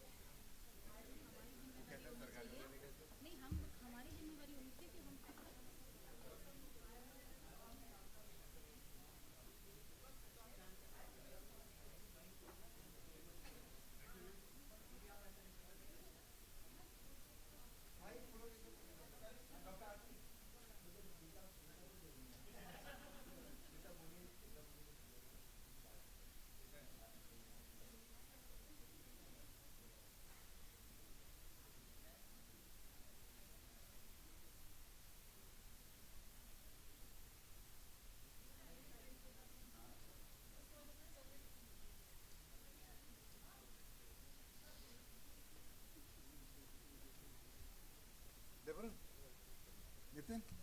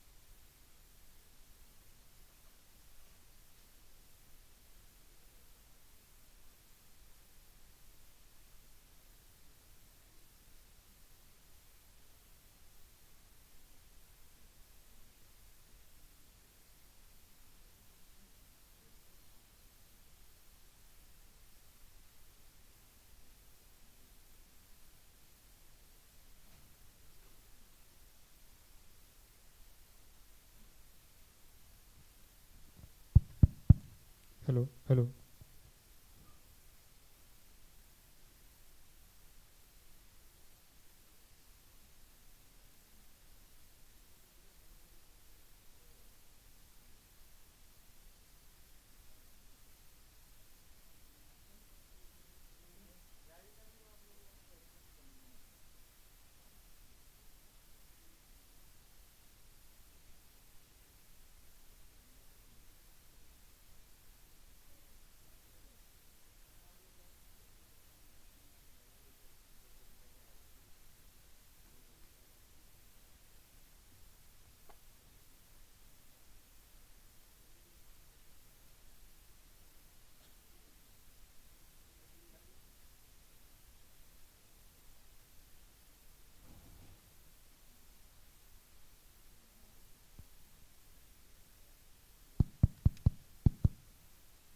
Hello, hello.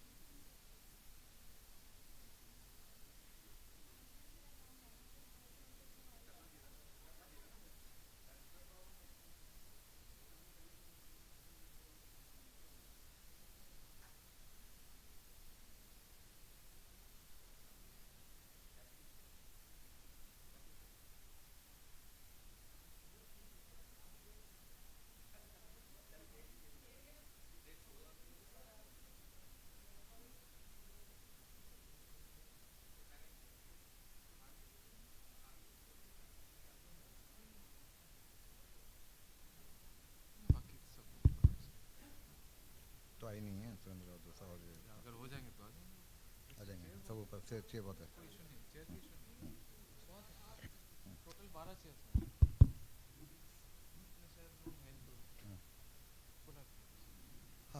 Thank you, sir, and thank you for joining back after lunch. And as it was envisaged that we will have a only focus group discussion with the meaningful people, and I have a luxury of having very great people again who still can contribute in many ways, other than those who have mentioned here. Dr. May I call upon Dr. Anush Sharma, sir, to come on the dais. Dr. Anush Sharma is focal lead in AMR and IPC, WHO Country Office India. Dr. Sonal Saxena, ma'am, you will kindly introduce, ma'am, introduce.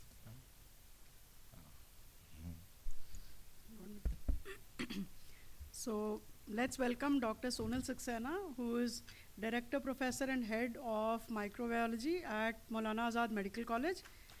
And she has extensive work in AMR specifically, and we will have her expertise to guide us in developing this model along with Dr. Anuj Sharma.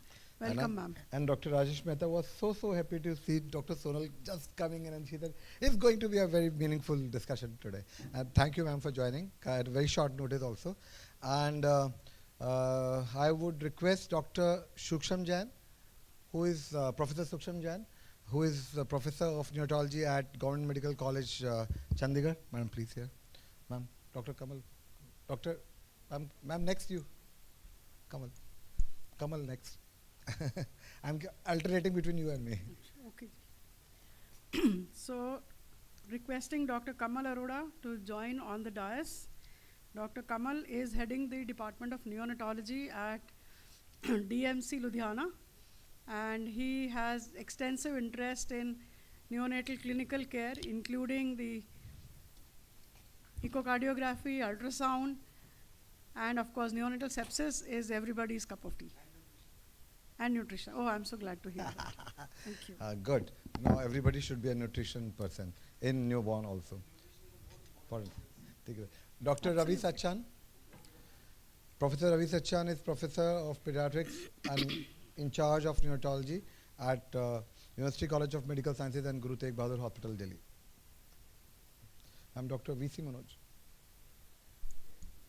Is coming? Let's come. So, Vishnu Mohan. Dr. Surjit, ma'am. Dr. Surjita.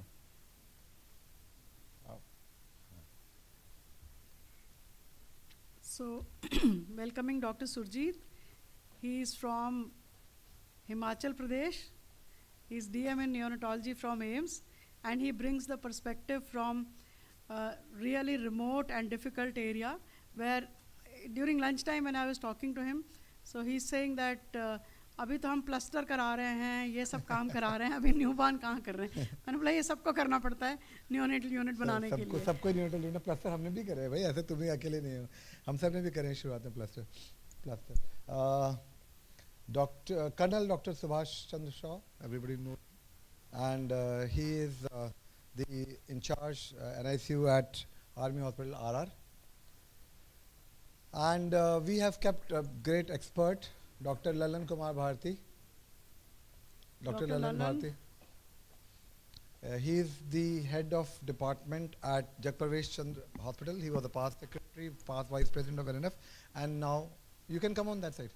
There. All the chairs are there also. Can come on there. Yeah. Better. So please, नहीं आप और वो उसको chair को भी वहाँ कर देंगे. So there will be 5 on this side and 5 on that side. अभी से कुर्सी की चिंता मत करो यार, तुम्हें कुर्सी मिल गई है.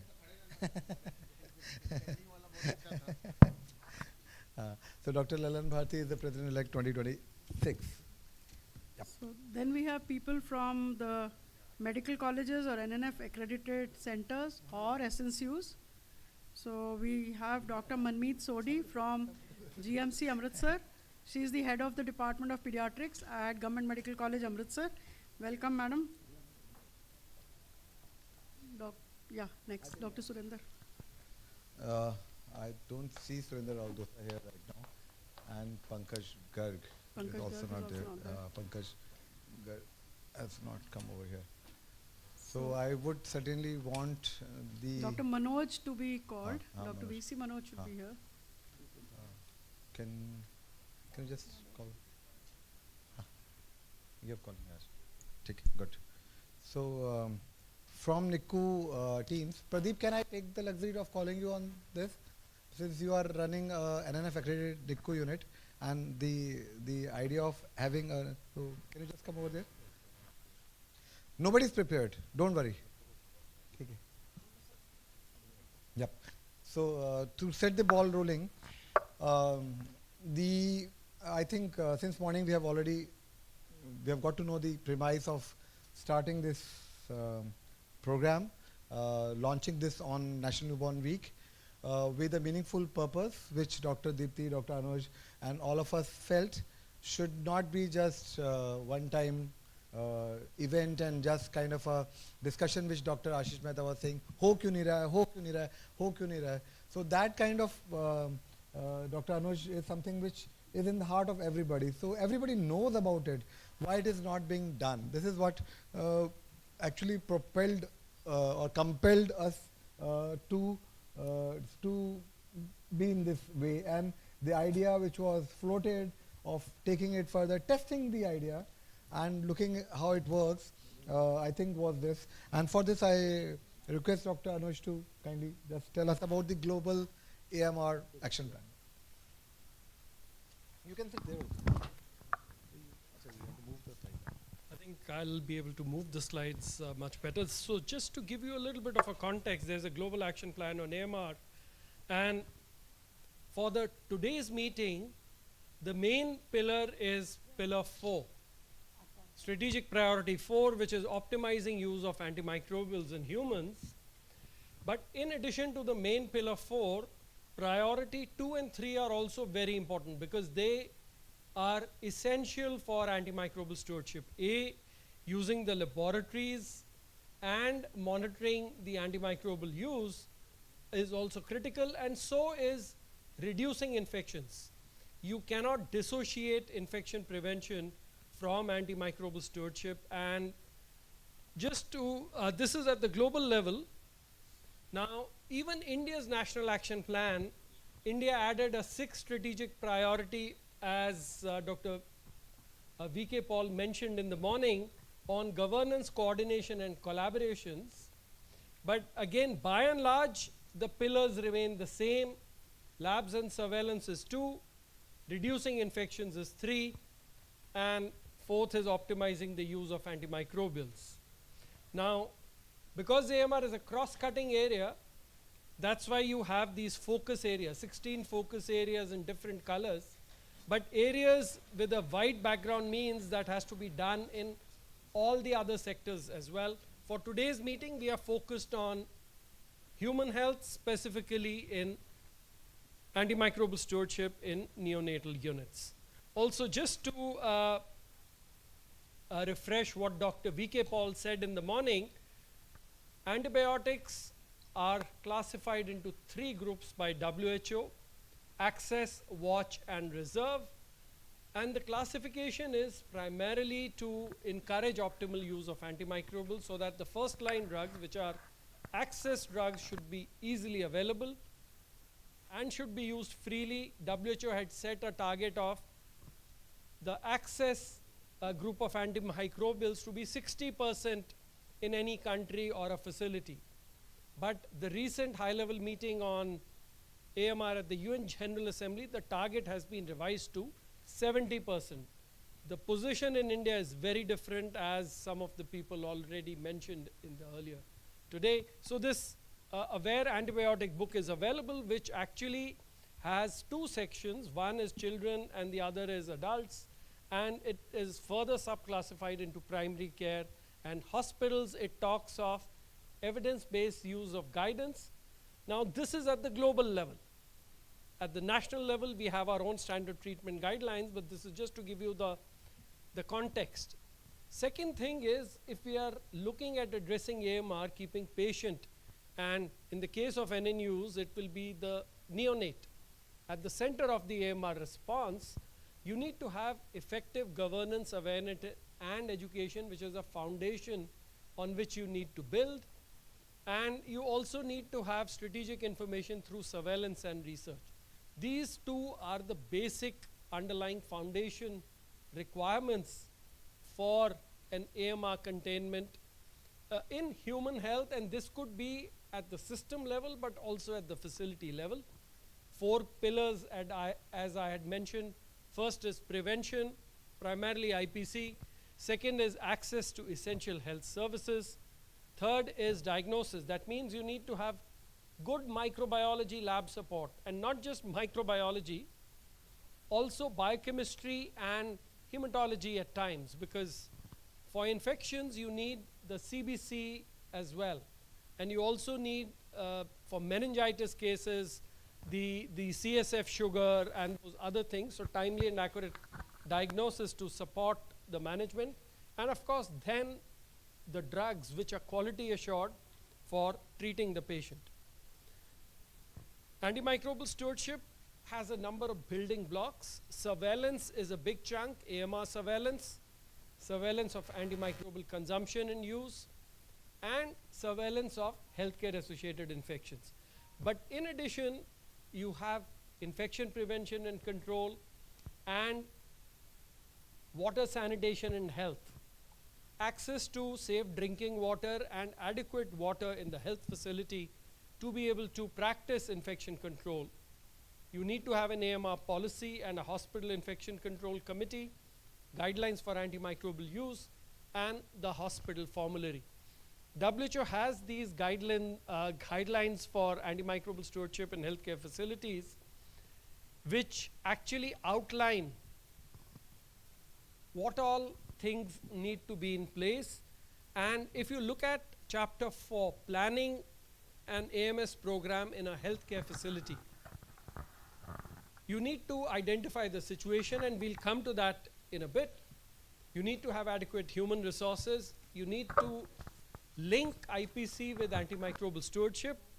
You also need to have microbiology lab report, but you also need to use the essential medicines list in the hospital formulary and use the AWARE classification as well. But then you also need to monitor antimicrobial use in the hospital and also in the neonatal care units. It could be antimicrobial consumption or it could be antimicrobial use, and there is a substantial difference between the two. Consumption is quantitative. You can just use pharmacy data or indent data by the nursery and convert that data into DDDs. But use is whether that antimicrobial was actually given to the patient or not. And if you have good IT systems, you can actually, you don't need to do consumption, you can straight away have do the antimicrobial use surveillance with good IT systems. But a lot of countries, despite having IT systems which don't talk to each other, you still have consumption plays an important role. So this is the last slide to set you to think about when you are developing an antimicrobial stewardship model for neonatal care units in India. You need to keep in mind the different level of healthcare facilities. Tertiary care, the setup in public hospitals is different from the private sector. Same way, secondary care NCUs also there's a difference. So if we can have whatever is the model which is proposed, you can have a basic model and then you can say which all out of these will have this or not have it. So this is just to sort of give you an idea that you may want to do everything in all the neonatal care units, but it may not be practical or feasible. So you need to debate and explore what do you think needs to be at the various levels, and we'll be very glad if you can come up with an outline of this antimicrobial stewardship model today. Over to you. Thank you, Dr. Anuj. And Can I have the lights for all? I think there are no more slides now, and it is going to be just a discussion. And we have discussed Dr. Shuksham, Kamal, and Ravi, and as such, we thought of this hospital, which we kept as a tertiary care NCU at a public facility. Can we have the other expert? Yeah, AMR, yeah. Okay. So before we go on to the three neonatologists that we have here who will be leading the discussion, can we have some response and comments from Dr. Sonal Saxena, the other AMR expert? Yes. So as you understand, the context is, Dr. Sonal, the context is a model development for antimicrobial stewardship in neonatal units. So Dr. Anuj has given us an overview of how antimicrobial surveillance can, how it goes across in the globe and what we can do in terms of our units, that too specifically newborns. So he's given us private and public, both tertiary level and secondary level. So your initial thoughts on that, and then we move further. Thank you to all of you for taking up such an important topic, because antimicrobial stewardship we all understand, we all know that, but we are very, very reluctant ourselves. I will not say that the system is reluctant, we are ourselves very reluctant to implement these stewardship strategies.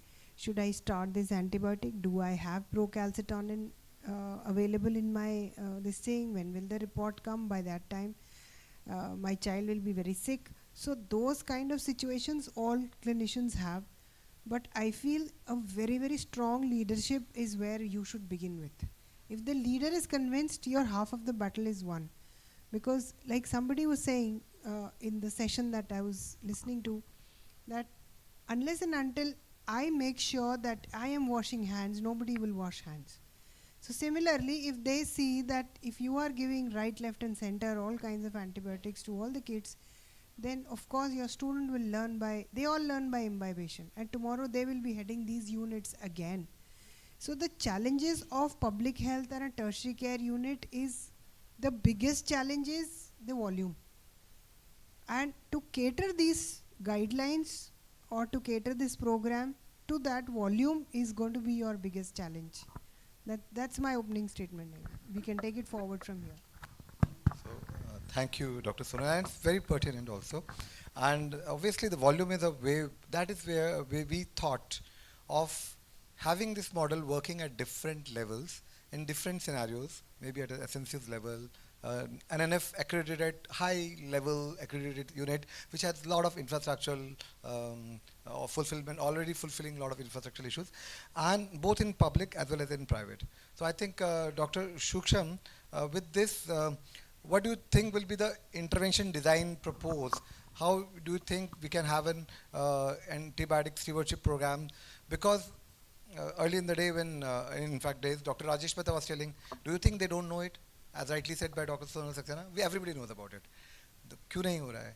I think there has to be some implementation science to be used, and whether you call it POCI, QI, or some indicators which can be put in, how do you see, whether it is only the knowledge part which is to be improved, or you really says making a protocol was the only thing, or whatever. So all three of you, in fact, Suksham, Kamal and Ravi, please do something and tell us something about this intervention design. So I'll begin with not with the tertiary care government setups. Most of them have it. They run it by the name of HICC, most of the places, rather than IPC. And I'll talk of, because we have a lot of chunk in SNCUs, we just keep on talking about FBNC trainings. We don't know their outcomes. So going by the basic step of the healthcare surveillance, do we have a surveillance data on why SNCUs are using antibiotics? Why are they using it for a prolonged time? We all are filling up, even in the tertiary care center, when I was in PGI also, at that time, even in GMCH, we are sending the SNCU data. On page number 4, there is a column of days of antibiotics. First line, second line, number of babies, not DOT or DD is not there. It's on first line, second line, and the baby is getting antibiotics, oxygen, all those parameters are there. And it's going on from last more than I had been myself filling or now looking after it from last 15 years. But still we really don't know even the structure outcome of it in an objective manner, what we say. So we need to find out, when we did a survey, I had been training so many people in essence use. So when they come to our for the training, I ask them, why are you using these? So what is preventing you from stopping it? We need those survey. I'm not going to tell about my personal, what we got from that, but we need a large scale surveys to find out why they are not confident even in starting the feed in a 34-weeker. When we ask them, even a 34-weeker is reaching to the full feeds by 7 to 10 days. 32-weeker, it's taking 15 days. So these are, this is a deviation from the topic, although it's a part of IPC, but I'm saying we know, all of us know that these are the guidelines, but why are they not happening in the secondary level care centers? They don't have cultures, morning hour, evening hour cultures. I stop talking about the cultures. They say, when you teach us, even if we go by CRP, our doctor will say, I am a doctor or you are a doctor. Why are you stopping? You go by my orders. So there are lots of such issues which are there. We need an objective report on that. As of now, we have a subjective report. Good point taken, ma'am. So I think Dr. Shishram, which you wanted to highlight is the current scenarios. So we need to have a baseline data of the units which we choose. And we need to choose the number of units which will be statistically significant to make some deduction. So we will have to calculate a sample size for that. Are we going to go for a control intervention program? In some units we are doing, some units we are not doing. Do you want to do that, or you want to use a kind of a second tier? First phase we are just observing then how they are doing, and then you train, and then you do that. So we collect, okay. Yeah, anyone of you, Ravi or?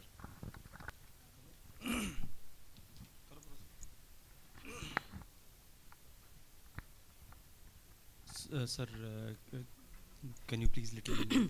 So basically the because issue is... I thought Kamal would be responding for that. So you don't want to listen to the question. No, the issue is we are talking of developing this model, and for that we have to select some units. Yes, of course. So we are looking at what is the eligibility criteria, because Dr. Suksham has shown us what is, we all know, what is the current scenario across the SNCUs, and they have no answers to these questions when they are asked, or there are some kind of,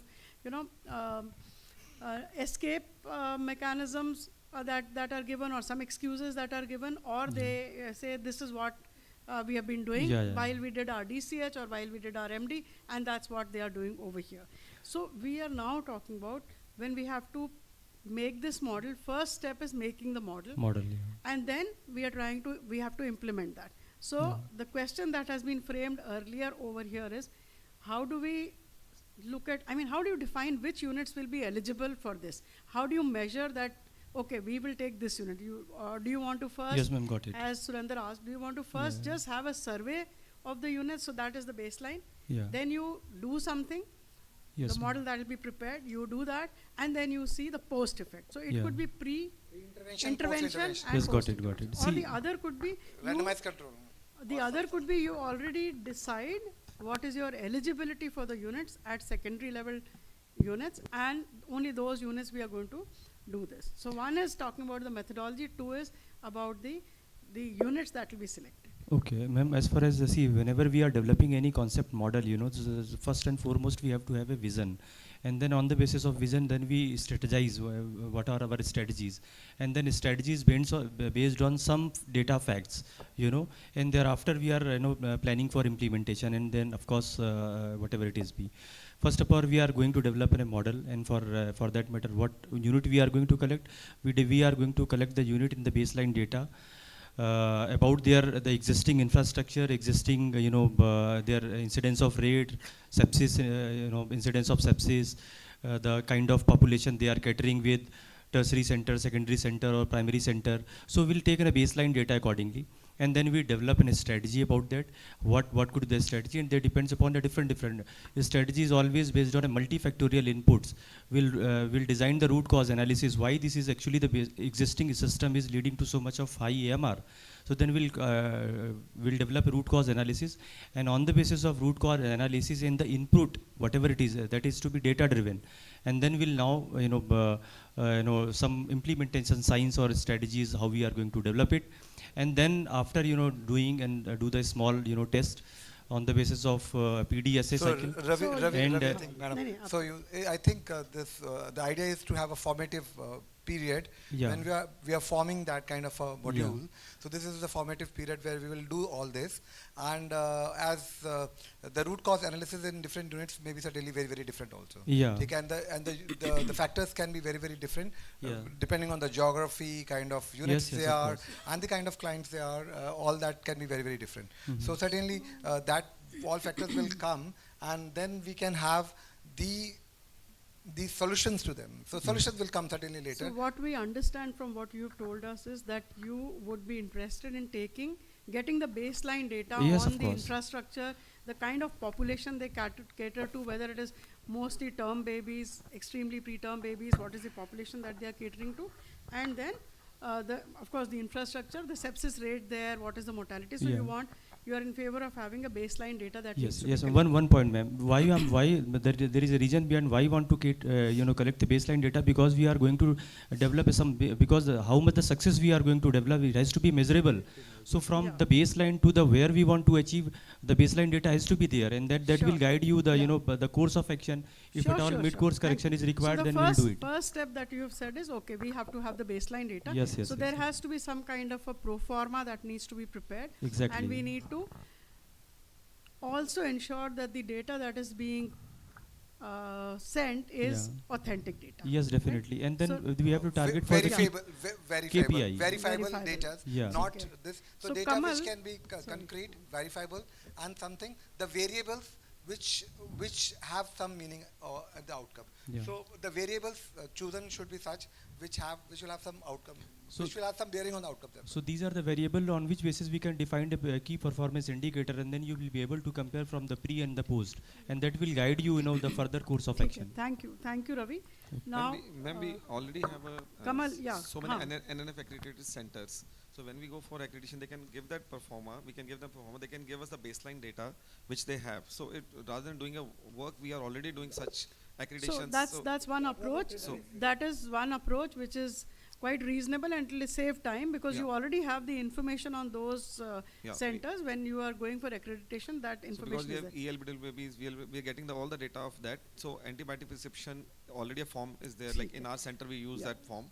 And as So my question or task to you is, we need to develop antibiotic stewardship and infection prevention protocols. So do you think these are available? We can take them right away from a source, or we need to do this exercise all over again for the intervention phase now? Yeah. So you want to develop antibiotic stewardship? Do you want to develop infection control protocols?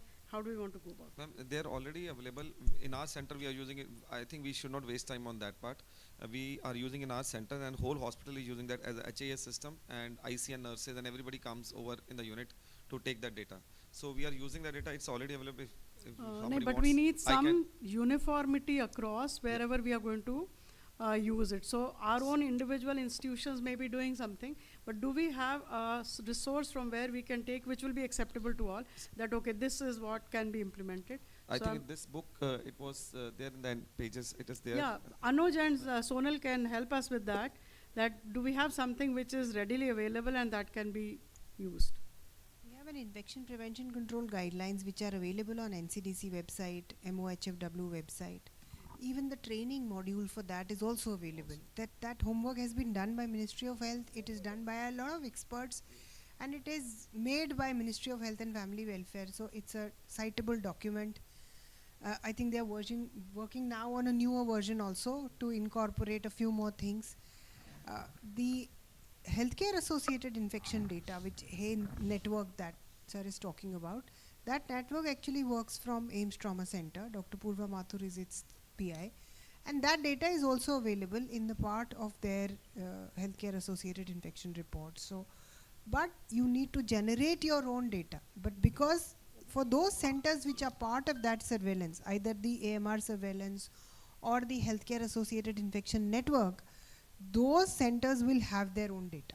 Like what this is about the healthcare associated. Now, for the rest of that, the antibiotic policy may be there, but you will have to customize it to your own need depending on what your patient population is and what your hospital formulary allows you to make changes. So that I think you will have to customize it. Similarly, the diagnostic pathways you will have to customize. Maybe a center may not have interleukin 6 and 8 available, or a procalcitonin available on a rapid mode to you.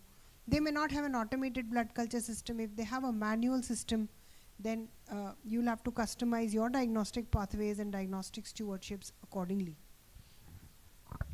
Certain things remain common. For example, the amount of blood that is to be added to a blood culture bottle will remain same wherever. So these kind of things you may not be able to, no need to customize. So Pradeep is actually working in a neonatal unit for many years, NNF activity unit, which he was alluding to, and I think he can tell something about it. I have a suggestion.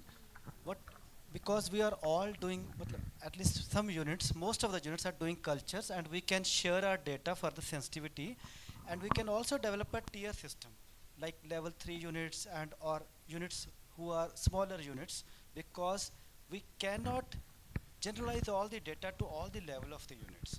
So data sharing is something that will be quite helpful, because my data and your data, we are using it isolated. So that is something NNF can pitch in and the units can. Dr. Manmeet, Manmeet is actually heading one of the leading medical college in Amritsar. She's the head of the Department of Medical College, Amritsar. And Madam, yesterday only we had Dr. Meherban Singh talking so much about the medical college in Amritsar, and you have a legacy to take care of.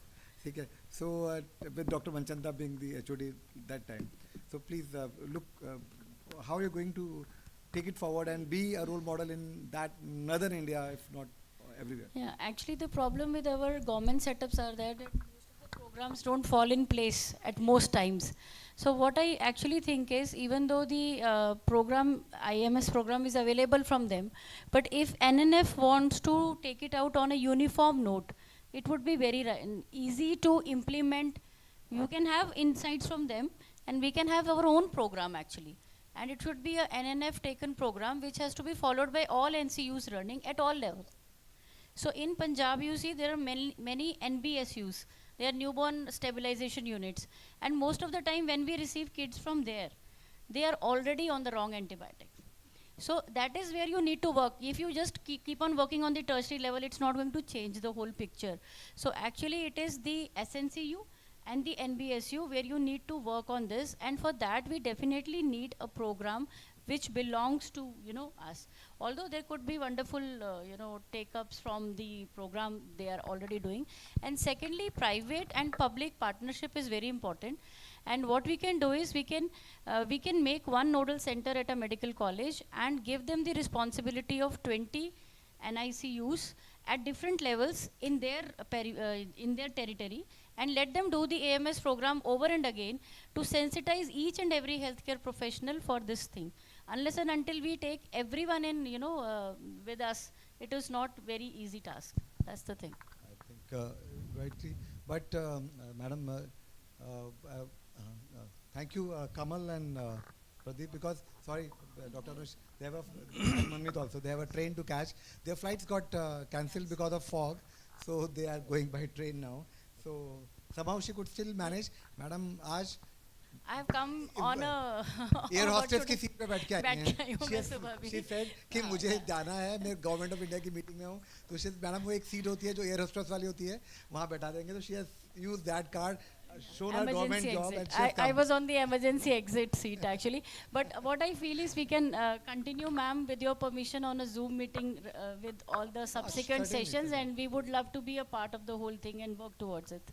Thank you so much. Thank you, Pradeep. Thank you, Manmeet. And thank you, Kamal. Thank you. Ma'am, if the chair is allowed, so one input can be given.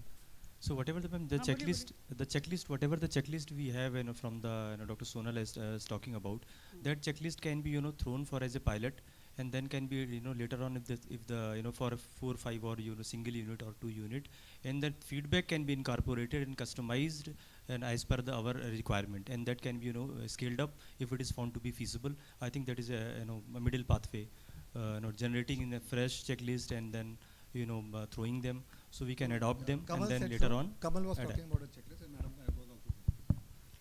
So only thing is we need to Some check changes, yeah. whether the checklist is applicable Yeah, to the neonatal yeah, unit or not. That is uniformity, just to have a uniformity. If it is all, that can be adopted, Yeah. So later on developed and to make a uniformity, that's all. So Surjit, हाँ जी, आप बोलिए, बोलिए. Just I wanted to know who will be the target population for this, because in India also still many of the SNCU don't have the facility for the blood culture. So we had to take consideration of that also. Right? Many of the center of the SNCU they don't have. That's why it's supposed to be a tiered sort of approach. You can't have one size fits all for all neonatal units. That's why a differential approach is planned. But also just to supplement what Dr. Sonal mentioned, we have the national IPC guidelines, training resources. The National Antimicrobial Stewardship Guidelines are under development. A draft has been prepared. It's in the advanced stages of finalization, and they will also come out soon. So you will have something to bank upon, not just the IPC guidelines, which are again very important, and the checklists are there, but also the antimicrobial stewardship in healthcare facilities. You may need to adapt that to neonatal care units and SNCUs. Also, data is something which is important, but more than data, it's the data analysis which is important. Data everybody collects. Nobody analyzes it to convert it to information which can then be used for action. So the primary purpose of surveillance is data for action. You look at data. If you don't make sense of your data, you don't benchmark your facility vis-a-vis the other sort of facilities, then we lose that perspective. Also, there are a number of tools which are available to make sense of this data. For example, if we are looking at AMR surveillance, we have HUNET. So the microbiology lab in your healthcare facility can make sense of the neonatal samples antibiogram. So you can have a separate antibiogram only for your neonatal care units. Same way you can use the AMC tool which NCDC is using and the PPS survey for antimicrobial consumption and antimicrobial use surveillance in the neonatal care units. In addition to that, Dr. Purva Mathur already has HAI surveillance which is happening across India. So those same definitions, the definitions are not going to be changed to neonatal care units, but those surveillance can be started for HAI surveillance, not just the practices, but also ventilator-associated pneumonia and catheter-associated bloodstream infections, catheter-associated UTIs. Also, any outbreaks need to be monitored. Surgical site infections may not be very relevant for your setting, but monitoring outbreaks of any HAI outbreak, which may be, outside these 4 common ones, also needs to be monitored. So just thank those you, couple and of things. I'm trying with the permission of everybody. I think, as rightly said by Dr. Lalan, so since we are trying to have a model, so can we restrict it to only units who have good microbiological facility? First and foremost. So why then live in a confusion? Because even with hospitals who have good microbiology support, it is not that antibiotics are misused. Antibiotics are still misused in units. So we have to show that in a units where good microbiological support is there, whether they were actually following antimicrobial stewardship to that level. Talking about the eligibility criteria, no? So one of the eligibility criteria could be that if you have facilities for blood culture, do you generate antibiogram in the past 1 year? Because if they have that data, they will be immediately able to provide you. Like when I was working in Harding, to ma'am, we used to give a separate antibiogram for neonatology, separate for pediatrics, separate for adults. So that by HUNET, as sir said, it's like this. So it's not that difficult task. The only thing is that the data at the time of collection should have been good. Only then it will be the microbiologists be able to give you that data at that particular time. So I just want to throw, sorry. Yeah, Anuj, go ahead. Just one suggestion, and I'm playing the devil's advocate here. It's a good idea to focus only on facilities which have microbiology support. But how do we bring about change in the system if we leave out centers which don't have microbiology support? Because I'll give you the reason why. There's a national list, National Essential Diagnostics List, in which all district hospital labs have to have culture sensitivity facility. Now, this is an opportunity for you to ensure that this gets implemented. If you monitor, include a basic antimicrobial stewardship module, which also monitors the morbidity and mortality in the NCUs, so that you can compare with microbiology lab support, without microbiology lab support, what is the difference between the two? And again, the private sector is something which actually prioritizes IPC. And the reason is very simple. For them, it's a huge reputational risk if they do not prioritize IPC. But more than that, for them, it's an economic issue as well.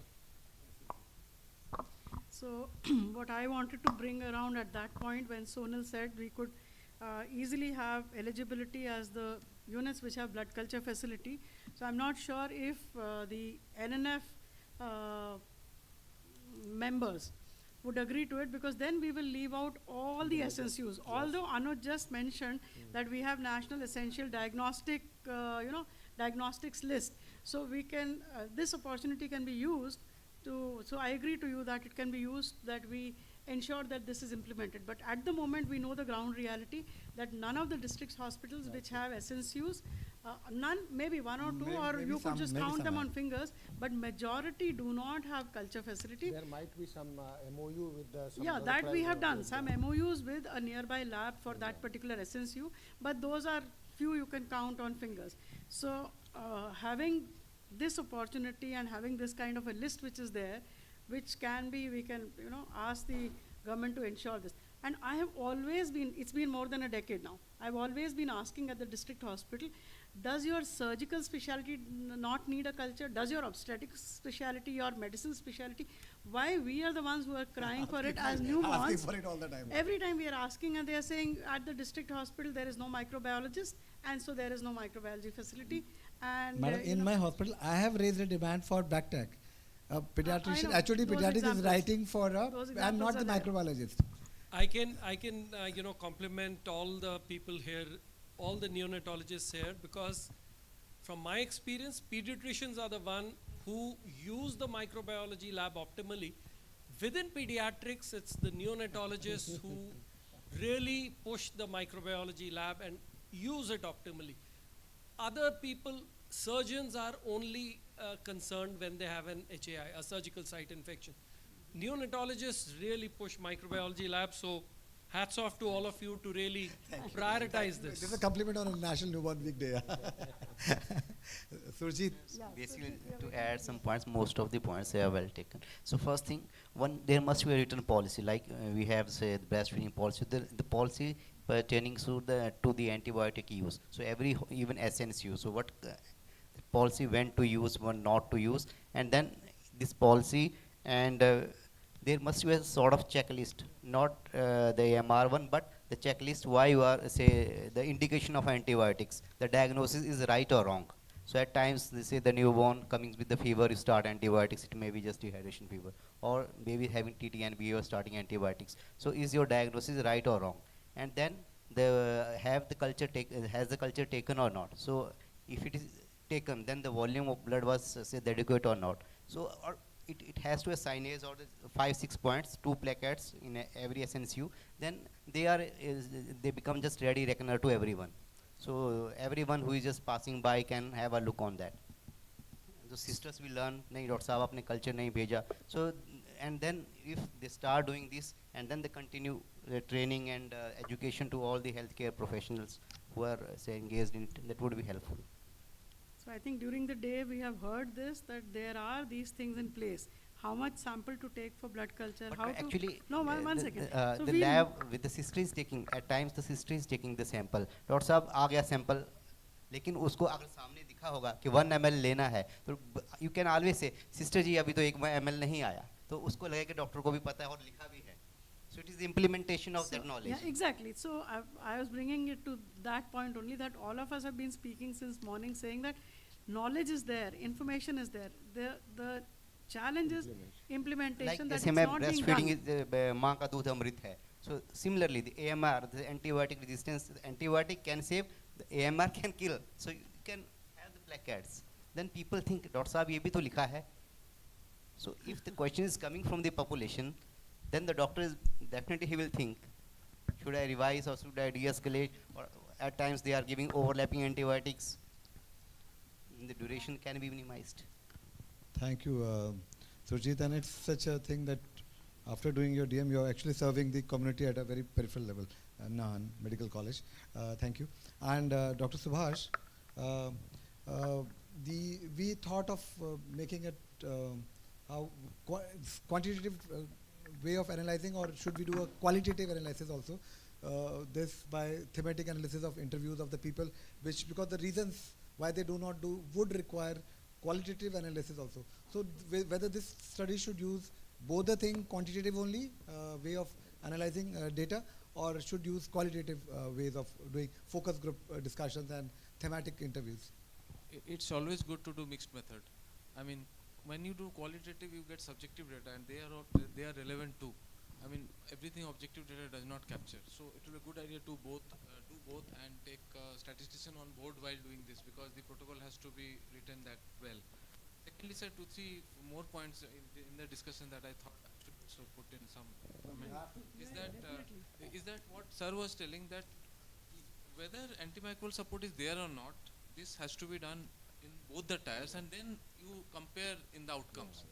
I mean, it can be done that way. So we need not be kind of. So there can be units without any bacteriological support and still having good antimicrobial stewardship. And also in where microbial support is there, and see the impact. Still not. It will add more value to the entire thing. Second thing is that checklist, sir, that you were mentioning. Can we see the checklist just now and kind of decide, because that would, we all are here sitting. I mean, if it is possible, I don't know if it is practically possible, it would kill the issue here only.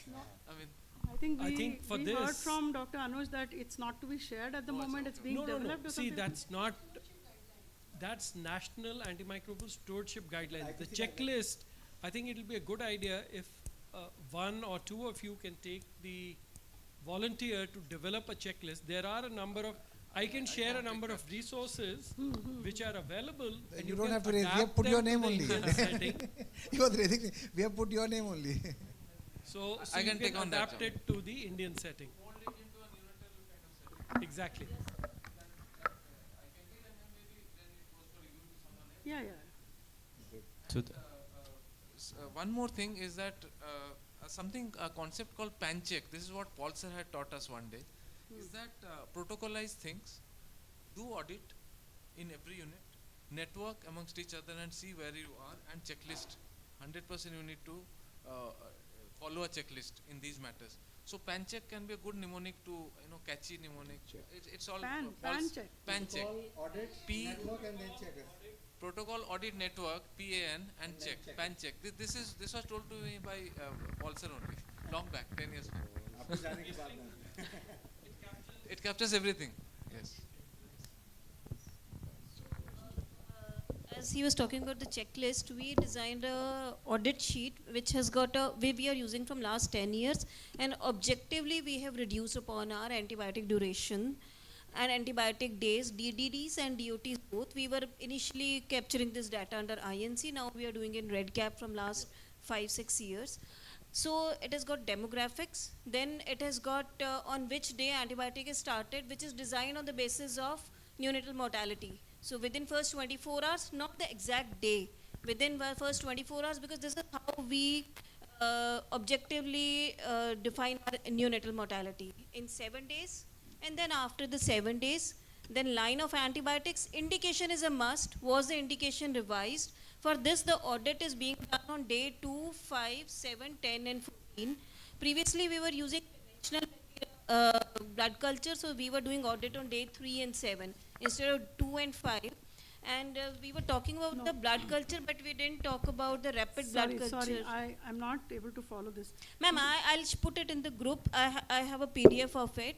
And so indication for starting antibiotic, you want because to know? we know in newborns a lot of time. No. I'm following that in the sense when it is to started, that is to be noted. Indication for starting to be noted. What is this day 257? Ma'am, this is the audit when the neonatologist on the round has to do whether I should continue or withhold. Okay. So indication for starting an audit, recurrent audit, to stop, so that you have an inclination to stop. And on the back of it, what we have done is we have written the doses. Because lot of time, because we have done lots of studies on medication error, the doses are not being revised as per the day. And another is the reserve antibiotics. So we are using it from last 10 months. We have not objectively calculated how many colistin we have reduced. So it's a pre-authorization sheet. It's a QMR coded sheet. So the resident sends it to us as a request, in which there are certain criteria we have feeded in. So the request has to be passed by, we are 3% working in, right? So the request has to be minimally passed by 2% before they are authorized to use colistin, so which has reduced our colistin use. But as of now, we have not, again I'm saying, objectively analyzed how much, because it usually we do it after a year of the things. So we have a hand from the floor, Dr. Panda, yes. वो ला रहा है पीछे से. So month end we are looking what is the proportion of neonate, those having less clinical symptomatic but culture negative, receiving antibiotic more than 7 days. Or like sometimes also similarly even culture positive cases receiving antibiotic more than 14 days, like that one. So that way you can also reminding, and that's why what madam told, these 2 parameters we can add it, and we are giving empower the nurses to remind the doctors, okay doctors, time is on, we can stop the antibiotics. This is what we are practicing now from the step down unit. So sir. initially we decided at the round that the days should not be exceeded, it should be finished by 7 days. So who sir, because the residents they keep on changing, they may not be opening all the treatment pages. So there is a full stop in the sisters treatment sheet, sisters file, those who are looking and taking the round. So actually the sister remind us that now it is the 7 days completed and then you stop and Resident लिखता नहीं है day 5, day 6, day 7 No, antibiotic के साथ में. the once the baby shifted from the main nursery to step down, busy unit. it was decided there only. And sir, then just who to are- add on to then that, who are sir. taking the step down round, they may not be visibly. So it is planned right from the transfer to the Okay, so we nursery. have innovative ways, our ways of trying to reduce the days on Days of antibiotic which are antibiotics. not required. Ma'am, just one to add on. Suksha ma'am would also add to it, ma'am. I did from PGI. So there is a concept of a huddle. So every day morning, all the NICU staff, in fact the residents, the faculty and all the nursing officers, so we'll have a huddle. We'll discuss how many total babies we have, which all is on what support, how many babies are on antibiotics, how many are on high-end antibiotics, what is their further plan. And if we are planning any, how many babies are on central lines, so what is the procedure plan for the day. So that sort of huddle, so everyone is aware that how many babies are on antibiotics, how many are on colistin. So then we can actually take a call that whether this baby, does he requires to be continued on antibiotics or not. So that concept also can be thought of. Yeah, we can request Dr. Amit Upadhyay to please come onto the dais.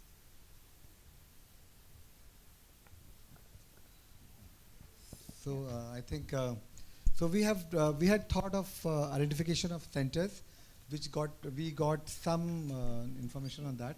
I think. So when we are sharing this kind of, what all we are doing. So with our microbiology department, with Dr. Sonal there at that point of time, so we had looked at in a similar way, meropenem reduction, from how many babies were on meropenem in the unit and then how many have come down. So our board clearly reflects every morning, each day, as to how many babies are there in the unit, how many are on on antibiotics, and how many are on second line, how many have been upgraded to second line, which is something that is in the morning, it's right there in front of anybody who is walking into the unit. First thing that they see is this, okay, today 3 babies are on second line, today 5 are on second line, or there is no baby on second line. Total babies are about 12-15% who are on antibiotics. The day it goes more than 20% of the total, it's like there's something that's going to come in the rounds, that why antibiotic usage is increasing, or why is it, beyond something which is kind of acceptable. Okay, 10-15% fine. Usse zyada ho raha hai, why is it happening? So these are different ways of having some kind of a check on what we are doing on a daily basis, and looking at the number of babies on antibiotics. Yeah. I think Amit is. Amit, aapka input? It's about it. You missed out some part of it, certainly. So we are talking about the model development, and in that we've spoken about what will be the eligibility criteria for the units to be taken in, and do we need to define our antibiotic stewardship policy? Do we need to have IPC protocols made newly, or can we adapt? So we have some resources which Dr. Anuj promised to share, and we can adapt from that, and Subhash is going to take the preliminary onus of doing that. So we've been discussing. Dr. Suksham is going to share her one. So now. That's great. Yeah. So your thoughts on anything that you want to add to the model development? Well, it seems to be quite reasonably made, and so what work they are planning to put up, let's wait for that, and then if it needs a modification based on our experience.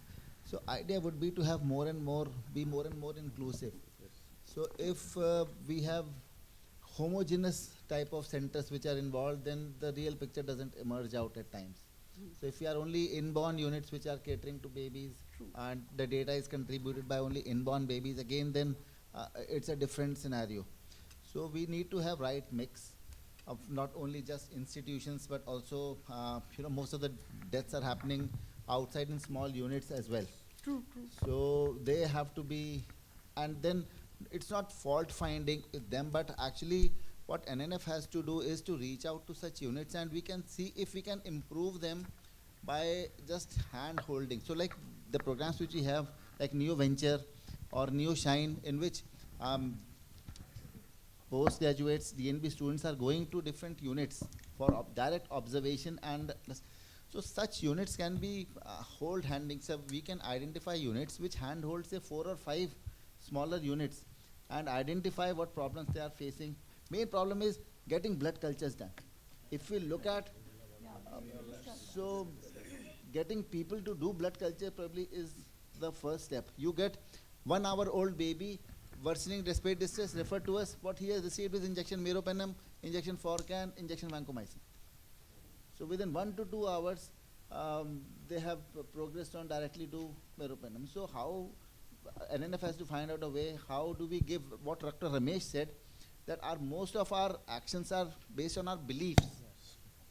So if we believe that, antibiotics will help, so that belief has to be changed somehow, and maybe NNF can play a big role in that. Thank you, Amit, before bringing out this point. Now, to reflect on this point and bring it back to our stewardship program, if we just go back to the initial part of discussion where Dr. Anuj told us about the pillars. Now, probably to have more inclusive this thing, we should be looking at that first pillar more, about the prevention aspect more, and then when we look at why are we going wrong in that, and when we are, when you're going back to that, then some of the points which have been subsequently discussed by others, like Sonal has said about leaders,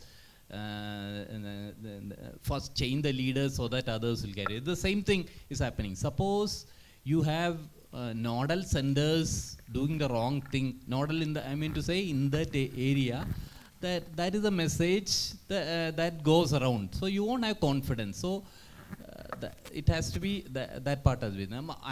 My point was something else, because do we have the ecosystem for this whole stewardship to actually get implemented at a faster rate? Ecosystem I meant, because why is the neonatologist forced to use this antibiotic?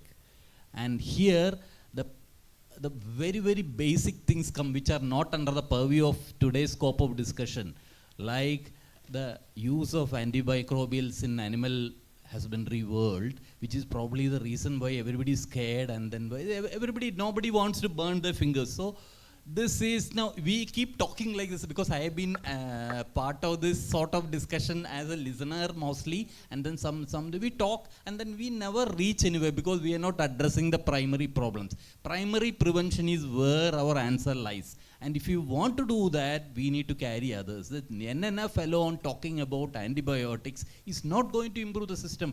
The baby comes with such a, this is what I was talking to Dr. Anuj in the stage also in the morning. Baby is being forced to be given that, probably even from causes before that, probably in the before delivery or after delivery in a center where, so the system has to change. So it is now going back from neonatology to the whole of medicine, and then to health, and then to education. It's going.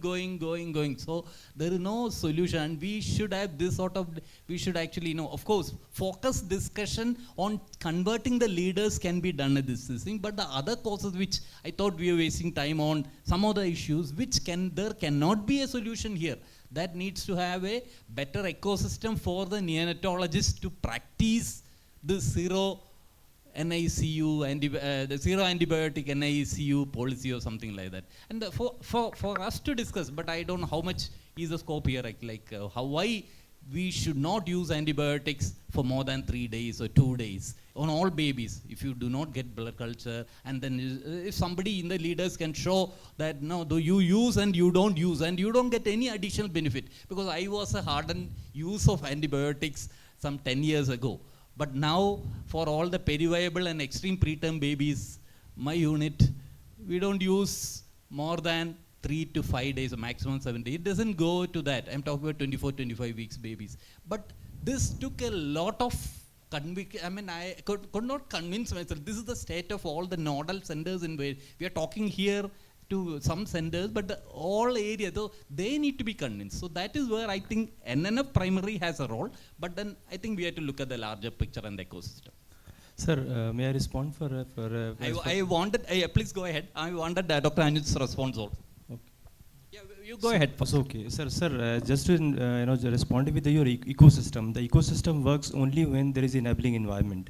So enabling environment is only can be provided when, if we are on the same page, why there is a, the blood culture system does not exist in a district hospital. So because we as a leader, we are all here, some of the government, the persons are there. So why we are not, advocating, there should be more advocacy meeting, why there is not, blood culture is available. Though there is a guideline by the government also, the district hospital can have an MOU with the blood culture. So why they are not implementing? Probably where it is the political, the willpower, or you can say the the more of lawful or strict rules and regulation, what we call. There has to be, so as a NNF, all the leaders are here. We should have a more advocacy meeting. Why we are not, still able to, after decades has gone, we are not able to provide a facility, now provide a enabling environment to develop a, facility for a blood culture. So I think this is a big question for us and food for thought for all of us. So the big challenge before Dr. us. Anuj, I just saw my message. Sorry, Vishnu. Vishnu was one of the panelists. Luckily, I think he has been hearing. I saw my message right now that at 3 he was supposed, I called him, but that time I was not, please come over. You have luckily listened to everything. You gave your input because he's coming from a state, he's in from Esther Hospital, Calicut, and a state which has done NMR of, so Dr. Paul was saying, 3 or 4, and I think the input, 4. So I think the units, the kind of survival, whether it was somehow related to good antimicrobial stewardship in Europe. Please have a seat.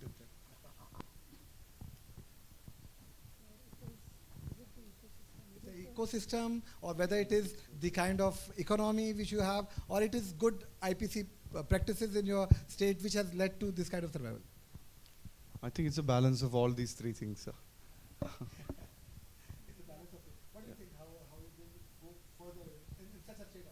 So maybe or you need to bridge the knowledge gap, create awareness, and highlight importance of all the 3 things that you mentioned. And and especially the tire system that we were discussing, all the 3 tires. So even though there is a gap, you bridge the knowledge gap in the peripheral or the first and second tier. Maybe as Dr. Amit was mentioning, MOUs with different centers for the like advanced care and basic needs would be helpful. Dr. Anuj, like how is it possible to really make this shift? Because why do people don't use ampicillin? Because ampicillin is rampantly the medicine given to chickens, and know that from there the original genesis of your resistance starts, and this is a mandatory practice if you want to bring up poultry. And so these are issues which are not in our purview. So what do you see from your perspective? Okay, so at the national level and at the global level, other sectors are also working on AMR. In India, earlier the veterinary sector was not very strong. Currently, veterinary sector is doing a lot more. They came out with the NAP AMR 2.0 2 years back, only for the veterinary sector. So they're doing a lot, and I'll also share the Kerala example. Kerala is doing a lot of stuff, but coming to the big picture, NNF is not the only professional association which is working on AMR. We've we started with Indian Association of Medical Microbiologists. Dr. Sonal is here, along with their leadership, and it's been there on their agenda for the last, I think, 7 or 8 years.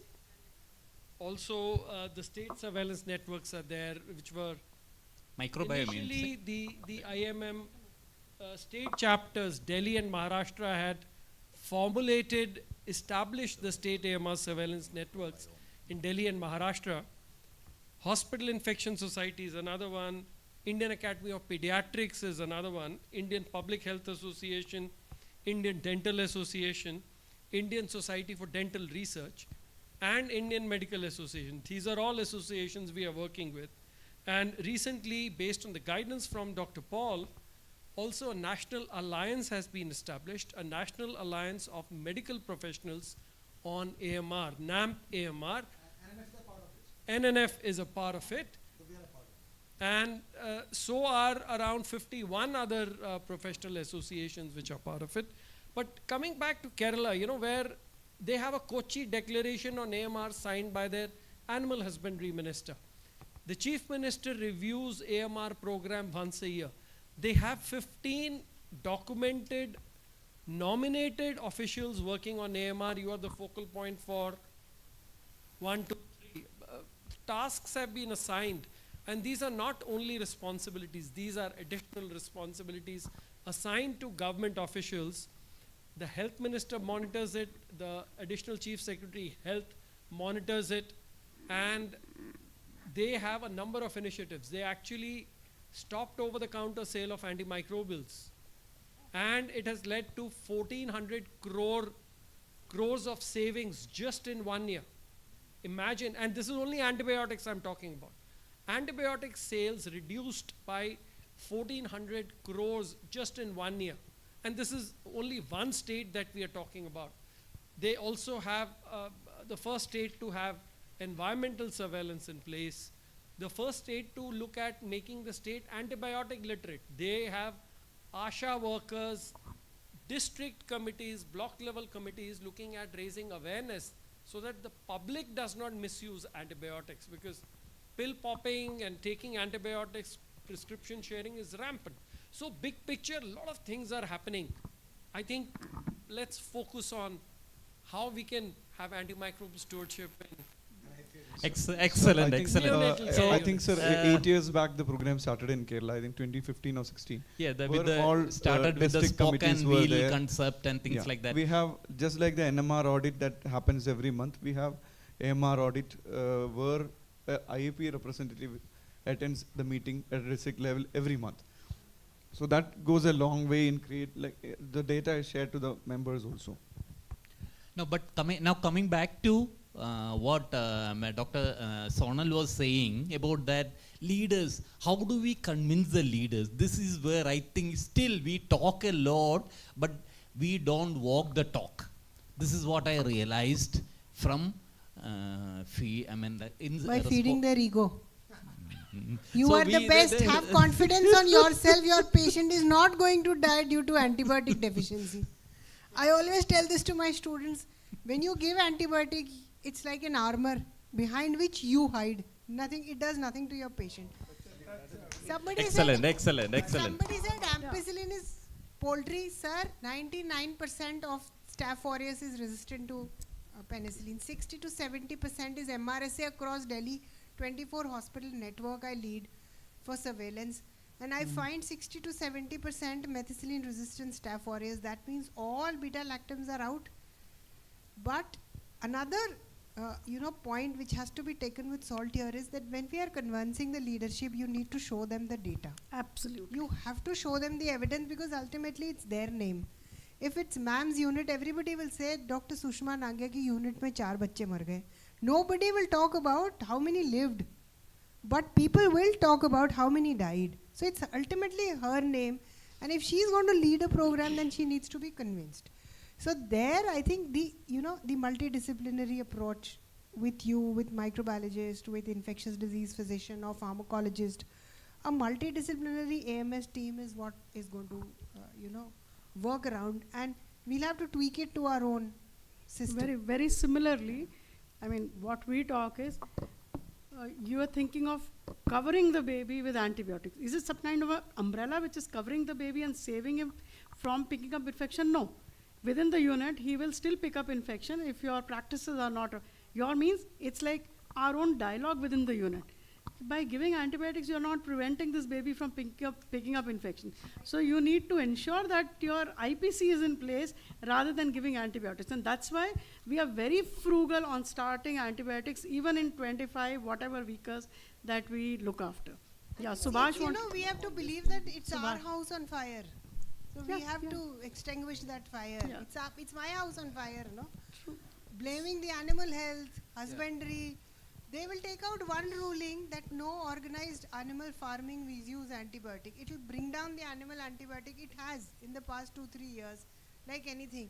Nowadays, you order something on Lucius, it says antibiotic free chicken. How much of it actually goes inside, survives your cooking, survives your stomach acidity, that antibiotic? What is the amount of residue which is coming in? There is not much data on it. So again, we are hiding behind another armor that poultry is using it. I am not using it. Is it right? It is my house on fire. There is one point you have, that's a very valid point. The other side of the story, the bug that gets resistance there is the one that is resistant to only a process. It goes through other means. So like the chicken, it's not true you are eating that it is coming. So that is going in because you give antibiotic, the bug gets the resistance, it escapes out of chicken, it will find another way and it will come. So it is probably those issues are there. They are working very but hard, I sir. 100% we agree. Have to work more harder. They are working very, very hard. So I 100% agree. We should not blame others and say we are the same. I agree on that point. So also, I mean, responding to Dr. Sonal and to Dr. Manoj and everybody here, is that we should still pat our back as neonatologists that we think of not using antibiotic. We think of not stopping early. Go to adult ICUs. I have had my near and dear ones getting admitted in elite adult ICUs, and they start with 3 antibiotics, and a day passes and next day they're ready to start another antifungal, add to these 3 antibiotics. And when you talk to them, he says, you look after small babies, madam. They come, they are naive. They don't come with resistance. We look after adult and elderly adult who already have a repertoire of so many organisms in their gut which are resistant. On top of that, their age is making their immune system deficient. So they are not guilty of giving half a dozen of antibiotics. And we've lost, I mean, all of us can relate to this, that we've lost our loved ones who are elderly parents, parents-in-law, whoever, in the elitist of the hospitals in Delhi. Ma'am, how much is the role of nexus between doctors and for promoting antibiotic usage. I don't So think we this should is an touch the important. topic at No, all. so this is an important thing because pharma company also should be told not to go to villages to promote meropenem. They come to us and say meropenem is the drug of choice. ये Nelson की textbook, ये Harrison textbook, it says meropenem usage for pneumonia, best drug, and you should use it. So this is also something like we, pharma company is something which can be talked to and told them that okay, you can't promote meropenem, colistin, and you the new antibiotics. So that is also another thing which can be looked at. So good. So thank you. I think we have discussed most of the points, and since we all feel the same, and there are questions which always disturb us badly in our mind. So I think that is said and done. So we have to set some timeline for this. I'm just a minute. Just a minute. You will get a. We have to felicitate you just a second. So we have to set some timeline and some formative for this formative discussions. So we felt, which we said, if not 2 weeks, 4 weeks time or something, certain, we can come up with some formative, which you kind of volunteered, and this. So we can come up with some baseline data collection, and then we will have some tracking tools, which you have already said, and the group can give responsibilities to somebody will try to collate data, or even the units, the participating units, like if we wanted Vishnu's unit in Kerala to be one of the units, vis-a-vis the unit in Chhattisgarh, or vis-a-vis some unit in, so these are units which we can select, and then the data will be collected. So some nodal persons will be collecting the data, and somebody will be looking at whether the data is being collected in a manner which is actually worthy of getting analyzed or not. So that kind of data, and what do you say that data? Safety or not safety, the kind of data, quality of data. Quality of data. The entering the data is getting, that should be quality. Otherwise, it will lead nowhere. Something which is valid and which can be verified that yes, what the data is those coming things, is actually those true. responsibilities will be given to us. Dr. Manoj. So the first responsibility has been taken up by Subhash to look at the IPC protocol and make a draft of that, or and then circulate that. So thank you for that. Other responsibilities we need to own up that okay, I will do this aspect, and then we need to move forward. So Dr. Manoj, who is the incoming president of the National Neonatology Forum of India, will be summarizing and putting his thoughts into it as to how we take it forward. Dr. Manoj.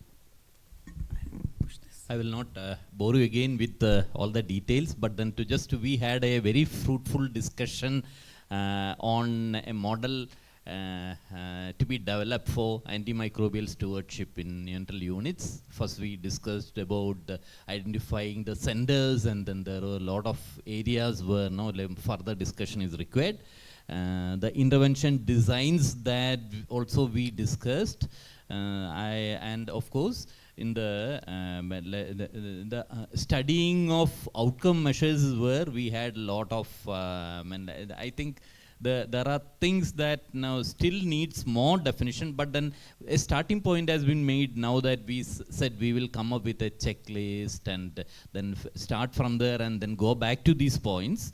Now after we had done that, then I think we will proceed further. So now regarding the timeline, it would be a great idea if in the next 4 weeks or so, if we could have a model ready, and then after that, taking expert opinion from the experts in this field, we could decide 2 things: how to take it forward in NNF, as well as how to collaborate with our other partners whom we could also contribute, and in the collective effort. So because this is a problem, and probably the reason why the other partners don't feel it's a problem is because they don't. We deal with a vulnerable population, but then the problem is always there. Once they convince, I'm sure they will also come on board. I think time is already we are delayed, so that's it. You. Over to Amit.